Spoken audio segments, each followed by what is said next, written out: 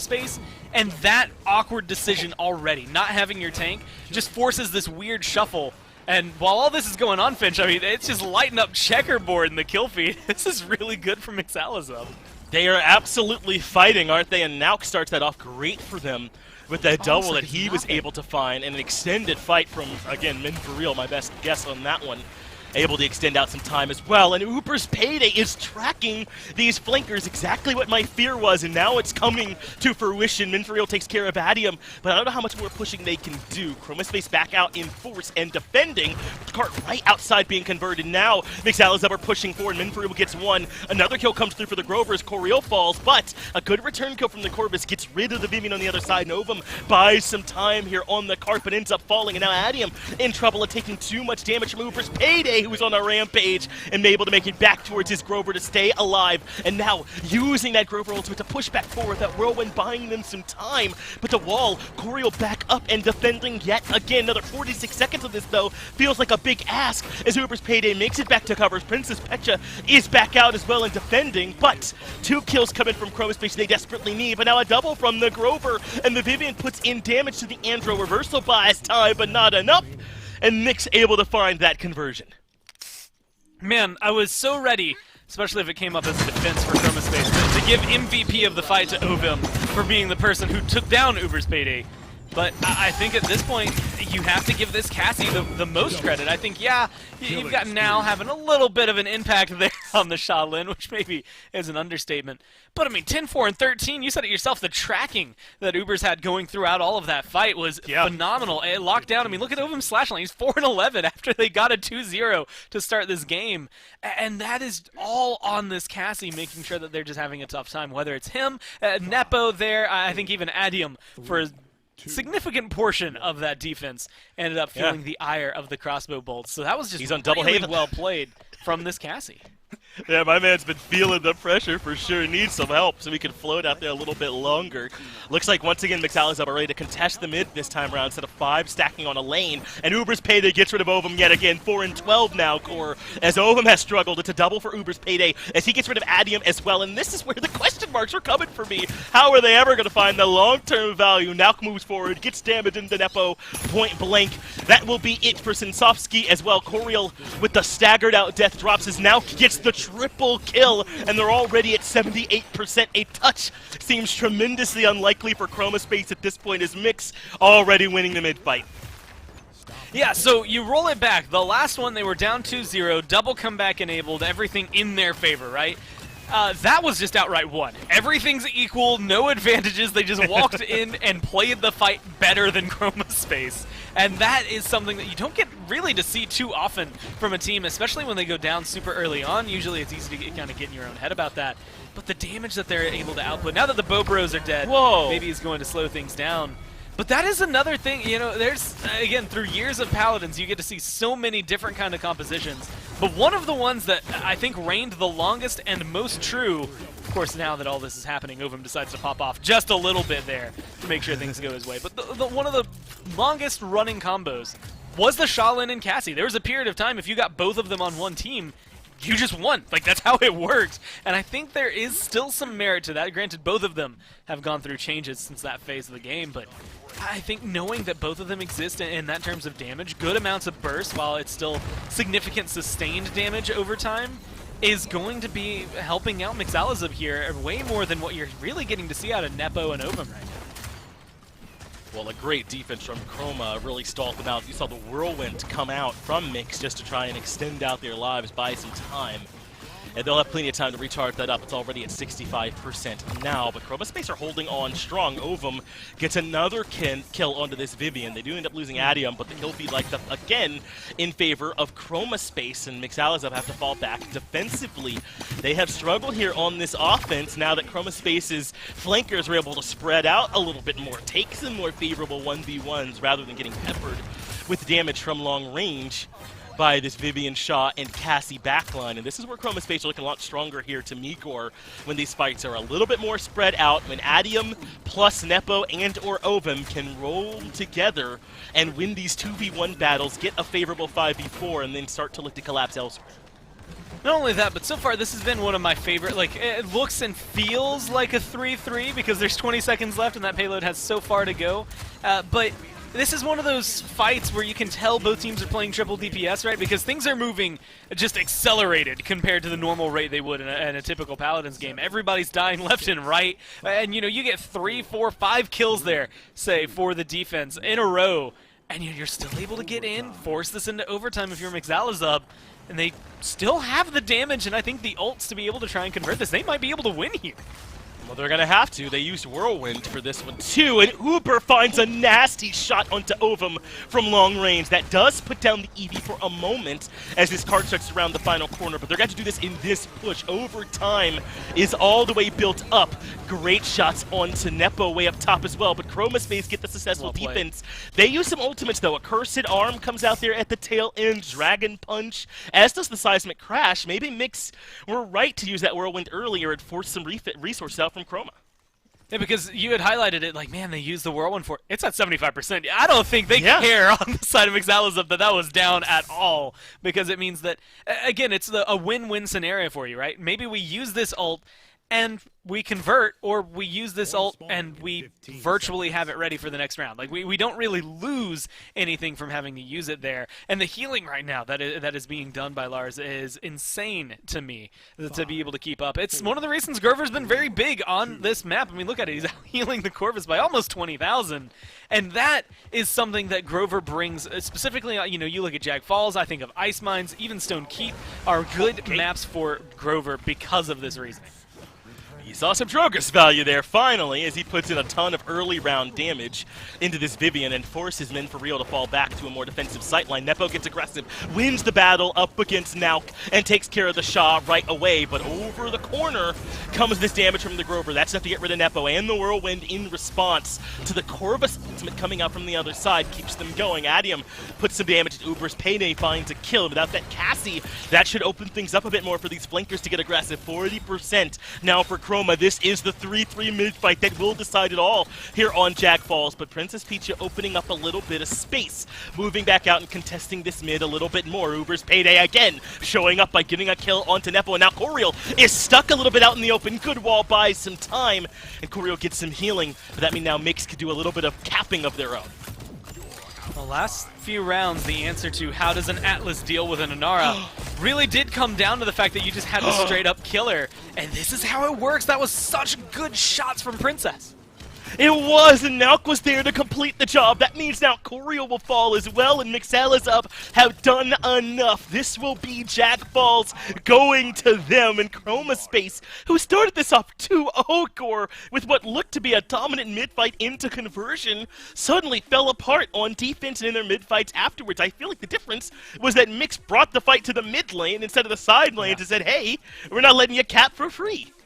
It's, again, what I was trying to get at the very end there, where a lot of the first round was, hey, Inara's on the point, what can you do about it? And then the second round, the third round, and sort of the fourth round was, oh, we'll just kill her. Like, that's what we'll do about it. We'll just stop Coriel from existing here and make sure that you can't do anything. Again, it's the bright side, downside of triple DPS is having only one tank that can stand on the mid-fight. So unless you overwhelmingly win the fight and lose your tank, you don't really have anybody to move in there. I mean, who are you going to send? You know, some Sims over there on the Corvus, where he's incredibly low and a support. He's not going to go toe-to-toe with the Atlas. You don't want to send any of your DPS, especially not something like an Eevee. She's got 1,800 health. And so you really don't have a lot of options to contest there, I think, it's in rounds 2 and 3. And that's just where this Shaolin Cassie combo came in. I mean, you know, we're seeing now right here, I think, get a couple of clean kills. But there were periods of time where he would hit them with his big damage combo, and then Cassie would find the last shot. Or vice versa. Cassie would hit him with the big damage combo, and he would find the last shot. Either way, it just set the other up for more success, and I think Mixalazub played off of each other really well. They did, and I really do think it starts and ends with Uber's Payday and what he was able to do, but had tons of backup, as you already highlighted from the Shah. And Ovum struggled here in this game, right? I mean, 51,000 damage in a map that goes to 7 on Eevee doesn't feel like enough. I mean, that's about the same amount of damage that the Grover outputted on the other side. And part of it, I think, is that it was not a great draft for this triple flanker that was going to spend so much time in the air up against all this tracking ability on the other side from Mix, and they end up getting punished for it there. So we're going on to Stone Keep, which does bring me some joy. In a world where I don't get Frog Isle, at least I get to enjoy a nice Stone Keep matchup. And Gore, I mean, do you expect we'll come into this one with similar drafts, or do you think that this is one where both teams need to reassess the tools they took into the last map?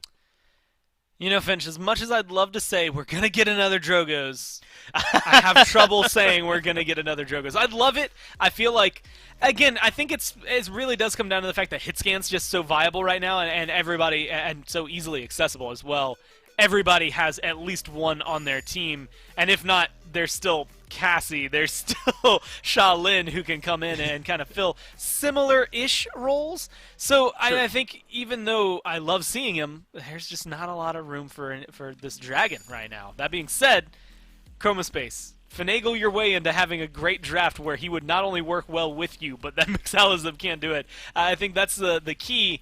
But again, I mean, you have to ban, Victor, you have to hope they don't get Vivian, you have to really try to shut down a lot to make sure that he can stay in the skies easily. I wasn't quite there for Chroma, though they did take it all the way to 3-3 and just lost on that last mid-fight. So it's not as if it was completely awful, right? I got to give it some credit. Now take a look at these bans. It's a big adjustment. Chroma Space banned away the Vivian and the Corvus here this time. The Atlas gets banned away by Mixalizub. So a little bit of banning your own stuff, or at least the stuff they had last map. That means Mixalizub a first pick, with Genos still available, with Inara still available, with Victor still available as well, and they elect to take that Inara first. So Chroma Space now potentially get to do something along the lines of a Genos Victor, which would feel pretty good, but we've seen both teams value front lines throughout these first two picks, so maybe that's what Chroma Space will take here instead. Man, on Stone Keep, I lock in Genos Victor here instantly. I would say, I don't think I hesitate too much. I think I lock him in and say, look, this is one of our easiest ways to kill Inara. We want the damage amp for sure. And Victor's going to be able to strip away, again, some of the tools Mixalizub could use to find success. That also, I believe, opens you up, blaster-wise, depending on where you want to go. Willow is very solid. Victor is going to be decent against her. Drogos, depending on what they pick up on the other side, he's still a good blaster, whether or not he's currently in the meta. Okay. And then I think there's a little bit of merit. Probably a Bomb King here, maybe the safest of the three, especially now that Strix has been locked in. So you do have some room to play with. Plus, Bomb King and Genos go hand in hand, so I actually really like the idea that they could go for something maybe a little more right down the middle with an Eevee on the side. Finch, honestly, I would like, Bomb King Maeve plus a tank here. Go triple DPS again, use the Genos to your maximum efficiency, and grab something like a Terminus and just feel good about it. All right. So I guess, Drogos is the pick here for Chroma Space. I won't pretend that I'm excited for this pick or that I think it's going to be a strong one here for him. I'm more surprised that we've seen this Eevee be picked up here so often, as it is indeed going to be Ashe. Okay, so let me... In terms of a disparity in value picks between Drogos and Ashe, it's hard to think of a deeper chasm than that, right? Ashe is much better here, Chroma Space. I like this. In the territory where we're talking about, the Marianas Trench is, maybe keeping up there. You have to go something very, very wide, deep to make sure that you can understand how different they are. I'm actually interested to see that they've gone Ashe Rom on this map, just because of the fact that I think this is one that they could be very flexible with. And I do still think, I would like Bomb King in this lineup. I think he'd still work really well, but they've opened themselves up for a lot of aggression while still having good point control. If Mixalizub I don't know if I want to call it a mistake, but if they end up going triple DPS, then I think that's going to cause them a lot of trouble. Ashe and Rom do a lot of damage, and at least one of them at any given time are going to have a Luminary boost on them, and that's frightening. Well, Grover comes in as that support for Mixalizub. So now the question will be answered if they want another DPS or if they're going to look for another frontliner. But with Ashe, Rom, and Nara all taken and Atlas banned, I don't know if they felt that great about their next option, maybe Terminus or something like that. But instead, they go with the Shah here, Gord. It is going to be that triple DPS from Mix with this Grover to potentially keep them healed up and the Inara as the solo tank. How do you like their options up against this Chroma Space? I mean, who's going to be diving alongside this Eevee? It feels like she'll be alone. Yeah, I think she's going to be alone. She's going to have to do a lot. A lot of what Ovum wasn't able to do in the last map, right? Where you have to go in, get the kill safely, but, I mean, who are you going in on? Victor? He'll probably kill you. He can drop 1,800 pretty fast. Cassie? She'll also probably kill you. She can drop 1,800 damage pretty fast. Well, so you have to be very careful. This is where Eevee's movement and her ability to just traverse space better than other champions is going to have to come into like perfect equation, perfect sync. You can beat these matchups. You just can't risk making a mistake or overstaying your welcome. Well, map number 2 will be Stone Keep. Jag Falls with the way Mixalizub, despite the 2-0 start for Chroma Space. Now a lot of switching sides with these picks. Mixed are the ones with the Inara and the Eevee this time. Meanwhile, Chroma Space have the Cassie on their side alongside this Genos to amplify their damage.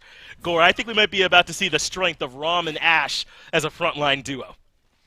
Yeah, I think when it comes down to it, actually even going Fortress Breaker, like, it's always that question of who's going to do what when you have a double tank that are both off tanks, both aggressive. Coriel's looking to be the one on the point here, and specifically running something like Fortress Breaker, it's going to be enabling for this Ashe to be able to get aggressive, and I love her capabilities of prolonging fights, but this is something that you get to see out of Inara. If she gets aggressive, she can cause a lot of trouble for you. She's doing exactly that. The Rom forced to dash away in order to deal with some of this pressure that's coming out from this Inara. Now point blank is Min for real, dropping the damage from the Strix. And now right behind this Cassie as well is able to find that shot, gets rid of Adium 2. Now 2 kills do go the other way, make that 3 for Chroma Space. So certainly Chroma Space win the fight, but not bad from Min for real getting aggressive in Church side. Gore, I was wondering how we'd see these fights unfold. It looked like a big Church stack to me. Keep Lay Forgotten on the other side, and Chroma Space the ones that come out the victors. Yeah, again, Paladins bingo. I don't know if I had Strix no-scopes coming online today, but they're going to be there for you to be able to find that damage. That's just good shots coming down to be able to get that aggressive. Again, kind of surprising for Mixalizub because it's still an 81 and rising % lead for Chroma Space, but I think they played that well, even if it all fell apart.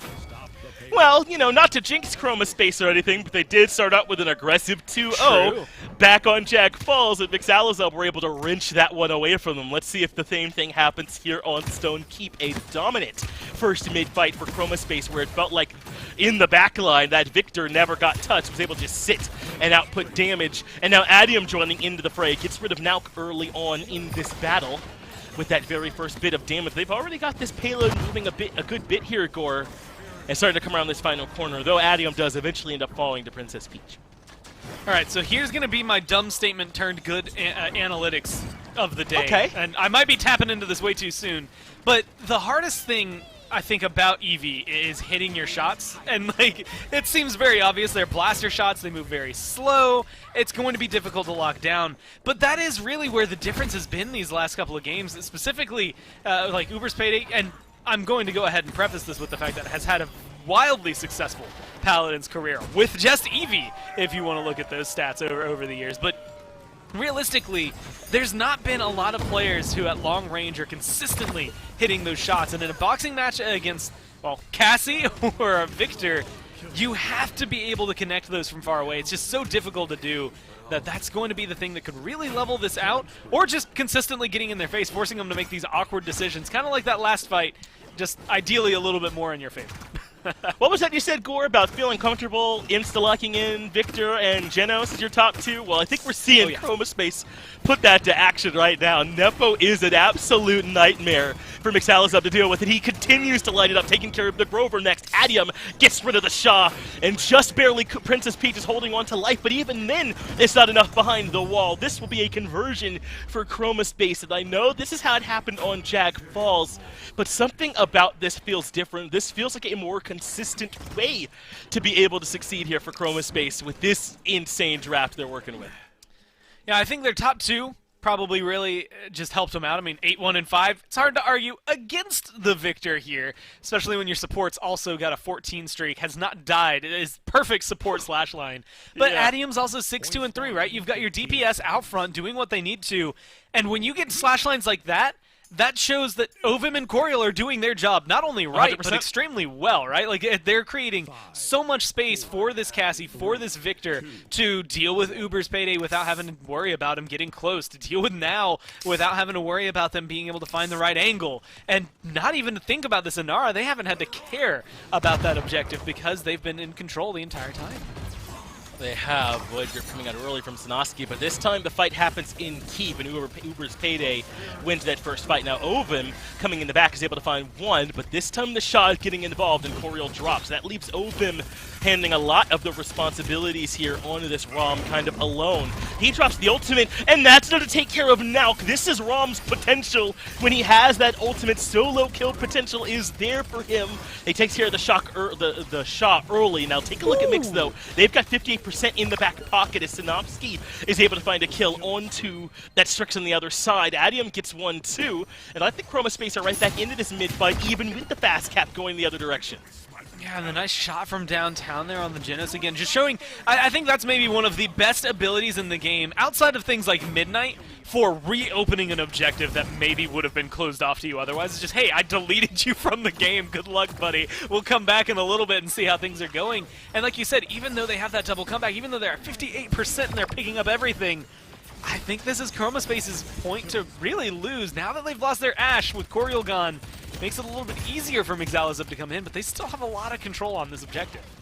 They do, but this Rom will be falling as well. They no longer have the healing from that Genos, so that means Ovum is done. Mixalizub back in control, and that might end up being it. Barrage coming out from Nepo. They really want to hold on to this, but Mixalizub end up capturing it anyway, even though Nepo does end up getting a multi-kill his way. Uber's Payday gets the return kill onto Coriel, and now Mixalizub get to try their hand at offense, even without the Ashe there to help out. How do you like the ultimate being used there at the tail end of the barrage, nearly getting Chroma Space back in? I think if Victor, at any point Victor uses his ult, I know he's going to charge it back fast enough that it's usually not going to matter, especially maintaining one or two of the charges. I mean, look at it, already he's at 83%, right? So use it when you have it, drop it when you need it, maybe hold on to it for certain moments in the team fight, but that was an appropriate use there, just trying to make sure you get a little bit, because look at what it's afforded them, right? They were too low to really get that push going anywhere. And now Mixalizub are looking like a defensive team, even though the payload's supposed to be going the other direction.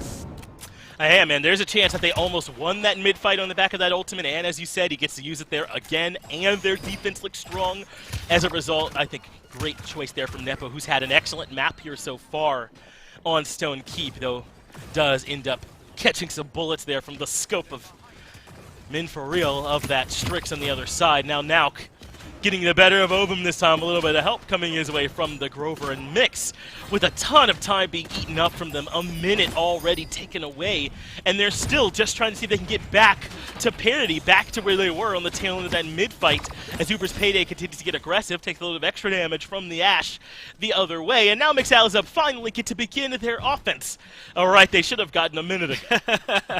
When you have, that you start at 2.5 minutes, and when you watch all of it dwindle down before you, you have to sit there and just wonder every second, how much are we going to be able to get done? And that's where the factor of the map comes in, right? You're on Stone Keep. You can make it pretty far in a short amount of time on this map, but you need that kind of kill potential almost constantly. Unfortunately, you need that if you're Mixalizub, not if you're Chroma Space. For Chroma Space, that's a great way to get a defense, but for Mixalizub, you still have an archway to break through. You still have to go through the courtyard. You haven't even made it up the hill yet. Like, you have so much to worry about in that, like you said, minute that they originally started with. Now they got 20 seconds to get back and still try to do all of those things I just listed. Well, they do have quite a few ultimates at the very least for Mix, so if it does end up being another mid-fight for them in 3-1, they'll have fast cap and some great ultimates to use to try and take advantage of it. Looks like they at the very least will make it back to the cart. They're full stack there, though they do have one member very low. Chroma Space falling back to their advantageous position. They want to make use of this arch for this final defense where they know that Mix have to get it done in OT. You probably want to hold on to most of your ultimates here for your Chroma Space, but something like Sense's ultimate is one you're happy to throw out, I think, in this spot. And maybe they'll get a kill into Uber's Payday without any ults. Ovum just tracking the Eevee in the air, gets the kill, and now Ovum moves into the back line to see what more havoc he can wreak back here. Chroma Space get the defense. Mix end up failing on that offense a little bit unceremoniously, and Chroma Space now in an advantageous position up 3-1. This is very solid to be going into it with 5 ults available too. And you can look at Mixalizub, they're mostly able to keep up. The only person they don't have is the Whirlwind, which is actually way more impactful than I'm giving it weight to in that sentence. Not having Whirlwind, I think, is going to be very, very difficult to deal with in an onslaught of a team fight at the very beginning here. But, you know, you look at Ice Storm, depending on where Ubers can drop that, it's going to make a big difference. Where the Seismic Crash goes is going to make a big difference, right? But for everybody else, there's already an Illuminate there for Ovim. He knows that he's going to be trying to track Now. If Now goes into the ult, he knows where his job is, right? Try to find the Shaolin and knock him down. Everybody else, Scout's going to be able to give you vision, and Barrage, the absurd amount of damage you'll have between that, something like Through Time and Space, as well as, well, now this lockdown from the ROM. Yeah, but Chroma Space let Mixalis up 5-stack over in Keep. That leaves their tanks, Chroma Space's tanks, up in Keep, and Ovum Isolated ends up falling. The barrage was the response as Nepo ends up getting the kill onto the Strix on the other side. So it's at least 1-for-1, and no one really able to get any percent off of it. Which the big win for Chroma Space as Adium finds a way to weave in the damage to take care of Now on the tail end of that skirmish. That is huge work, and Cassie has been such an impact pick so far in this set. Now Ovum again inside the Keep, getting into the backline, putting damage into Uber's Payday, winning the battle with a little bit of help. So Chroma Space, even though they're the ones that have given up the fast cap, control the mid, and are already starting to rack up some percent in their own favor. Chroma Space have looked great on Keep, and you gotta credit their comp a little bit with that.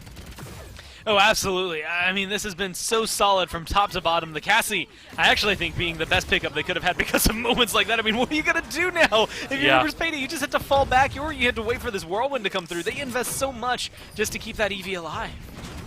And Now ends up falling, but this is some good kills from Mix coming through. They get one of the Princess Peach and Min for real, find one, but Adium gets the double. What were you saying about the Cassie being the biggest pick here, showing up as Princess Peach has nowhere to run, at least die on the point, and that is the call as Coriel gets the last bit of damage. Now 80% in climbing for Chroma. The touch looks like it will be coming through for Mix as they start sending bodies onto the point, but the kill comes through right away. Chroma make up to 99%, and overtime is ticking in their favor. No one in blue is nearby, and Chroma Space find the victory. So it's 1-1. Jack Falls going over to Mix. Chroma Space handily able to take Stone Keep.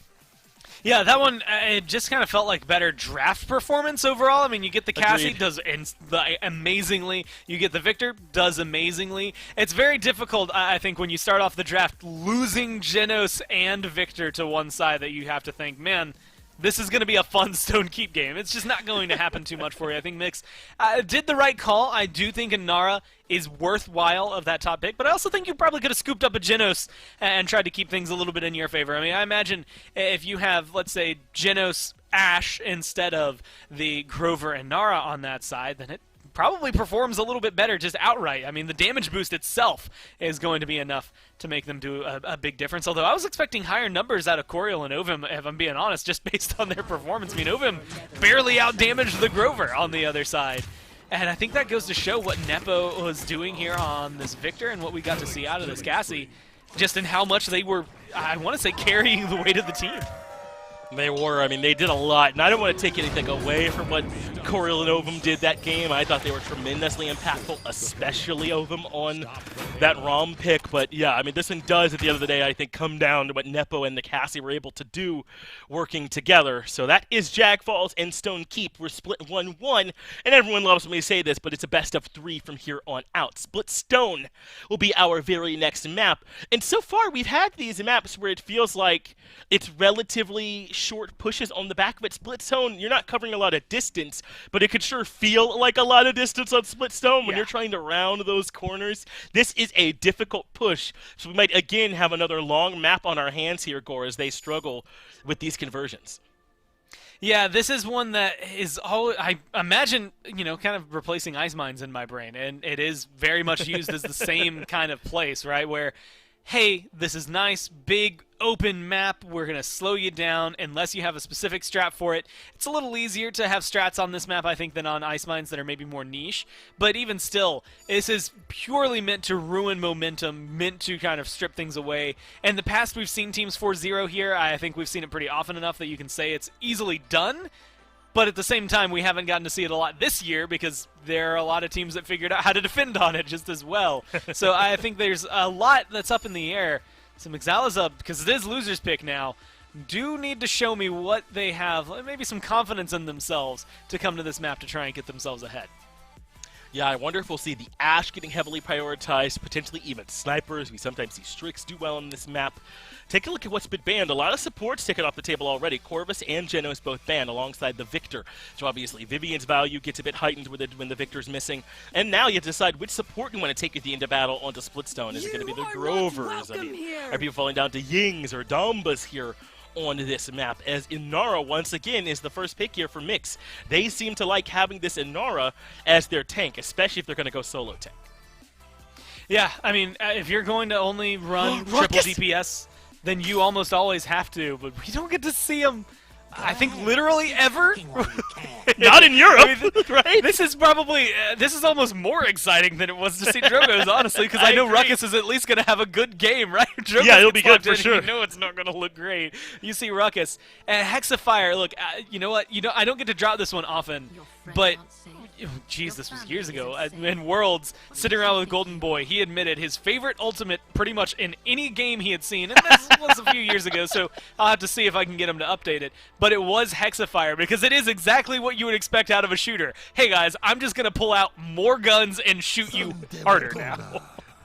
That's exactly what he's going to do, and how valuable is Ruckus's mobility on a map like Splitstone, right? His ability to get up top and contest those snipers that are in some high position, his ability to contest on sieges as well. Ruckus is a really strong pick, I think, on this map, and when you pair him with a Vivian, their ability to do damage quickly will be almost unmatched. I mean, sure, you might have Inara, but Vivian and Ruckus will make quick work of anyone, including Inara, so I love these top two picks, but now you're starting to see a bit of what Mixalizup are looking to do. You pick Inara, and you pick someone who's the best at healing point tanks in Damba. You just drop a bunch of healing on the point and say, Inara, please stay alive. Yeah, but I don't know. I feel like, yeah, you're just hoping for all of this space to maybe be created. I'm interested to see if you go for an off-tank. I wouldn't mind an off-tank on this map along with an Inara. I actually would love Inara, Ashe with a Damba, Andro, plus DPS, right, added onto it, something maybe a little long range, a Strix, maybe Kinessa if that ends up getting taken away from you. But Ruckus, Vivian, Ying, this is a map where we've seen, what, Fernando on the rise, we've seen Terminus on the rise. I mean, it could still honestly end up being solo tank Ruckus, you guys but gotta pick that's a tank. not normally in the wheelhouse of my recommendations. Chromospace got to pick a tank here, bro, as far as I'm concerned. Ruckus saying it, as the Ashe is now missing as well. Perhaps an Atlas will come through next here for Chromospace, who they're picking a world where Inara, Ashe, and Rom are all taken off the table. But they're definitely going to need a little bit more help. Ruckus is a flanker as far as I'm concerned, right? He's aggressively getting into the back line. It looks like, Gore, you had the right call. Ashe plus some long-range DPS could potentially be this Zen and his ability to contest from range. I mean, normally you'd be talking about how good Guillotine is here, but if they're not going to pick a tank, then I don't even know if you need it, right? Maybe pick Yomi. Yeah, you almost, at this point, if you're not going Yomi, then I don't know what you're playing Zen for. Honestly, there's a little bit of me that doesn't know what you're playing Zen for anyway, but I do think he brings some merit. I mean, I'm looking at Inara, I'm looking at Ashe, I'm looking at Zen, and I'm thinking one thing, and that is we are not losing this objective unless you claw it from our cold, dead hands. And so I think there is something to that. But Chromospace, look, I don't know. Ruckus, Vivian, Ying, Maeve, 4 picks that will easily win me over. And then you almost lose me with Atlas. I'm too harsh on Atlas. I feel like he does fine, but he doesn't feel tanky. He just feels like, again, this is something Khan was called for a little while, and there's probably a better comparison for him, but just a fat DPS is where it comes down for, right? Khan was just big Victor, and now Atlas is kind of in a similar position. He's got a lot of fun utility, but he really does just kind of live longer while shooting you just as hard. Well, Splitstone Quarry will be our map 3. Things are all tied up here at 1-1 apiece. Jag Falls went over to Mix. Chromospace dominantly on Stonekeep goes to Chromospace. Now here on Splitstone, for me, Gord, this is all going to come down to, I imagine the Ruckus Maeve will be paired up together on the dive. How well that goes is kind of the whole map for me. I mean, yeah, this is, again, one of those pairings that we've seen for years that admittedly has found so much success, and so much so even in Europe, that it bans Ruckus every single game. And it's something that I think is worthwhile. I just wish other regions would pick him up a little bit more often. But he's actually going the high ground. He's going for, well, the flank that you would come to expect. Oh, yeah, this is exactly what I expected him to do. Get up to the high ground and deny this damage. It's just that there's not even a sniper up here for him to dive. Nepo is the first to blood. He takes care of Princess Peach early on in this matchup. And now Coriel, I'm a little bit surprised it was Coriel they put on the Ruckus and not Ovum, but Coriel making it look good already, getting aggressive and now back contesting mid. Adium out on his own, gets a double, taking care of Nauk and Lars. Even Min for real ends up falling. Mineral, I don't know where to land on that name, but gets the kill either way for Ovum. And now Chromaspace have complete control of the mid. Chromaspace are only going to win this map through aggression with the draft that they've taken, and so far, that's the name of the game. I mean, it is just, on average, going to out-DPS Mixalazub. It's just a question, especially late game, of, you know, when the assert dominance comes through, and when you have Seismic Crash, you've got a Gnar living a little bit longer, Ashe living longer. When that starts to come through, I think you're going to have to switch it up. But you also have Midnight, as well as things like Illusory Rift to deal with it. As of right now, you've got Vivian, and if there's anything Vivian does well, it's just output damage all the time forever. And even still, Princess Peach is able to live through all of that and get the better of Ovum with some backup. Good damage, though, from Nepo onto Uber's Payday, as 90% is where Chromaspace have to give up the midpoint. Now they're waiting on Adium and Coriel to come back before they can contest, but someone's got to get out there soon. Ovum taking basically the whole health bar from Nauk. Great work from this Andro on the side, basically saving this mid-fight for Mix, as Mixalazub do win that mid-fight, and they get the kill on the Nepo on the back of it, so their offense not going to look too bad here as well. I got to imagine Chromaspace going to be a lot weaker here on their defense. I mean, yeah, this is not something that is known for maybe withstanding the onslaughts of the barrage of damage that an Andro and a Zen can put out. I mean, even if you do get this kill onto the Inara, I feel like it's only slowing down the problem for Mixalazub, which admittedly, when you're trying to burn down 2.5 minutes is good, but there's a great Dread Serpent for Peel, and now Coriel is in a bad spot. Maybe. Nepo is there with them, though, so they're able to turn it around. Now and Princess Peach both end up going down. Able to find some kills, and Mixalazub, as we had maybe worried, do get a bit stalled out here. That can happen on Splitstone, even with a comp like theirs that is a bit more rounded. But now they do manage to punish Coriel, who've been sitting in the back line far too long. Uber's Payday gets the first. Now able to find one to Nepo. And so now this offense for Mix can start to get working a little bit. They're around this initial corner, which can be difficult enough to get past on this map, and they can start looking for a bit more of these standard fights. And now it's just a question of, again, how well you are able to withstand something like an Andro Zen when they come up. They're both good for flanking, although right now it's Ashe that's looking to get into the backline. And she works well into this draft as well. I mean, it's going to be easy for them to be able to get someone back into your backline. And all you have to do is create a little bit of space. You might lose now there, but I think that's exactly the kind of play that you need out of the Ashe-Andro combo just to make sure that things continue to stay locked down. I can't believe that was Chromaspace's Midnight, because Mix are the ones who used it, didn't they? I mean, they lit up the kill feed during that ultimate, and Chromaspace are left scratching their heads. I thought they couldn't see, but they sure were able to find the damage either way. Now Mix, though, low. Uber's Payday has to start falling back, and they've got this cart close to being converted here, Gore. We were saying how this is a hard map to find the 2-0 on to get the conversions, but Mix want to prove us wrong with this very well-rounded composition that's doing decent damage with this dive. Though losing Princess Peach will probably put a bit of a stall in that. Coriel coming up for them, and Mix have to fall back just a bit, but they don't have a lot of time to work with. I mean, losing Princess Peach has spawned an entire game series in and of itself, so they have to go do everything else on the other side for Mixalazub just to get back to the pressure they have, especially with overtime. I mean, if no one touches, they're going to have a little bit of trouble. Luckily, that is something this comp does incredibly well. Not only touch, but it should just buy you time constantly. I mean, Uber's Payday unfortunately goes down there, but I think showcasing that he even has the ability to get in there, touch the payload, and keep things going.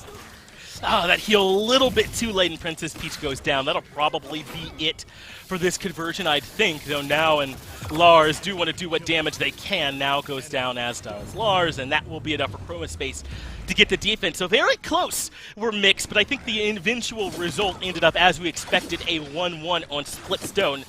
Feels like the order of the day, but that mid-fight was back and forth, and Mix ended up coming out on top. Chromaspace maybe this time around with some good ultimates in their back pocket can win it here, Gore.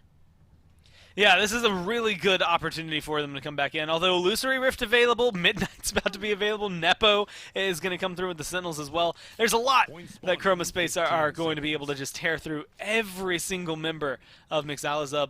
But 70% for, Min for real, there for Princess Peach. All of the ults that they're going to be able to at least attain throughout this round, I think are going to be just more impactful. I think as a suite of ults, I like the way they synergize a little bit more. Versus Chroma Space, where I think every single one of those ults is fantastic. It's just making them work together. I think this Midnight is maybe one of my favorite ults, but you have to do something big with it. Well, that Dread Serpent was not it, as Chroma Space get the kill into Uber's Payday either way. Coriel again showing the value of this Ruckus pick with an early pick, and then great work from Ovum showing what the Atlas can do, able to help bring back Min for real, and Nepo is able to find the kill as a result. So Chroma Space, again, come out with a great start to this fight, but 30% was already there for Mix, which is a nice way to even things up. This lava wall fight doesn't end up amounting to much, as Coriel used that mobility to very nearly get up to the high ground. And then I guess he'll settle for coming around to Uber's Payday, almost getting that kill, but he's low as well, down to 178. Ends up being a trade as Nepo goes down, as does Princess Peach. But Uber's Payday locks down Coriel, gets rid of the Ruckus. That means Mixalizub can come right back into this mid-fight. 78% might be there for Chroma, but Mixalizub want to establish control. Now gets a double. He takes care of Adium and Senso. Now gets another kill as he takes care of Ovum too. So that opens up this mid a bit more. And now he can do, well, this, right? Just sit there and wait for them to walk through. You know where they're going to have to come from. You know the fastest way to that objective. And maybe someone only like Maeve is going to be able to get through. But no, Ruck is also able to come in and get the touch. That's going to cause some trouble. Even with the seismic crash, Coriel able to find that touch. He falls right away, but Nepo and Adium are able to make his death not in vain. They find a kill. That just leaves this Ashe basically all alone. Shoulder Bash finds one more touch, but falls right away. And is that enough time for Uber's Payday or someone else to find a touch? The answer is no. Chroma Space come back and win the mid in what looked like a sure thing for Mix. A backbreaker as Chroma Space now get to try their hand at offense for the first time. Adium finds the low HP now, gets the kill onto that Andro, and they've got this payload moving. And already, I mean, this is not the best position to be in as the tank for the defending team. You look like you're about to go down. Will go down there. Zadium plays the map very well. Bouncing around this wall, again, maybe something that's difficult to do and kind of keep balanced out. It can be obvious, and, depending on who decides to look over there, specifically Andro, you could potentially get taken down just for doing the bounce over. But if you manage it that well, then you're able to get in, get a lot of damage done, get out, and stay safe without losing any ground the entire time. How you even use the Midnight? That's a go button here for Chroma Space. Nepo gets a kill onto now, and the back line is Coriel as Adium falls elsewhere. But this is where we always thought that Chroma Space's draft would be strongest. On the offense, where Uber's Payday can punish Coriel for diving back there and getting the kill onto Lars. Continuous checkerboarding will obviously end up favoring Mix in the end, but Ovum's still alive in the back and threatening and able to get the kill onto Min for real, but does end up getting punished by now in return. So Chroma Space got to fall back and regroup, but they have plenty of time to make this work. They are going to be missing some of the key ultimates they had that got them off on a good foot. Yeah, this is just going to be able to, again, find them. I want to use the same terms, like comfortable, right? You're going into Mix, but like you said, without a couple of those ults online, it makes things a little awkward. But Hexafire is always that kind of ragtag force. You jump in, you can do so much with a game-changing potential ult out of a Ruckus. Although it doesn't look like he's going to get into the position. In fact, now almost dashes right into the drills, but he's going to be able to get aggressive on this Andro. And this seems to be putting this push to bed. A cursed arm used. He wants to see if he can make it. Won't be able to extend those 5 kills together. But a double kill and a triple kill, that is enough for it to essentially count there for him as he stacks those multi-kills together. And now it looks like Mixalizub are the team on offense. They're not. This is just an aggressive zone for the record, but it's certainly working. Great wall locks in Coriel, and they're able to find one more punish. Seems very unlikely that Chroma Space is going to be able to find a conversion here, so we're looking at very likely another 2-2. But look at Adium in the back doing a bit of a sneaky push here, zoning all on his own. It'll be Lars coming in first to contest, or rather Uber's Payday, and he will win that matchup, so that will stall out any hopes of panic that were starting to materialize there for Mix, and they will get the defense to take us to 2-2. Man, it has been a long time since we've gotten a fun backdoor, and, I look at that as whenever Frozen Guard has been played, I think it's really the only map that we've seen it be done successfully on consistently, which is weird to have a one that happens consistently. But, without that map being in right now for a lot of these teams, then they have to well, resort to this. Unfortunately, not able to find the full pathing there for Adium. A lot of people pay too much attention nowadays. It happened too much last year, and they're not going to let it happen anymore. But that could have been big, even if he had just held on for another, let's say, 10 seconds, which is a lot to ask for. But, you know, Coriel gets a double kill right there afterwards. Like, there's a room of a window of opportunity towards the end there, where Chromospace really were close to getting back to that payload and potentially finding it. Just depended very heavily on that overtime. It did, but unfortunately they couldn't. Uber's Payday showing Zen still has some good value, and removing these air quote tanks, Coriel drops right away to put Mixalizab on a great start here for this next mid fight, but they end up losing now on the back of an Adium somewhere elsewhere. Was able to win the 1-for-1. Now, Mineral, Min for real, still haven't quite landed on where we like this one, but does end up losing the battle to Nepo. They're over at the top near Bleachers, but Mixalizab in the midnight are getting a bit lost. Nepo finds a kill for himself. Dread Serpent comes out as Lars wants to win that battle, but he ends up being caught out by Ovum, gets some backup, and Princess Peach takes care of the Atlas on the other side. They get the kill into Adium and Gore. This might be our most dominant mid-fight yet. Mixalizab looking clean on this one, as they're up to 93%, but Nepo and Coriel posted up, were able to find the return kill into Princess Peach, but still not any percent in their favor. It's overtime. Ticket for Mixalizab. In comes Ovum, but immediately answered by Uber's Payday. He should not get two of those in any one fight, but this time he does. A double for him, and Mixalizab come roaring out of the gates for a 3-2. Yeah, definitely, again, it just feels good if you're Mixalizab to have that oppressive of a team fight. You get a wonderful run on the Zen, which I think showcases, that makes me eat my words a little bit as well, how great he can be. And it just does come down to the fact that Zen, even though he maybe hasn't been at the top of the list for a lot of these players and teams lately, still does bring it on specific maps, and I think this is one of them. You go back to Jack Falls as potentially being another one. And I mean, you would call it getting 2 spites in one fight. Honestly, looking like he might be able to get a third one here very shortly after. Finally, someone takes him down, and Chromospace hit the pause button, but I don't know, it feels like it takes too long, maybe too much here from Chromospace to really stop it. They have Sentinels back up, Illusory Rift available, Midnight's going to be there soon. A lot of defensive utility ults that can come through and save the game for them, again, still for Chromospace, and push it to a 3-3. But it is starting to get to, I would argue, more shaky ground, right? Any ults you use here just to get a defense, those are ults you're not going to have going into the mid-fight. That's a 3-3.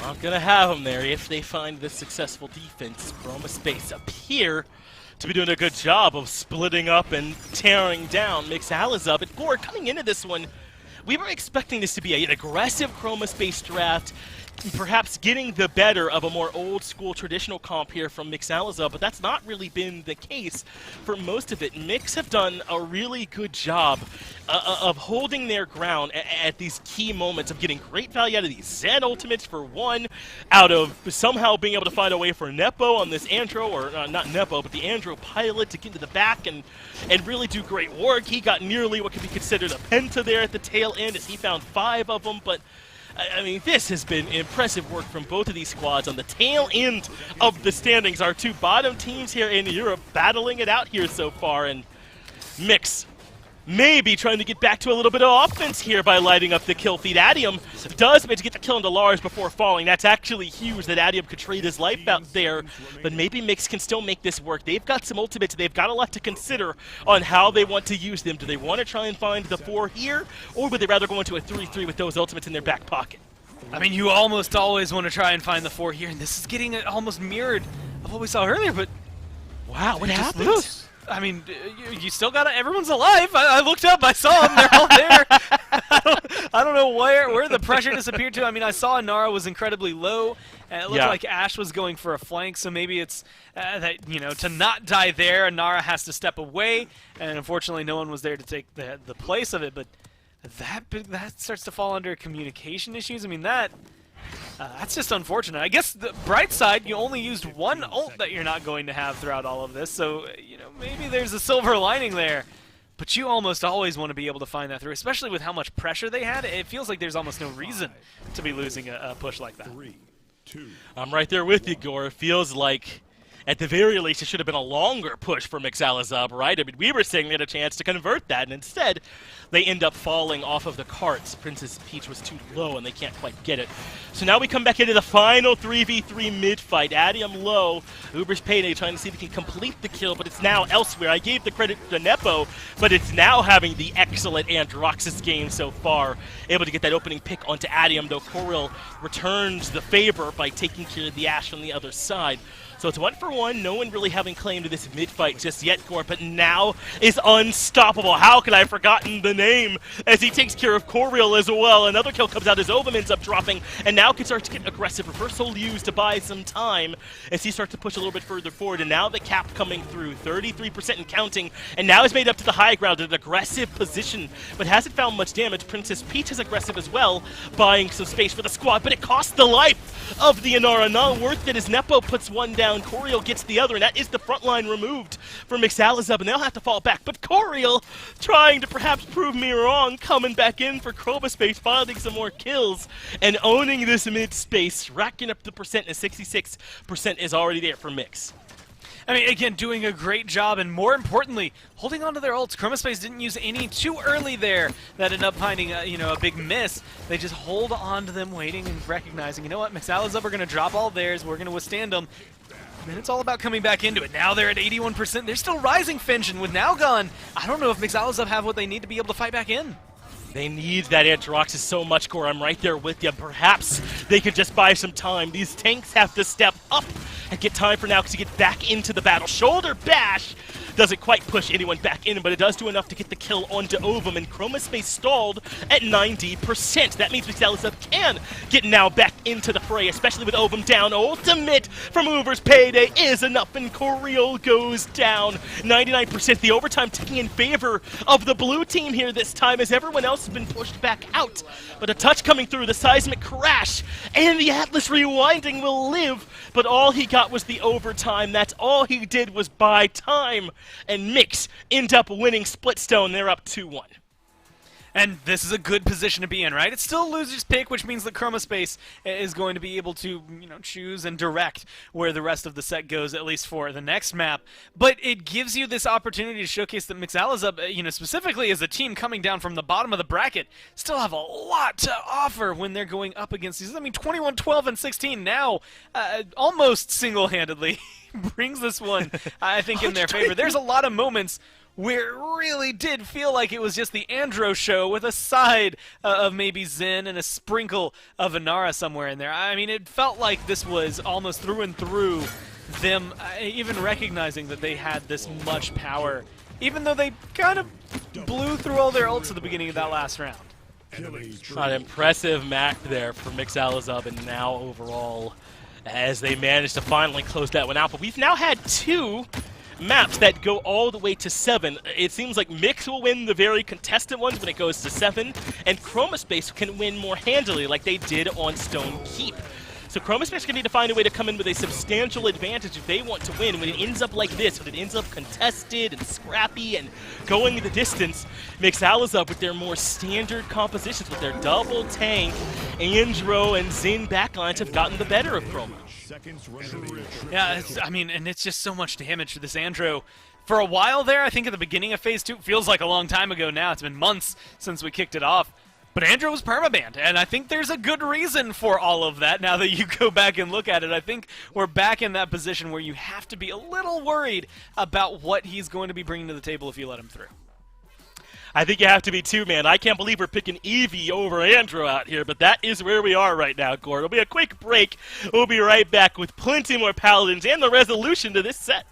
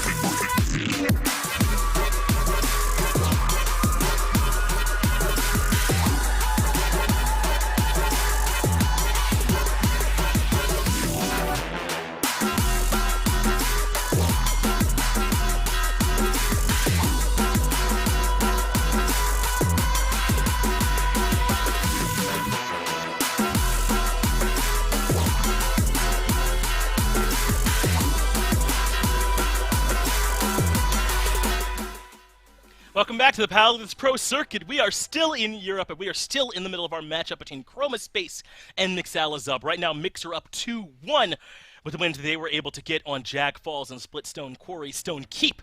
The one that went the way of Chroma Space 4-1. The only one that didn't go to 7 went to Chroma Space pretty handily. So it'll be Bright Marsh that we go to next here, Gore. And I'm starting to notice that when things are pretty, pretty scrappy, pretty close, that's where it seems like Mixalazub have the edge.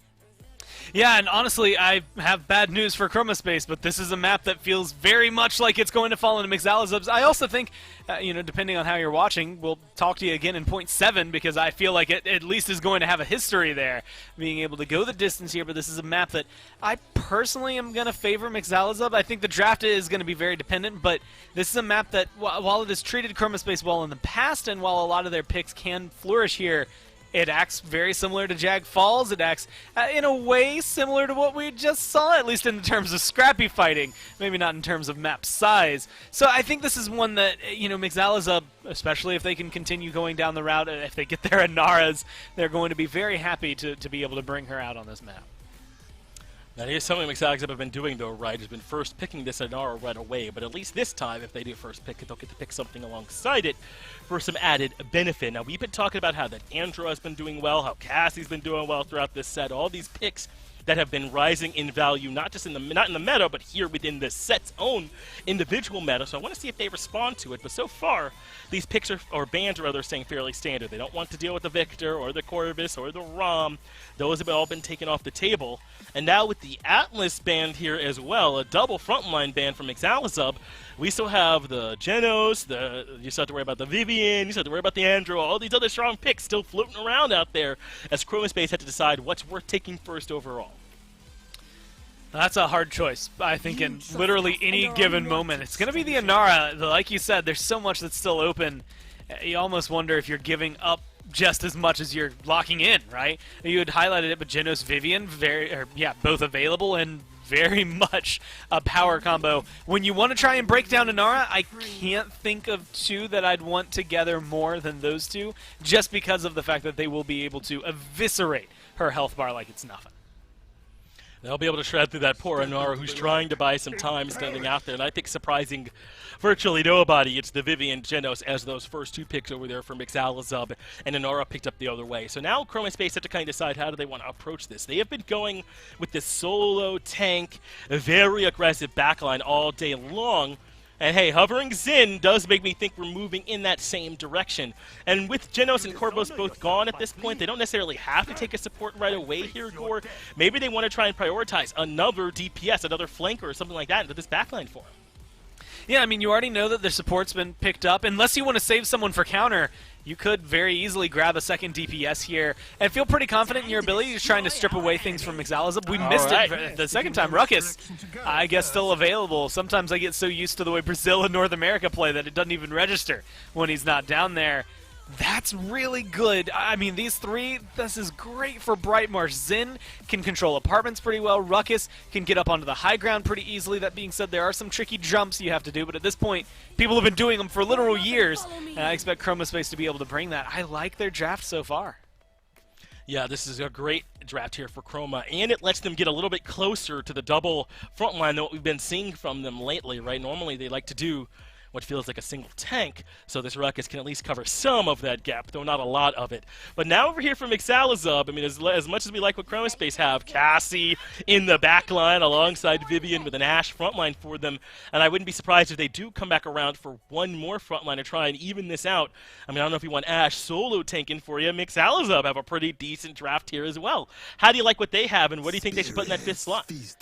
I mean, right now, they're in a comfortable position that they could really flex for a triple DPS. I mean, like something like a Willow wouldn't be terrible there. That helps deal with the Anara, the Ruckus, especially with Adama behind it. They could also slot in another tank. I mean, Rom's banned, Atlas is banned, but you could go for something maybe like a Fernando to maybe kind of slot in for the point tank position, let Ashe go off onto the side. Bomb King wouldn't be bad here, although every time I say his name, I feel like we get another game like delay before anybody will pick him up again, so maybe I'm just jinxing myself. But it's actually Chroma Space that pick up the Willow, which is going to end up hurting Mixalazub. I mean, if you're looking at Ashe alone over there, Willow is going to cause a lot of trouble. Looks like Grok being hovered here now, Gore. And listen, I mean, when I first started here, I always thought Grok was coming in as a support pick for the squad, but that's not the case, Grok. My man's coming in for damage. Big ol' AoE team fight damage, and that's exactly what Grok is going to do here for the squad. And really, it's what they need, isn't it? I mean, I feel like this could actually be a pretty strong last pick here for him. I don't only think it's going to be very strong for them, but I think this is maybe one of the better picks. Like, again, we don't get to see him often, and when he does come out, it's almost only on Brightmarsh because that's one of the only maps he can really run on. This, maybe Jag Falls. Typically, you'd see, let's say, Barrack, Anara, Ying, Ruckus. Any two of those four on one side usually makes it pretty easy for Grok to come in, and they've got two of the four on the other side. Still waiting for the pinball Grok skin because you won't be able to hear it, but watch for all of those bounces. I mean, Ruckus, very immobile, very easy for target for Grok to get a starter for his damage off of, and then same thing for Anara. Very immobile, very easy for Grok to start off his combo with. So maybe being able to not quite lock down the Zen or the Willow as easily, but technically he's hit scanned when it comes down to it. That is the way his damage works, and that opens up a lot of this, I want to say, damage potential for him. And this is one of my favorite maps. Also, Tempest, you know, it's a very small buff when it happened, but it's still one of my favorites. That he can fly during it is just so cool to me. It is, man. My man feels like he's at Zen, at peace, floating through the air and putting all kinds of damage out. Let's move on to Brightmarsh here, our map number 4 for this one. And already the Inara is out onto the point now. Is the one that's on the Grok. Very surprised by this, considering what a performance he had for them in the Andrew, and Coriel deals with him right away. They're going to kill him now. They're going to kill onto the Vivian as well, and Coriel with a double on this Ruckus, and looking to make it a triple as he contests the Cassie, but cannot quite get the better of her there, so has to fall back. Adium will be the one that steps forward to find yet another kill here for Chroma Space as they maintain control here on this map. What a great start to this one for them, as they're already at 60%. I mean, just call me a skeptic, though. Chroma Space started the first map this way, and then things got, I don't want to say catastrophic for them, but they definitely didn't hold up as the game went on. We went to 7 points. They did start game 2 the same way with a kind of explosive start, but, you know, I just don't know. If you're, 50% win rate out of your successful starts, it does color a little bit awkward as you come into this, especially now, because they've lost their Inara, they've lost a lot of the key fights, although they've got overtime, and things are definitely in their favor. Yeah, things you're favoring Chroma here, but Mixalisub have regained control, so if they can hold on to it, obviously, they'll still win it, but a tall task with all the mobility that we know that is available over here for Chroma Space and their ability to make their way in. But Coriel is a lot of what I was talking about. Yes, still a Zen can make it in too, but if they end up later on needing a touch, this could be tough. They get rid of both of them easily. Uber's Payday gets the double kill as he sits sent flying the other direction. So maybe now Willow has to find a way to make it in for her. Dread Serpent comes down early on as the Zen comes in. That's Nepo, but he falls right away. Now Coriel has made his way back in to try and grab the baton and hold on, but he falls as well. Mixalisub holding on. Now in the overtime, desperately a touch needs for Chroma Space, but it's not going to happen, Gore. And Mixalisub find the 1-0 start. I don't know, is it, I guess poetic is the right term to describe the fact that Uber's Payday on Jaguar Falls is one of the most impactful players on this Cassie, and then here on Brightmarsh, we're only 1 point in, yet it still feels like one of the most impactful players so far in the game. I like the way this Cassie slots in for Mixalisub. I love seeing them run it right now. And even though there's maybe no direct counters to try and lock things down, her damage has been pretty much right on point for them. Right now, things are falling apart for them. So we can just ignore this. This is, let's say, a bump in the road of the payload trying to get there. But that is what I expect, especially now that she's respawned. Just keep your eyes on this Cassie as potentially being one of the game winners. Going to be important for them is how does Mixalisub use this Cassie? Can those shots land for them as Chroma Space gets a great start to their defense, eating up some time here for Mixalisub. Seismic Crash coming out from Ovum as well. Gets the stun, but can't afford to step up and convert any further. Uber's Payday does end up going down, though, and that's Coriel that grabs that one. The Grok has to retreat as well, and Mixalisub still struggling a little bit to get their feet underneath them now does end up falling. And Chroma Space continuing to make this offense look strong for them. Look how aggressively they have pushed up for this zone at this point. Now Gormizer, they're in a great spot. Uber's Payday comes out, does get one kill, but Nepo gets another one in turn. And Mixalisub are struggling to even, poke their head out at this point. Yeah, this is one of the most well-founded defenses, I guess is the just polite way to describe it, that Chromospace have been able to put up, and most teams are able to put up here on a map like Bright Marsh, although you can see them falling behind. The glory is you die when you're that far pushed up, and you get to do what Coriel's doing now, right? Your next defense is on the payload, which, by the way, hadn't moved very far from the beginning, just now making it out of that first little hut. I think this is going to be a good fight back from Mixalazub. They're definitely not someone to count out, but they've got a lot of ground to make up. Killing spree coming through, though. Mixalazub having a good fight, but as you've already covered, Bright Marsh can be a difficult map to make it all the way through, so Chromospace trying to die on the cart, preventing any extra movement from coming through. They knew they were going to fall there, but that's great that they denied all that progress for the cart. So this is going to have to happen in OT if it happens at all here at this point here, Gore. As Mixalazub are right outside, and Chromospace gets to hold on to that high ground position. But now, again, there's a lot of, I want to say just pressure, right? You've held on in overtime for this long. Everyone's up on the high ground, and you used a couple of ults. You got to hold on to it. Maybe be willing to throw something else out, but it looks like Chromospace are looking for the defense now. Yeah, Chromospace dropped the Hexafire, and it does end up putting now in a tough position. Nadium capitalizes. Nepo gets the other one onto Uber's Payday. Nepo gets a double, and that means it will indeed be the 1-1. Chromospace find the successful defense and even things back up here at 1-1. Man, this really is going into the same old position of I'll see you at 3-3, right? I just feel these teams going the distance one more time. And I don't know, I'm looking at it, unless Coriel comes out and has just a stellar, consistent round after round performance, it feels like overall the push and pull, the ebb and flow is all going to come down for Mix here.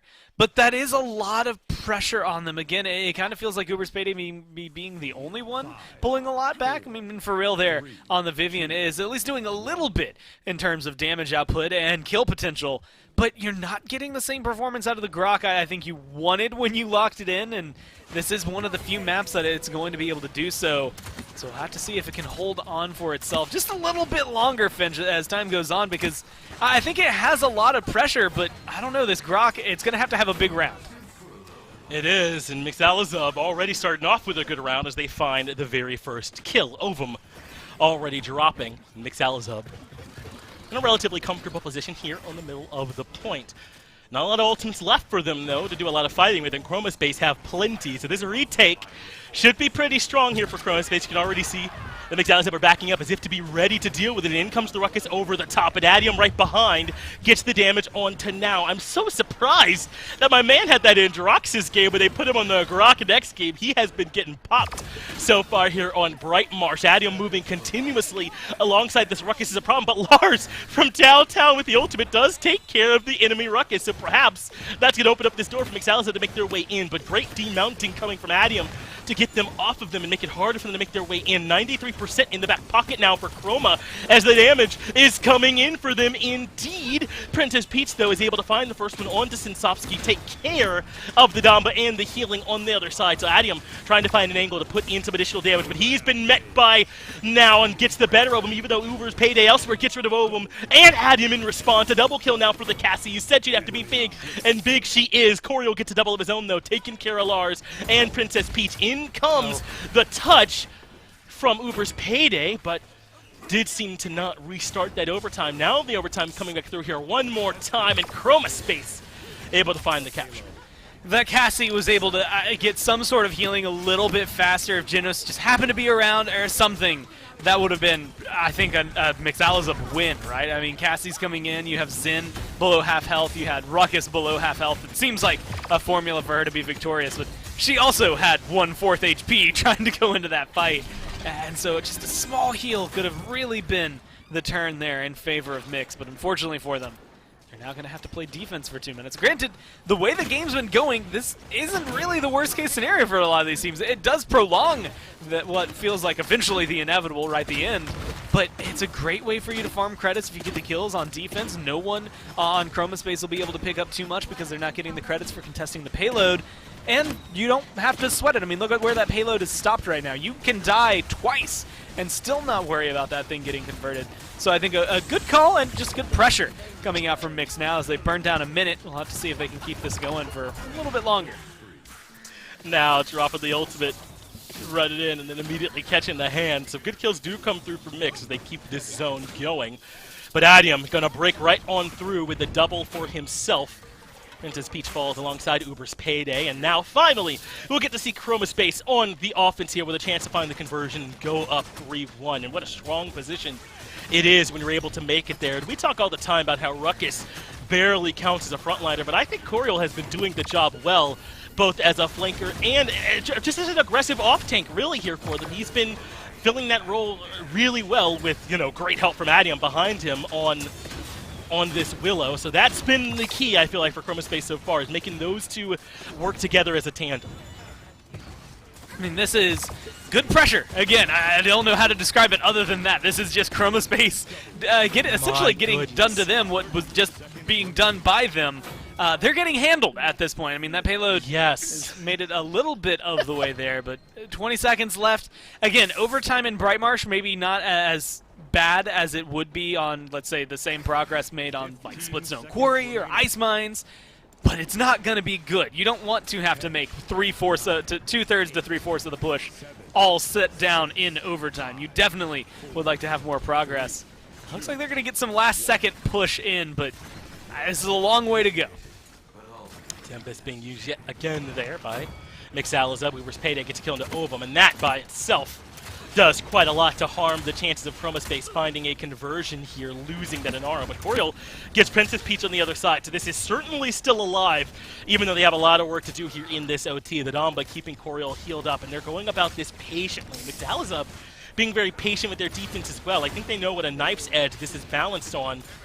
And if they were to make a mistake and go down 3-1, Brightmarsh would just be over at that point with how well Chroma have been playing. Dash in from Nepo, though, immediately gets handled, but Coriol takes care of now. Again, struggling, it feels like, on this Grok to have success here so far, as the damage from long range from Nepo is strong. But Princess Peach gets rid of Adium. Coriol low underneath, but no one can punish. They have to get off the cart, and Mixalazub find the defense with overtime. That high gore, even a second off of it, is enough to lose. I would say color me surprised, but even that, it lacks the amount of sarcasm of how unsurprising that is. I mean, they held that defense for so long. I think that it's almost deserving of them that they are able to find it there. So good from Mix once again. But now we're in my favorite position, right? We've seen a lot of 3-1s, I think, lately, but we are really in this area, specifically for 2-2s, where it gets a little more fun. Anybody can win, right? If you get this capture, you could find yourself that push and conversion that just gets you the W. If you're Mixalazub, this could be the last time you see a mid-fight for this set. But at the same time, we've seen these teams with not only such successful mid-fights that are keeping it to go to 99 to 99, but we're also seeing them in these ridiculous defenses that are just stopping anybody from making progress once they capture that point. Princess Peach got mowed down, absolutely deleted as Coriol drops the Hexafire, but Uber's Payday gets the better of him before that ultimate can even really get started. So it does end up being 1-for-1, but Ovum still standing means that things are favoring Chroma by a pretty significant margin. Uber's Payday goes down, and there's the ultimate from Nepo. See you later as he takes care of one. Adium gets the other. And Nepo absolutely making it work for him right now as he's been looking great on this Zen. Gets behind the Ashe and cuts Princess Peach down as well. The Gronk has to leave, uses that ultimate more to retreat than anything else as he looks for damage from the high ground and does end up falling as he assists Uber's Payday getting one. But this fight favoring Chroma in a significant way. And I thought they really needed this win, Gore. We have not seen them win a contested one. They need a significant lead before they can really get the Chroma passive going. I mean, they've already got themselves the momentum that they're riding off of the mid-fight. That's going to get them a little bit going, but you lose Nepo there. That one felt like it could go either way. And if you are able to pick up that kill as the Zen, then I think this is changing the course of the map. But now it's kind of like what you said. We really need to see a convincing win. And honestly, ideally in the next minute, as opposed towards the last 10 seconds of the round, to be able to find this one, not only moving forward, but just really solidifying your control. Well, that is a big Dread Serpent, if I've ever seen one. Uber's Payday goes down. I think the Assert Dominance is the only thing keeping this Ashe still in the land of the living. And how long will that end up lasting as Chroma win this first fight relatively handily. Princess Peach does end up going down, but the only reason that wasn't worse is because of that Ashe ult. So now Chroma Space are already more than halfway there, Gore, starting to move into a strong position. And this is what I mean. I feel like Chroma Space is at their best when their boots are on the neck of the opposition, not like Mix, who are happy to find a way to win a grimy, close fight.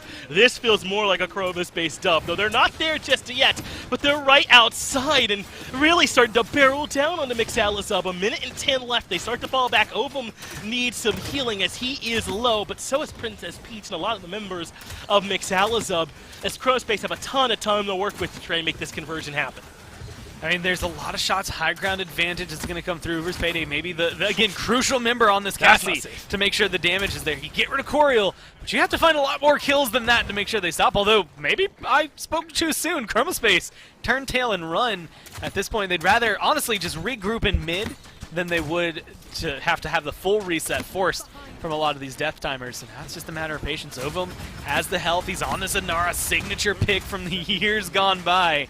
This is something dangerous to try and mess with, but they might be able to find Coriel again. They might be able to, but it's Uber's Payday that goes down first. Nepo still trying to get some damage in through the window, and Princess Peach has to reposition as a result. But the ultimate not going to find value now, finally showing up and putting Nepo down, getting the double as Coriel falls as well, and saving the life of his tank. That was huge, what that Grok was able to do just now. And Ovum forced to retreat, trying to get some healing from Sinsovsky as they fully run back. That is the defense, and now Gore, I have to change my vote. If they're not winning by at least 2, then I think it's got to go to Mix. Yeah, I'm pretty sure that's the law. I don't know. I had to go read the contracts these teams signed at the beginning of the year, as you know, the script that would be written for them as time went on. But no, I do think that it does come down to the fact that look at the history of the set. It goes 3-3. I'm going to make a prediction for this mid fight. Let's say 75 to 80% picked up for Chroma Space. They'll end up losing a fight, caught up by Mixalizub, some big clash, and then, let's see, I'm going to pick somebody. Let's say Now comes in and gets a triple kill at the very end and make sure they seal the deal. That just feels like some sort of flow. Maybe, you know, some of the details get muddied and it ends up being like Uber's Payday who gets the triple kill. But it does feel like this is going to start out strong, especially depending on how they use their ults for Chroma Space, but then start to slip away as those ults come online for Mixalizub. They have the benefit, maybe not of having them at the beginning of the round, but of recharging them through all of this. So far, it's a 1-for-1. Dread Serpent sets up for Adium to find another kill on the left. So 2-for-1 in favor of Chroma Space. A double now for Adium. As so far, Gore, your predictions looking pretty good. Chroma Space win at the beginning, but can Mixalizub find a retake? Not if Princess Peach gets staggered like this. That might have been the dagger by itself. We shall see. As Mixalizub needs someone else to come in and pick up the mantle, but great work from Coriel off to the side to find one more kill. It looks like one member is going to be able to find their way in for a touch, but no, they end up getting caught out, and Chroma Space just win it outright. A dominant last mid-fight, and Chroma Space say, let's move on to map 5. Where was that the rest of these 7-point games? I mean, like, that was nothing. That was similar. I guess that's very akin to what it was, you know, at the very beginning of Jag Falls, very akin to what it was at the very beginning of Bright March. I mean, just absolutely decimating everyone on Mixalizub. I mean, they had no foot in there. They never even got to see what the midpoint looked like because they spent so much time dead. I think you have to give a lot of credit where credit's due. 2011-17 there, 19-11 for Coriel, both of them doing a lot of work. But I think it's, you know, kind of secretly, even though they didn't get all of the kills, Adium, a lot of the damage, a lot of the heal denial as well on this squad. Very good blaster damage that I think is able to help confirm or lock down, confirm for some of the rest of the team. I think those 3 picks really working in tandem made it just too difficult for Mixalizub to focus any one person down. I agree. I mean, if I'm going to talk about Chroma Space's Bright Marsh, I am contractually obligated to begin with what Coriel did on this ruckus, but I think you're right to then highlight afterwards what the Will-O-Wisp Zin were able to do with that space created. It was excellent. Some of the timing on those, you know, you don't want to call it an execute, but those ultimates coming out from Nepo were pretty nasty to get the kills right when they needed them. And then obviously Adium following up on Coriel was a nightmare for Mixalizub to deal with. And now we are going to be moving into a 5th and final map here, Gore. And remember, these are our 2 bottom teams. I don't think it's a big surprise that they're this even in terms of going back and forth and that they made it all the way to a 5th map. But I'm a bit surprised at how hard these teams are still fighting. Not nearly as much as on the line for them with these dubs as some of the other teams, but this has been a contested match between these two teams going back and forth, giving us a real show here, man. Well, it wouldn't be a set for me if we didn't somehow make it to Ice Mines, right? And Five honestly, maps at Ice Mines. Man, I'm going to be honest, Finch. I'm feeling a 4-0 in the atmosphere. Then again, I was also feeling a really close third point fight. So maybe, or last final point fight there. So maybe my like Paladin senses are a little off overall. But this doesn't feel like, well, it doesn't really have the same weight to it in my mind that I've been expecting. Granted, we've had a lot of 7-point maps. It would make sense for Ice Mines to also then go 7 points. But something about it, maybe just recently, has felt like one of those maps teams figured out and locked down. And when I look at what Mixalazub was just willing to pull out, I think there's some room that you have to tweak, but this could be a map where, honestly, Draft at the very beginning could just win everything for you. I'm thinking so too. I mean, how much has Chromospace relied on aggression so far throughout this set? So if they look to go to that again, then perhaps they could run over Mixalazub here on Ice Mines. But these bans have been interesting. Ruckus has been making it through consistently throughout these last 3 games. Vivi and Genos has been making it through. Instead, there's been a lot of focus on banning Frontline from Mixalazub, but Chromospace joining in as well. They're banning out the Ashe. So at this point, Rom, Terminus, and Ashe have all been removed. That does put a bit of a premium now onto the Atlas and Inara that are remaining here at this point. You want to make sure you get your front line. Well, the front line getting is good. I couldn't land that one successfully, but you know what I'm talking about. Yeah, honestly, I kind of wish Chromospace would have just gone like full tilted into it and banned Inara on top of that. Like, right? Agreed. Say, you know what? We're going to make Fernando the highest priority tank in the game right now by banning all of this. We're going to make you feel that awkward, because otherwise, what do you do now? Pick Fernando into Inara? I guess it's going to work out a little bit for you, but it still feels a little bit awkward overall, you know, with the Terminus being gone as well. That's one of the go-to point tanks. That being said, even though I've mentioned that pretty much the entire time, these teams have been more than willing to dance around those picks. It does leave Ruckus open as well, although Ice Mines, you have to maybe shuffle it around. Victor Genos, probably by top 2 that are left. Victor does really well on this map. Genos does well on this map. What I'm hoping for, though, is much like Chromospace were willing to pull out the Willow, is that one of these teams, I'm going to say his name again, is either going to pull out Bomb King, or, and this one's maybe going out more on a little bit of a limb, but honestly, this is a good map for Dredge. I wouldn't mind seeing Dredge come through and potentially pick up something to maybe make a fun swing in someone's favor. Hey, I'd say that, but I mean, we've seen Drogos make it through here today, so there's no room to act as if there's something that cannot be played right now, of course. So we'll keep our eyes open, potentially a Dredge to come through. It's Atlas and Victor, top 2 for Chroma, and Mixalazub, even with the chance to take a Genos, they take the Grover here instead. Now, maybe it's because they don't have the Victor or a Vivian on their own side, but how do you like the Grover being taken here over the Genos as the Zen comes in to complete the top 3? I think I'd said it earlier, and I can't remember which map. Either was on Jag Falls, maybe it was on a separate one, but I was talking about Grover and how much I loved what he was doing, and I think this is another one of those maps where he is very much going to find himself success, right? Jag Falls is a good map for him. You get Bright Marsh is a good map for him. Anything close quarter where he can heal through the walls and either get long range where he can find some good damage is always going to be solid for him. And Mixalazub, I think, lock him in knowing that. Whirlwind alongside Zen and Nara, this is going to be a very difficult composition in these 3 picks already to try and displace off of the mid-fight. It does then just kind of transition into how well you can get to the backline, right? Zen can get back there easily, but will you be finding the trades with this Victor? And, well, how well can you deal with this Barrack? Granted, Barrack has fallen a long way, so much so that I forgot about him as a tank while I was listing other front lines that could come through. So I think there's probably some weight to it, but I don't know. I don't know if Chromospace have fully locked themselves in, although they have a good synergistic comp so far. The Ball King, could it happen here, Goreport? I know you wanted to see it. I think there's a chance this could get locked in here for Mixalazub because they certainly do still need the backline. I don't believe in it. Oh, you didn't trust. How did you know? How did you know not to trust it, Gore? Dude, no one wants to play Bomb King anymore, all right? All he does is win games for free, guys. It's only the best champion in my mind of the game. I'm sad about it. Well, let's talk a little bit, though, about this Barrack Atlas while we have a chance, though, Gore, because I do think that if there's a comp where these two could work, isn't it, into a Zen Kinessa, right? I mean, there is no Vivian or Victor over there to chew through the barrack shields as easily as we normally see happen. I mean, maybe this is a comp where it could actually work out to have a barrack. I mean, honestly, yeah, this is going to be the weirdest statement, I think. Well, maybe not.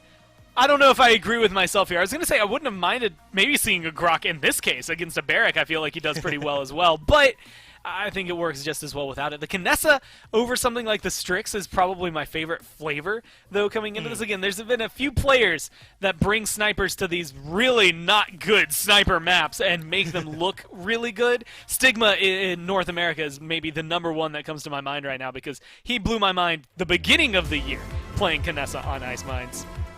Now that it's transitioned to other players, I do like the flavor, but again, it's maybe some weight to it to make sure that it works out the way that they intend, because it can easily fall apart around the mid-fight. Should be able to go toe-to-toe with the Victor, and that's honestly where I think her pressure needs to be going, because otherwise there's a lot on Xin, even on the Khan, who we don't get to see too often, to try and get back there. I think this is a good draft all in all for Mixalazub to deal with Chromaspace. Although, I mean, there's a lot of hit scan or just general damage on the side of Chromaspace when it comes down to it. All affected by that Luminary, all synergizing well with the Genos as well. It's going to be a scary game for Mixalazub throughout all of it. And it is guillotined for Uber's Payday, so keep an eye on him going for Ovum or Coriol, trying to take them out of the fight right away. And it is the Kinessa picking up the Wrecker. I was wondering if we would see a Wrecker come in, because they didn't have maybe the traditional applicator, like the appliers of it, but Kinessa perhaps can do a good enough job of it here as Princess Peach finds the opening kill. Adium drops Nepo right behind as Uber's Payday gets one as well. And now some trouble for Sinsovsky. It's a double kill for Uber's Payday. It's a full wipe coming through for Mixalazub. What is going on here, Gore? All right, so I kept questioning. I was like, you know, I see this Zen, and I keep calling for him to go into the back line, but how easily can he get back there? The answer, very easily. He's got a Khan with him. Don't worry about it. Let Uber's Payday do what he wants to do. I don't think there's any way to argue against him playing this Zen again after that. I mean, that was phenomenal. And I want to say maybe almost unfortunate. The Void Grip goes on to Khan, and it just seemed like Min for real was more than happy for that lockdown to be used on him instead of Uber's Payday. He's like, yeah, okay, I'll float here, whatever. Like, let Zen run rampant. He's going to kill your Victor, then kill you, Genos, and then just happen to be in the good position to clean up the barrack afterward as well. I don't know that you're going to get a lot of flanks like that, though, because usually once it happens once, they are on the lookout for it in the next few rounds. But I want to know how they can translate this. It's an awkward push for any flank, I think, in the game, although Zen may be able to make some amends with it using Yomi. Having that longer range slash can help keep up with it, especially alongside a Khan. But I want to know how he transitions here into the push.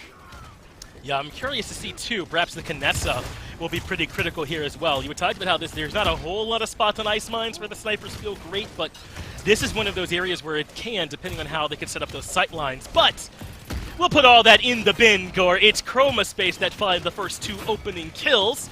Make it 3 as finally Lars does get at least a 1 onto Coriol, but Chromaspace stall out this offense from Mixalazub very, very well with this opening couple of picks, and Uber's Payday has to fall back, wait for the squad as they look to regroup, and maybe the great angles for this Kinessa aren't there after all. Yeah, it's... I mean, she's such an awkward pick to make work on Ice Mines in general. Then to get stalled out right after the first corner, it's already another awkward angle. I mean, where do you stand? Where are you going to hold on to it? Unless you're respawning, you're not going to find many great long-range advantageous positions here. And so you have to take something like this, right? Go through the gates, and just kind of hope they stand in this very small window of opportunity you have. Granted, it's good damage when it connects, much like you're able to see there, but I don't know, there's a lot that I think still kind of falls apart with this Kinessa here unless you start popping off.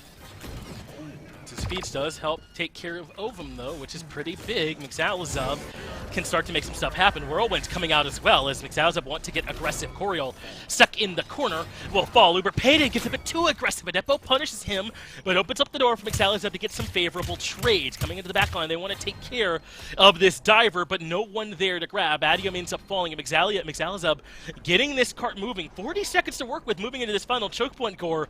Not bad at all for Ice Mines. They've got time to potentially lose a fight and maybe get back in for another.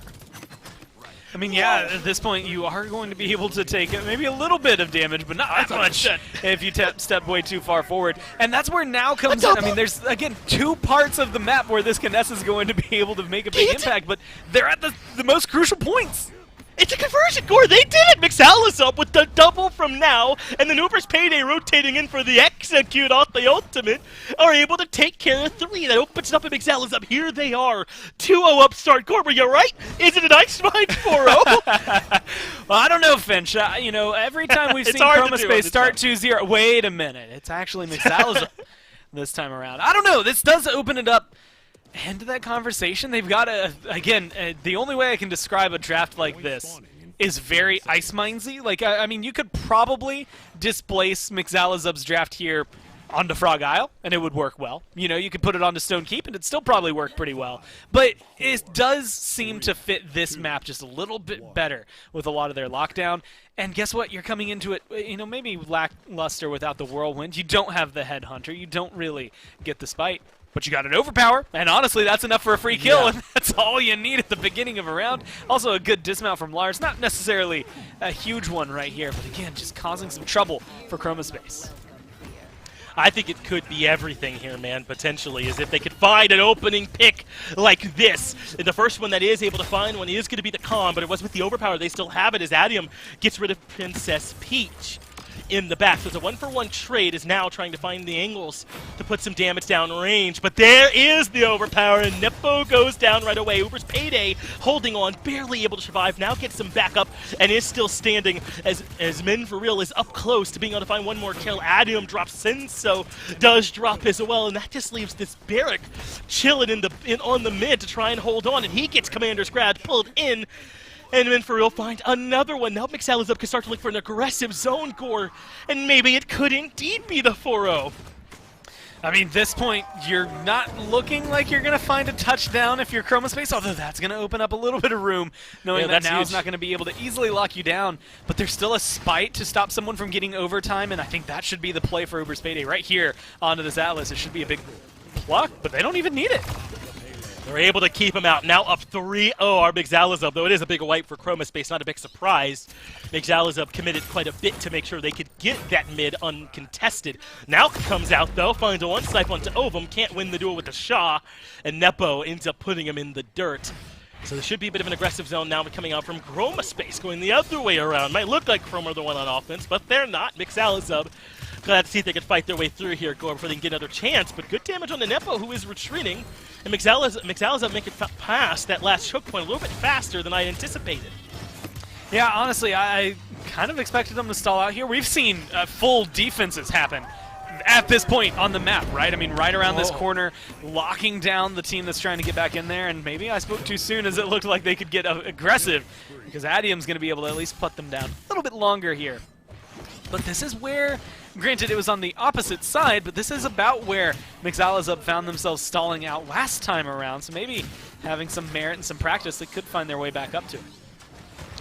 Maybe they could. The barrage was a key part of that stall out, though, for Chroma Space just now, and they no longer have that tool. As good job holding on here is this Khan. He was in trouble. Now getting an early pick onto Nepo, but Ovum responds by getting rid of Princess Peach, and they've got the other tank here in Men For Real. So as long as Chroma Space can continue to do this to punish the tanks of McSalazub, it kind of doesn't matter what everyone else does. They need the tanks to ever break through this. I mean, this is, solid, textbook. I can't think of the word that I really want to use to describe it. This is great from Chroma Space to make sure it stalls out. They have 50 seconds left. If anything, this is showing why Ice Mines is so polarizing, why Ice Mines is typically a 7-point map. They're going to be able to get back and touch it finally after all this time. This just goes back to that conversation. You know, I'd mentioned it on Bright Marsh. It's one of those maps that if you start moving at 10 seconds left, theoretically you can do it all in overtime. It's so much more difficult to keep that same amount of pressure up on a map like Ice Mines because of all the different avenues, all the corners, all the choke points. They're going to try to do it, and they have to if they want to be able to find themselves a win, but this is not going to be an easy rest of the round. Yeah, Gore, and somehow you've understated it. This feels borderline impossible to me from this point, but we've seen crazier stuff happen, right? McSalazub with 5 seconds left in overtime, basically half of the length of the Ice Mines map.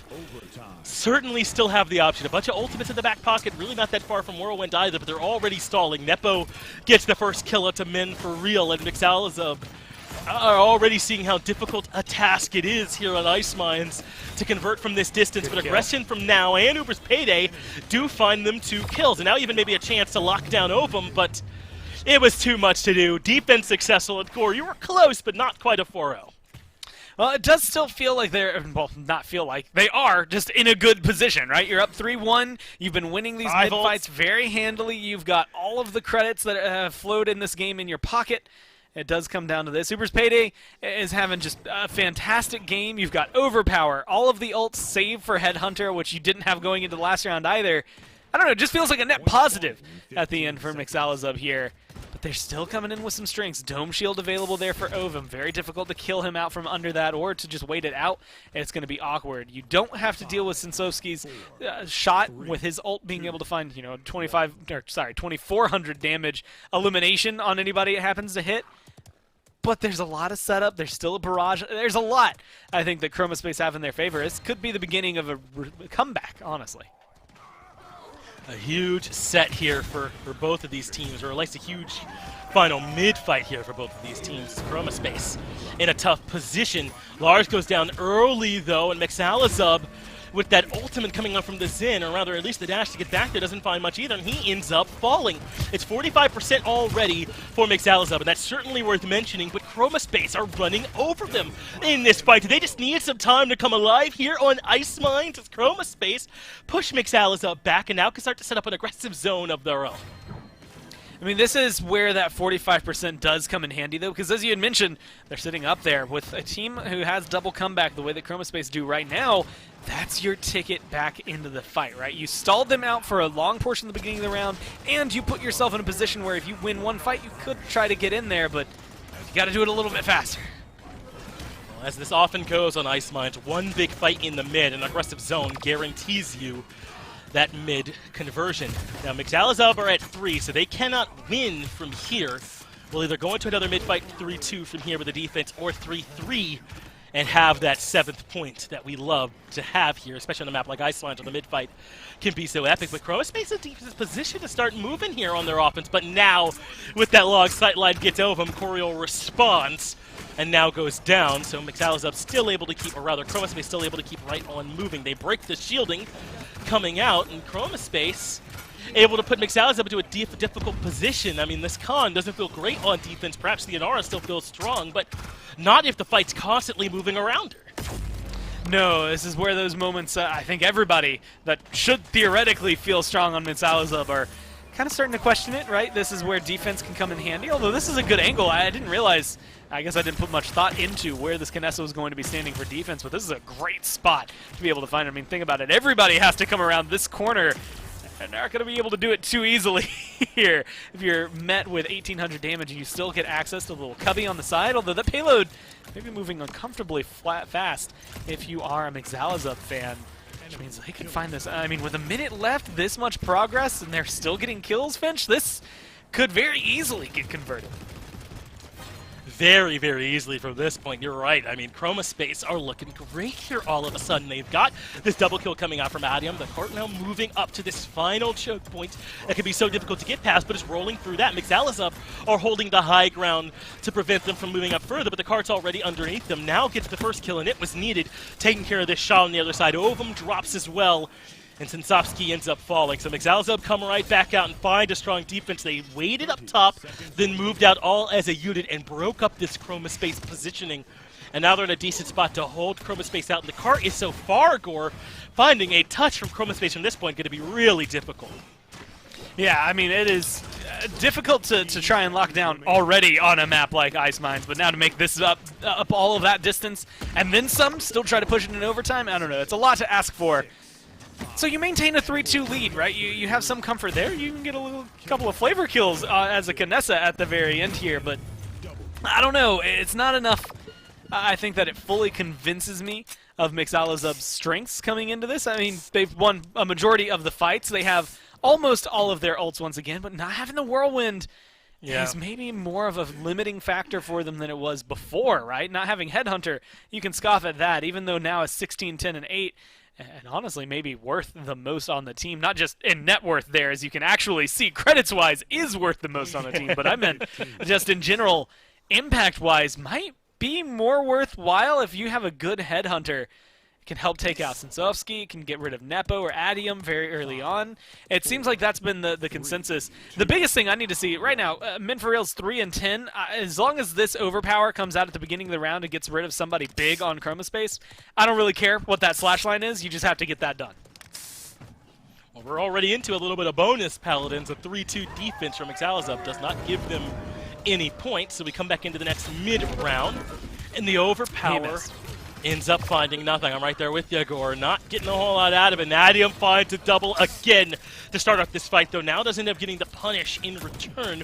But Chroma Space with the 3v4 advantage have already moved up and started getting a little bit of percent in response. Genos Ultimate doesn't find a whole lot there either, and Coriel considering stepping forward for more with this wall. But around the corner comes the Khan.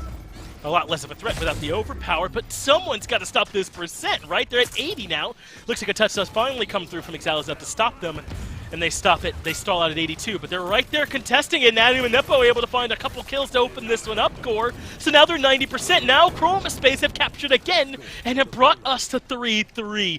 A chance for yet another 3-3 mid-fight. This conversion gets stalled.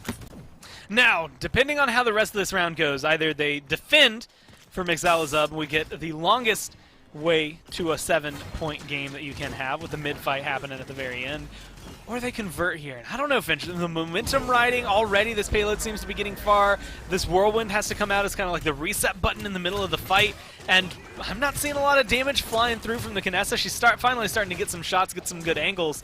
This feels good for Chroma Space if they can kind of ride that wave. Unfortunately, they have no ults to really solidify their position right now, so any ground they lose might just stay gone.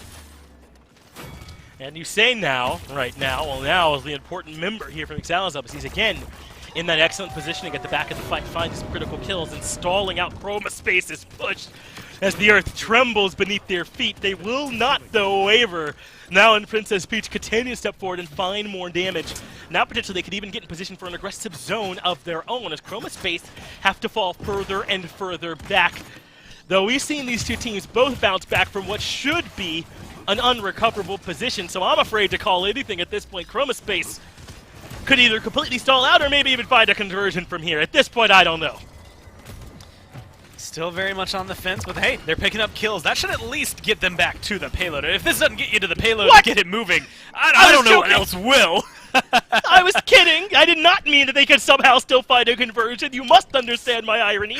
And yet here Chroma Space are somehow still in a chance to find a conversion. They're right on the precipice yet again here, Gore. And Exalizub still have a ton of ultimates, all 5 to be specific. And you might even have to use them here. You cannot afford to let Chroma Space find this conversion.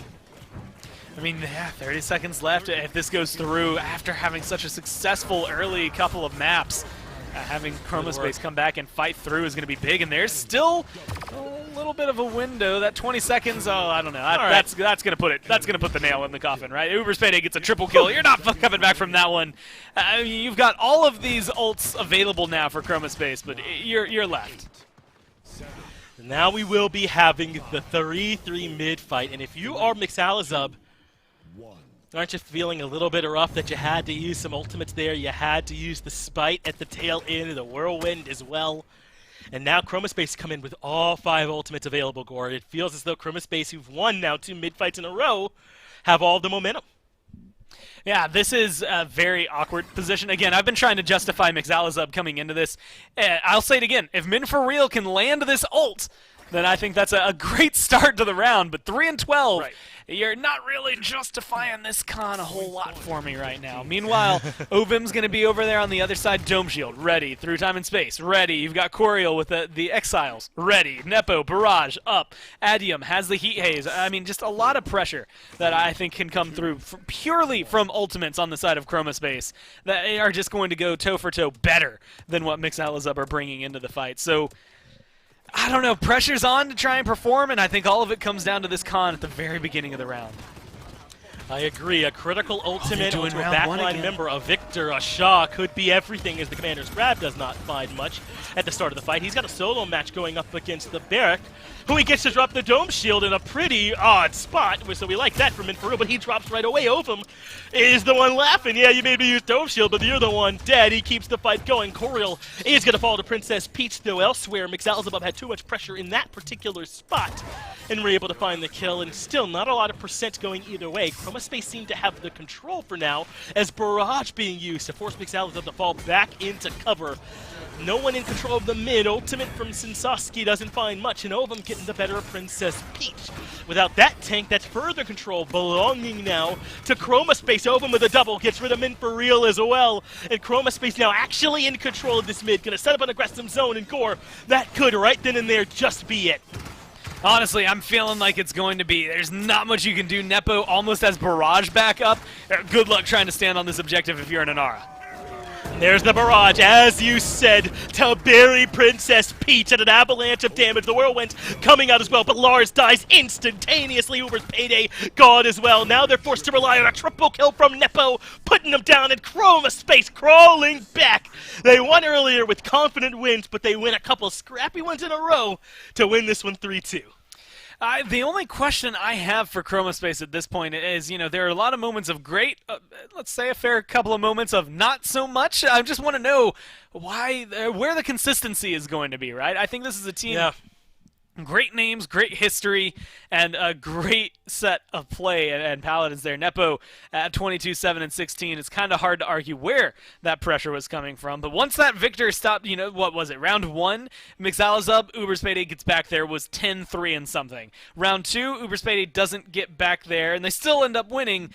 But, after you have a great, stellar round 1 where you get 10 kills, and then you end the game with 14, you got 4 more the rest of the game, you can start to color where I think a lot of the issues started to crop up there. And I think it is more or less on the back of the fact that you couldn't control this Victor. He got let loose off the chain, and now everybody is all of a sudden in a difficult position. Very uncomfortable to try and fight. Barrage comes up really fast, was very important during that last mid-fight.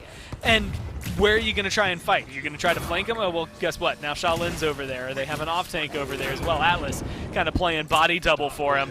And unless you were able to open up a different avenue, which I think was opened up for Khan more than anything, if that overpower comes through and kills off one of those tanks at the very beginning of the round, different story. But because they were constantly fighting the 5-on-5 and Nepo never had pressure, then they were very easily and happily able to walk away with that one.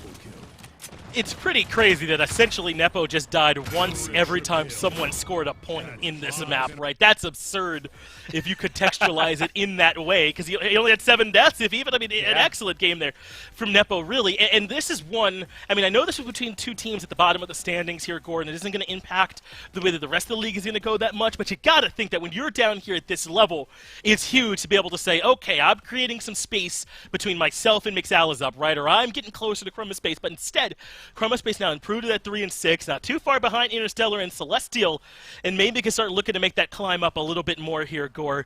What time does the Paladins broadcast start? At 1 o'clock? Well, it's 3. We don't often have Paladin sets that go the full 2 hours like this, but Chroma Space won it in a very contested match.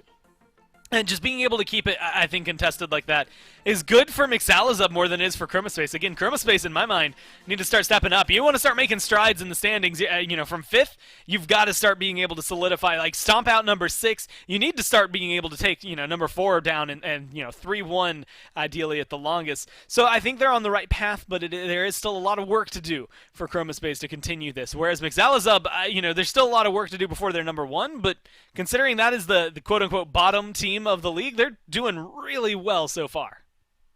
I'd say so, too. An impressive win here for them. Now, we still do have Brazil and then obviously North America even after that, so stay nearby. I know you might need a quick break, so refill the drinks, get some snacks, then come back because we've got Brazil up next.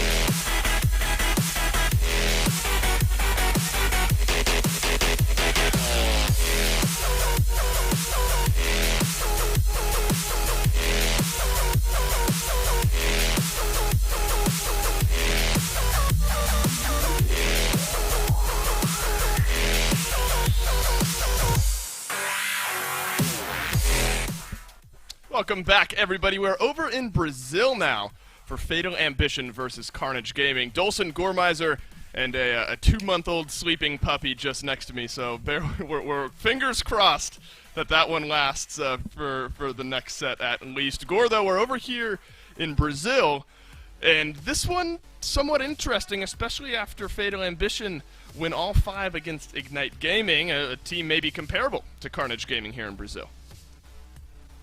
Yeah, this is one that's actually kind of caught my eye just because of the fact that between the two of them, you know, Fatal Ambition, they carry a lot of weight in their names. They carry a lot of weight, I think, in their play, but not in their score, right? That's the thing that kind of confuses me. Everything that we've seen out of this team in the past has been a team that is keeping up with, you know, the likes of In Control or Ignite, maybe even being able to keep pace a little bit with Carnage. But so far, not being able to do so here, I think they have to do a little bit of a shuffle. Honestly, this is one of those maps or sets, realistically, that Carnage specifically, if they're trying to look to take on Parallax, they've got to decimate Fatal Ambition. I mean, they can't have any doubts in their mind what this is going to be if they want to start shooting for number 1.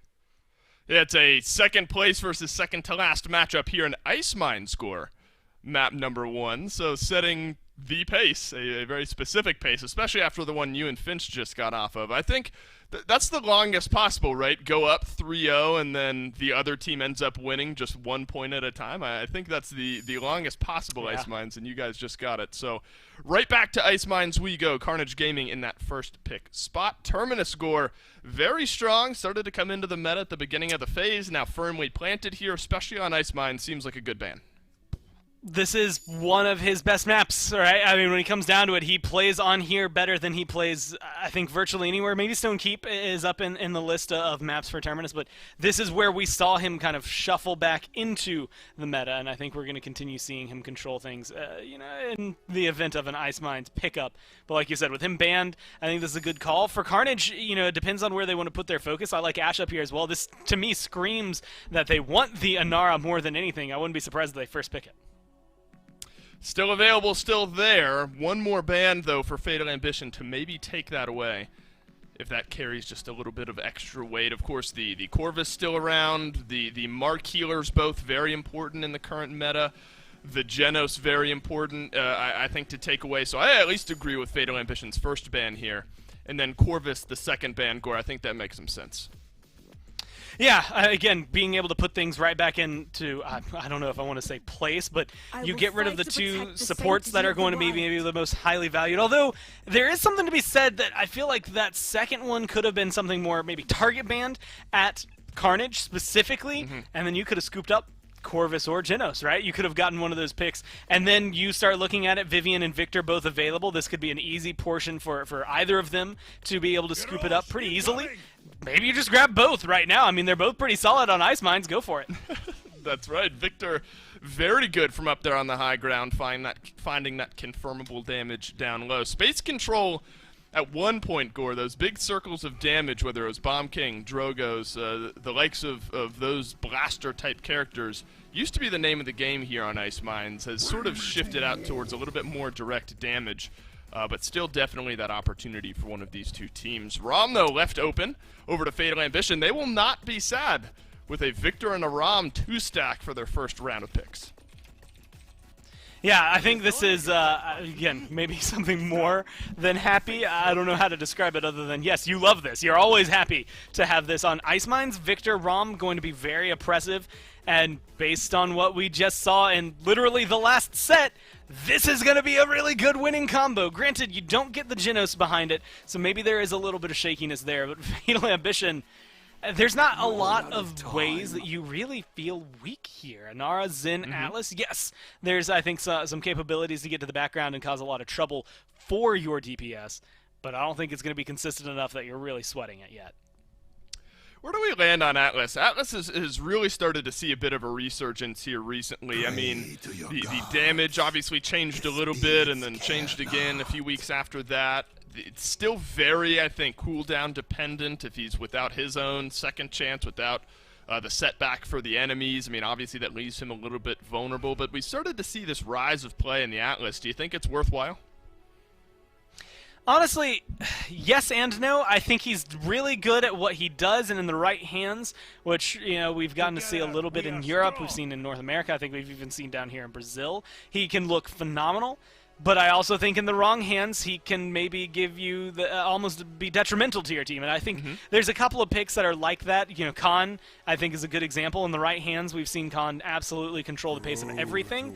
And then you roll back to, again, the last map of the last set, and Khan is maybe part of the reason you end up losing the whole thing. So you have to be very careful, I think, with Atlas. He's a little more consistent than someone like Khan, so maybe it's not a very great comparison. But I do think, you know, he just rides that line. I mean, think of Ruckus from last year. Think of Ruckus from years ago. And, in fact, you know, think of Ruckus now, even though people aren't picking him in Brazil and North America. He's a DPS that has a lot of health. I think that's where Atlas comes in. He's not going to be standing on the front line. He's going to use his wall to facilitate Zen or Tiberius in this matchup. And he's going to find a lot of damage while he does it. Yeah, Tiberius I like here as well, Gore. You know, 29% win rate, you know, take it as it is. It's a tough spot for Tiberius, but I think maybe even falls under a similar category to the Atlas in that in the right hands, we've seen Tiberius excel in some of those one-on-one engagements. The heavy blade tends to be the talent of choice. And I see the little head bob, Gore, for good reason. The near 70% win rate BK coming through here for Fatal Ambition, so they've got great direct damage from range with the Victor, and now good space control as well with the Bomb King. I will say, I think this is good. Ice Mines, this is a great draft. I mean, Victor, Bomb King as your two DPS are going to be solid. Nando versus Anara is a little shaky, and I think the ROM is also, again, kind of on the fence for what we've seen performance-wise as of late.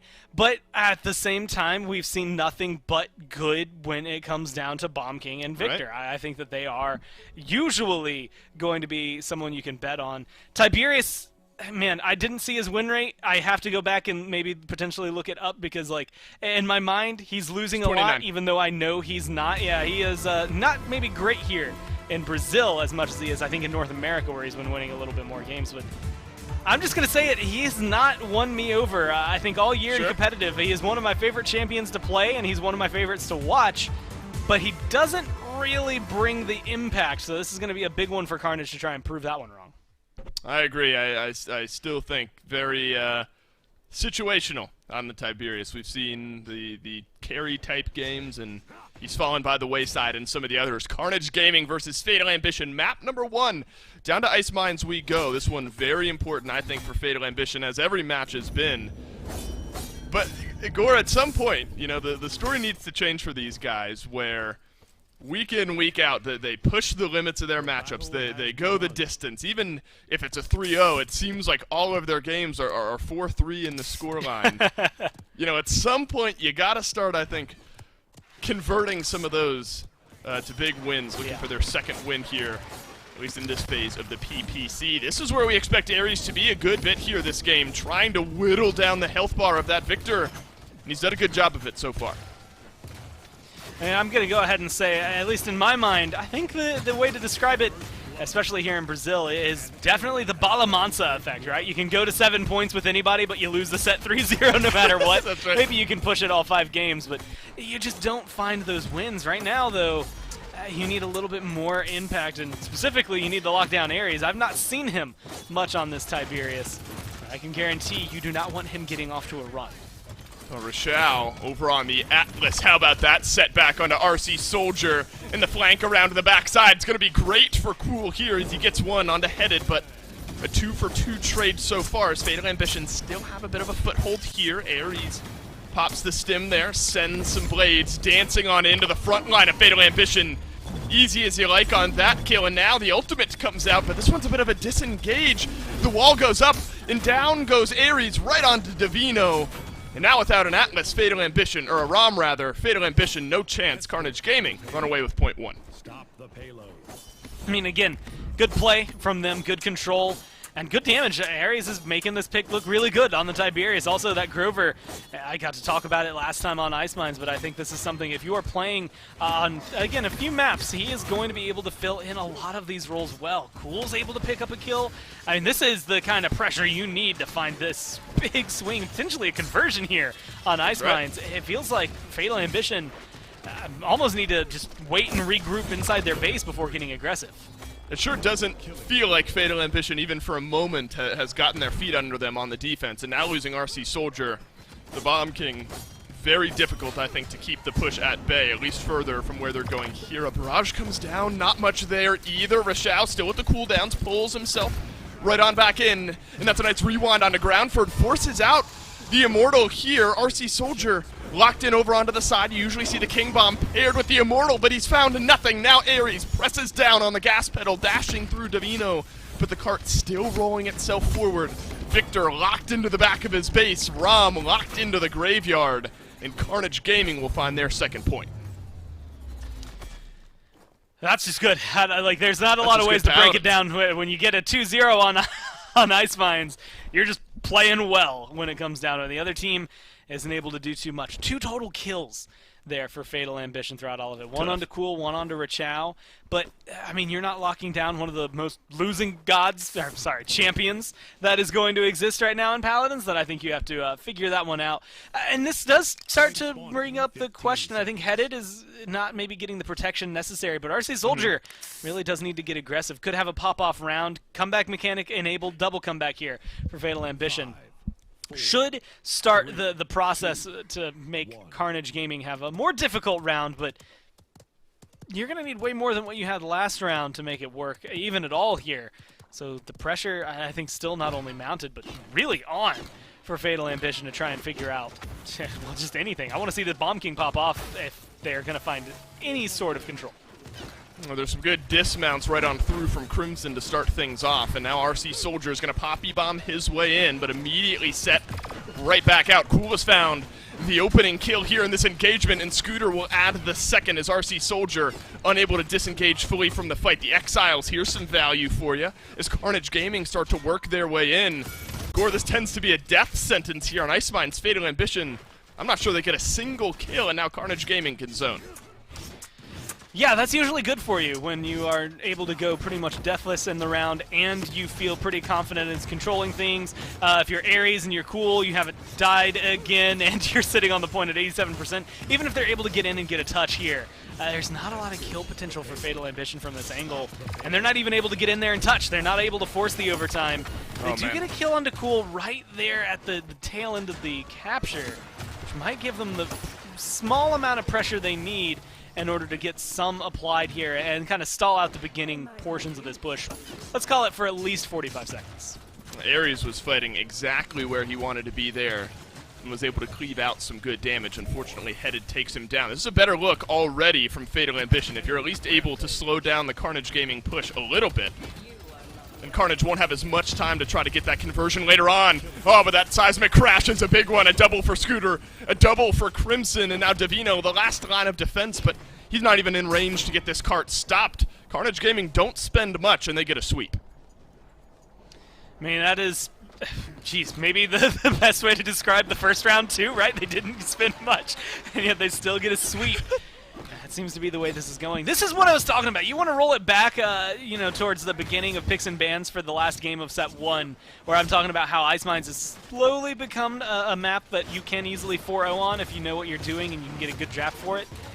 This is what Carnage Gaming are doing. I mean, this is a map specifically Ares has a lot of very high-level experience on. I guess same thing there for Rachel to be able to kind of pick it up. This does feel like it's going to be a stall as they start to get a kill specifically on a Rachel, but this is a good showing for Carnage Gaming. Again, pretty much what they need to do on every map here, in my mind, if they want to show that they're worthy, I should say, of taking down Parallax. Well, Fatal Ambition spend the King Bomb, spend the Dread Serpent. Works out this time around. That's the wall sent on up from Scooter. Keep Fatal Ambition at bay just a little bit longer. This ROM, not as much value, I don't think, as Fatal Ambition had been looking for. Crimson on a rampage, that'll happen, I guess, when you're on a 21 streak on the old Grover there. Definitely going to weave a few kills in at some point. Now here's the repush from Carnage Gaming. This one very important for Fatal Ambition to find a few answer kills, but not to be, as Crimson will add another one as Headed goes down as well. So the payload is going to start its march forward, Gore, but with 10 seconds left, Carnage Gaming can't afford to miss. But remember, they could end the game here. I imagine they'll be okay to use some ults. Yeah, 4 ults available, a 5th one on its way. I think you're more than willing. Also, what, you've dropped 5 kills, 6 kills total this entire game? You're more than willing to drop a couple of ults if you deem it necessary. And this is good from Ares as well, getting the pressure onto those who are just barely window peeking outside of their spawn to try and keep that healing. But no, he gets pressured out. That's what that Bomb King can bring. It's what I've been missing this entire game. Oh, but here's a whirlwind, a rewind rather, pulls Rochelle way back up to the high ground. A whirlwind countered out largely by Fatal Ambition. Still a couple of ultimates ready to go if need be. Down goes the Victor. Seismic Crash is going to lock RC Soldier in up on the high ground. Cool. It's a double for Cool, and Immortal down on the low is immediately set back on in. Carnage Gaming, they're in a beautiful spot here to get this payload pushed on in and off on game number 1, but a Dread Serpent has something else in mind. The retake, the re-attempt from Fatal Ambition, Gore. It looks like it's going to be enough, and Carnage Gaming will be just short. Man, all I can say, even though that ends up being a disruption, and there's probably a lot to really dive into, is just F to pay respects for Bomb King. And it's not there at the end, but slightly before when that Inara just eviscerates him and smacks him down with that Seismic Crash. I mean, that really does come down to the fact that if he was, what, 10 feet more forward, he would have gotten caught in the Immortal, would have been saved by Groundfort, and potentially been able to defend that round slightly sooner. Either way, you know, 8-1, 6-1, 11-5, those are slash lines of a winning team here as it comes through. But Ares and Rochelle, I think, showcasing, it's actually funny considering they're the ones that have maybe the longest streak of competitive play on this team, that they are the ones doing technically the worst in terms of their KDA. You can see the damage from the Tiberius definitely being impactful as he keeps up on top of the Victor. But that is where maybe the shuffle needs to be made. If you're over here on Fatal Ambition, keep finding those kills. It seems to have worked for you there at the end. You got rid of Ares first. So RC Soldier has a target. It's just whether or not he can get back there to deal with it. It's just been a brutal game so far to be Victor up on the high ground there. At least a slower start here probably benefits Fatal Ambition on their way back in. By this time in the previous 2 mid-fights, they'd been blown off the map. So Carnage Gaming at least happy for that. Rochelle melted through as well, but that's a King Bomb. Does not get triggered. And an important note there that RC Soldier will still have that ultimate on his way back in, should the fight still be going on. Divino rumbles his way in onto the high ground. He's found Ares locked in, and Ares now stunned down. A double kill for Headed. The best look so far for Fatal Ambition. I mean, yeah, being able to get in there, get aggressive, double comeback enabled as well. They should be able to cap this with a very small effort in their defense, although you can see a couple of members of Carnage Gaming already in the neighborhood, which makes things a little awkward, specifically for Cools, because if he can get in there, he can stall for a while, but it doesn't look like he's going to be able to close the gap. Yeah, no re-engage. Score, it's happening again. This just happened to you guys last set where the team down 3-0 started to make a comeback into this one. Now Fatal Ambition could tie the game with a successful push here. But the writing is almost already on the wall here, 2 minutes into the game. With Groundford going down, that completes the full-on kill sweep there for Carnage Gaming. We'll take a quick pause before we jump on back into things here. But Gore, a slight resurgence from Fatal Ambition in this previous mid-fight. Very uncharacteristic from what we've seen out of Carnage in the previous 2. Yeah, I think that's actually the better note to leave it on, right? Like, is it Fatal Ambition doing really well, or is it Carnage dropping the ball? I want to say a little bit of both.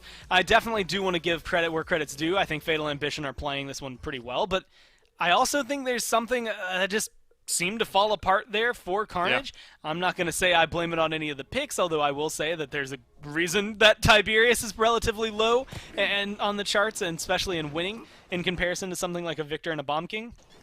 I just think this is an interesting overall draft, I think, for Carnage Gaming. It still has a lot of potential to work, but you know, you can't win off of defense. Cool, you can do whatever you want here. It'll be fine. It's the next mid-fight that you're more worried about. A lot of the ults that are available are still going to be very solid for team fights. I think they have a lot of potential to continue controlling pretty much everything that they have in their favor, but you don't want to lose fights like that. You know, especially, again, you're trying to fight for first place. You can afford one every now and then. It's not the end of the world, but you really do need to keep up the pressure that you had in, like, round 1, right? Constantly throughout this entire set. You have to just, you know, foot to throat, make sure they are down. You cannot let Fatal Ambition fight back too much. Agreed, and that's why I'm happy that if you're Carnage Gaming or a Carnage Gaming fan, you're happy that immediately on the defense they had Fatal Ambition pushed all the way back to their side of the map, working on quick issue on our end. We'll get you right back into game soon enough. But Gore, Looking over at the Atlas pick, I think that's one we had a decent discussion about in picks and bans. Rashao, of course, piloting the Atlas is always going to look. I think the floor for that is always, good at least. Have you liked what you've seen so far from the pick? Yeah, I think it's at least able to come through and make an impact, although I think there's a lot of room to grow. Realistically, I think what we're looking for, and this is maybe going to come into it, but it's the synergy of ults between the entire team, right? Like, one pick being able to come through and at least find its performance is always going to be great. But right now, you look at Fatal Ambition's comp, and I think it just lends itself to performing better around all of their ultimates, as opposed to Carnage Gaming. I mean, I look at Atlas ult, it's just kind of a stall. You look at Tiberius ult, that's just kind of a, I want to say 1v1, maybe a 2v1 kind of team fight. The other three can be used phenomenally, but I just don't know if they're hitting the same way that they need to, specifically because they haven't been able to find as much success these last couple of fights. Again, that's neither here nor there. I think it is just coming down to the fact that Fatal Ambition, specifically RC Soldier right now, is maybe having a little bit more of just a better performance than he was in the first couple of rounds. He got that warm-up out of the way, right? So he's able to bring in this Bomb King and just look a little more solid. Well, right back in we go, and Fatal Ambition, a good counterpunch on the defensive end. Notably, the Dread Serpent, I think, opened up a good bit of that space.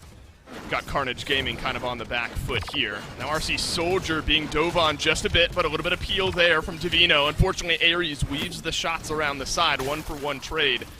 Maybe benefits Carnage Gaming here, especially now that Cool has gotten his second. How about this for some backline dive? Rashao is just going to walk his way in, but Headed did enough damage to set up a kill for Roopson there. So not really heavy on the stagger one way or another here, Gore, but Carnage Gaming probably come out ahead. I mean, any time that you can stop a team, 30 seconds left on Ice Mines, it's a long time to try and get back to that payload. And granted, the way that we've seen this, if this was Carnage Gaming with 30 seconds left, I'll say that there's probably some bias out there that would say I'd be mentioning that they still have time to be able to get back to the payload. But I think for Fatal Ambition, it's a tall ask. The way this game has gone, it's going to be very difficult for them as a squad to be able to get back in touch, especially if your Fernando's going to get taken down that way. So it's looking good for Carnage just through and through. Now it's just up to the next mid-fight to see if they can control it. That's right. It's about kind of changing the tide of what we had just seen in the previous mid-fight. Time and time again, it feels like these Dread Serpents have kind of been saving the day for Fatal Ambition. And that one is up and available for this next mid-fight. So despite 5, 8, and 14, I think the ultimates look a little better than the slash line suggests out of Roopson. I think the big story here, Gore, 10 and 12 out of Headed. He's found 109,000 damage, but the answers by Carnage Gaming, I think, have just been there a little bit too consistently. Yeah, that's the key word, consistent, right? As long as you keep Headed locked down, and specifically Ares maybe on the other side isn't getting the same amount of attention, then you're going to find yourself at a deficit. Even if he puts out all the damage, even if he gets his barrage back almost instantly here, and even finds a couple of kills, if he's losing every single one, let's say 1v1, or if he's getting caught out in every team fight, that's where most of your pressure comes from, is this consistent, sustained damage from the Victor in the backline. So there's, I think, even more pressure on Headed. Maybe the squad around him to keep him alive, because now RC Soldier's gone. You're losing a lot of your DPS. Well, Roopson had to drop down the Dread Serpent in the back line there. This is an important one for Scooter to win onto Roopson in the back. He's able to do so. That's going to leave Headed effectively all alone, but watch out, in the back line is a member of Fatal Ambition as well. A couple shots from the barrage drop in, low enough on the health bar, though, that Scooter is able to get the kill. Divino makes his way right back to the point, Gore. We'll jump in to another quick pause. Carnage Gaming, though, right around that 20% mark. Fatal Ambition, 6% or so. Cleaner by Carnage Gaming in this one, I think. Not as clean as the first two had been, but definitely have given themselves a chance to close out the game. Look, let me tell you, nothing feels better to me.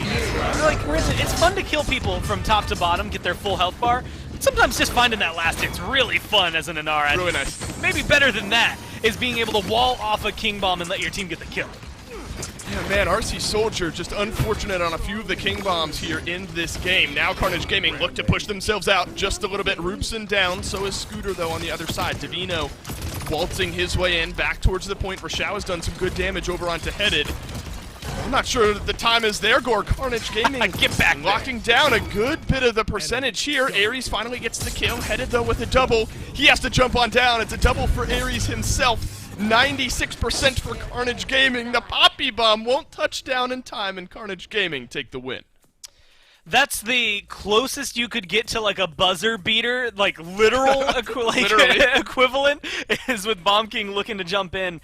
Depending on how the rules would have seen, then maybe he could have actually held on to it, and maybe it was the game-winning plant if he was able to land there. But because of Paladins, you have a little bit of a dome that you have to get into, right. and he just wasn't able to get there within that last tick. And he also didn't have the King Bomb, so he lands, maybe gets overtime for a little bit, but that didn't feel like it was going to be very successful. 4 and 14 for the Bomb King. It just did not. Look, man. You hate that more than his anyone. win rate. Look at everything else that that Bomb King has done. Do not take this game as the only time we've seen Bomb King today as what it is like to be Bomb King, because that is not just not a great performance for him, and especially not an Ice Mines performance for him. I think that shows more or less how solid Carnage Gaming were, especially Aries. I mean, 128,000 damage on a very low win rate champion is impressive to put out. Yeah.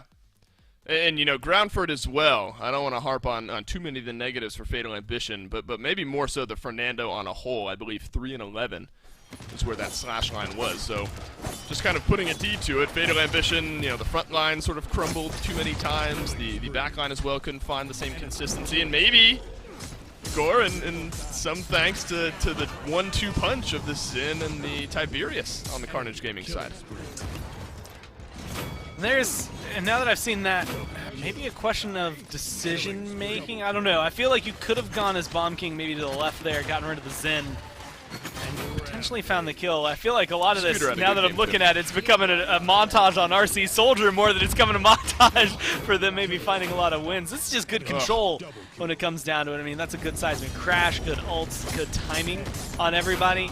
And when it comes down to it, you can really highlight where, unfortunately, again, like not harping on the negatives too much, but where Fatal Ambition are making their mistakes. You see them a lot more elevated here from all these perspectives kind of in slow-mo than you get to see in the game, where it's just, little small decisions that ultimately add up as the game goes on. You don't get 4-0'd, but you still come out with the slash lines of a team that got 4-0'd. I don't know if you really won anything in that, even though you had those 2 points.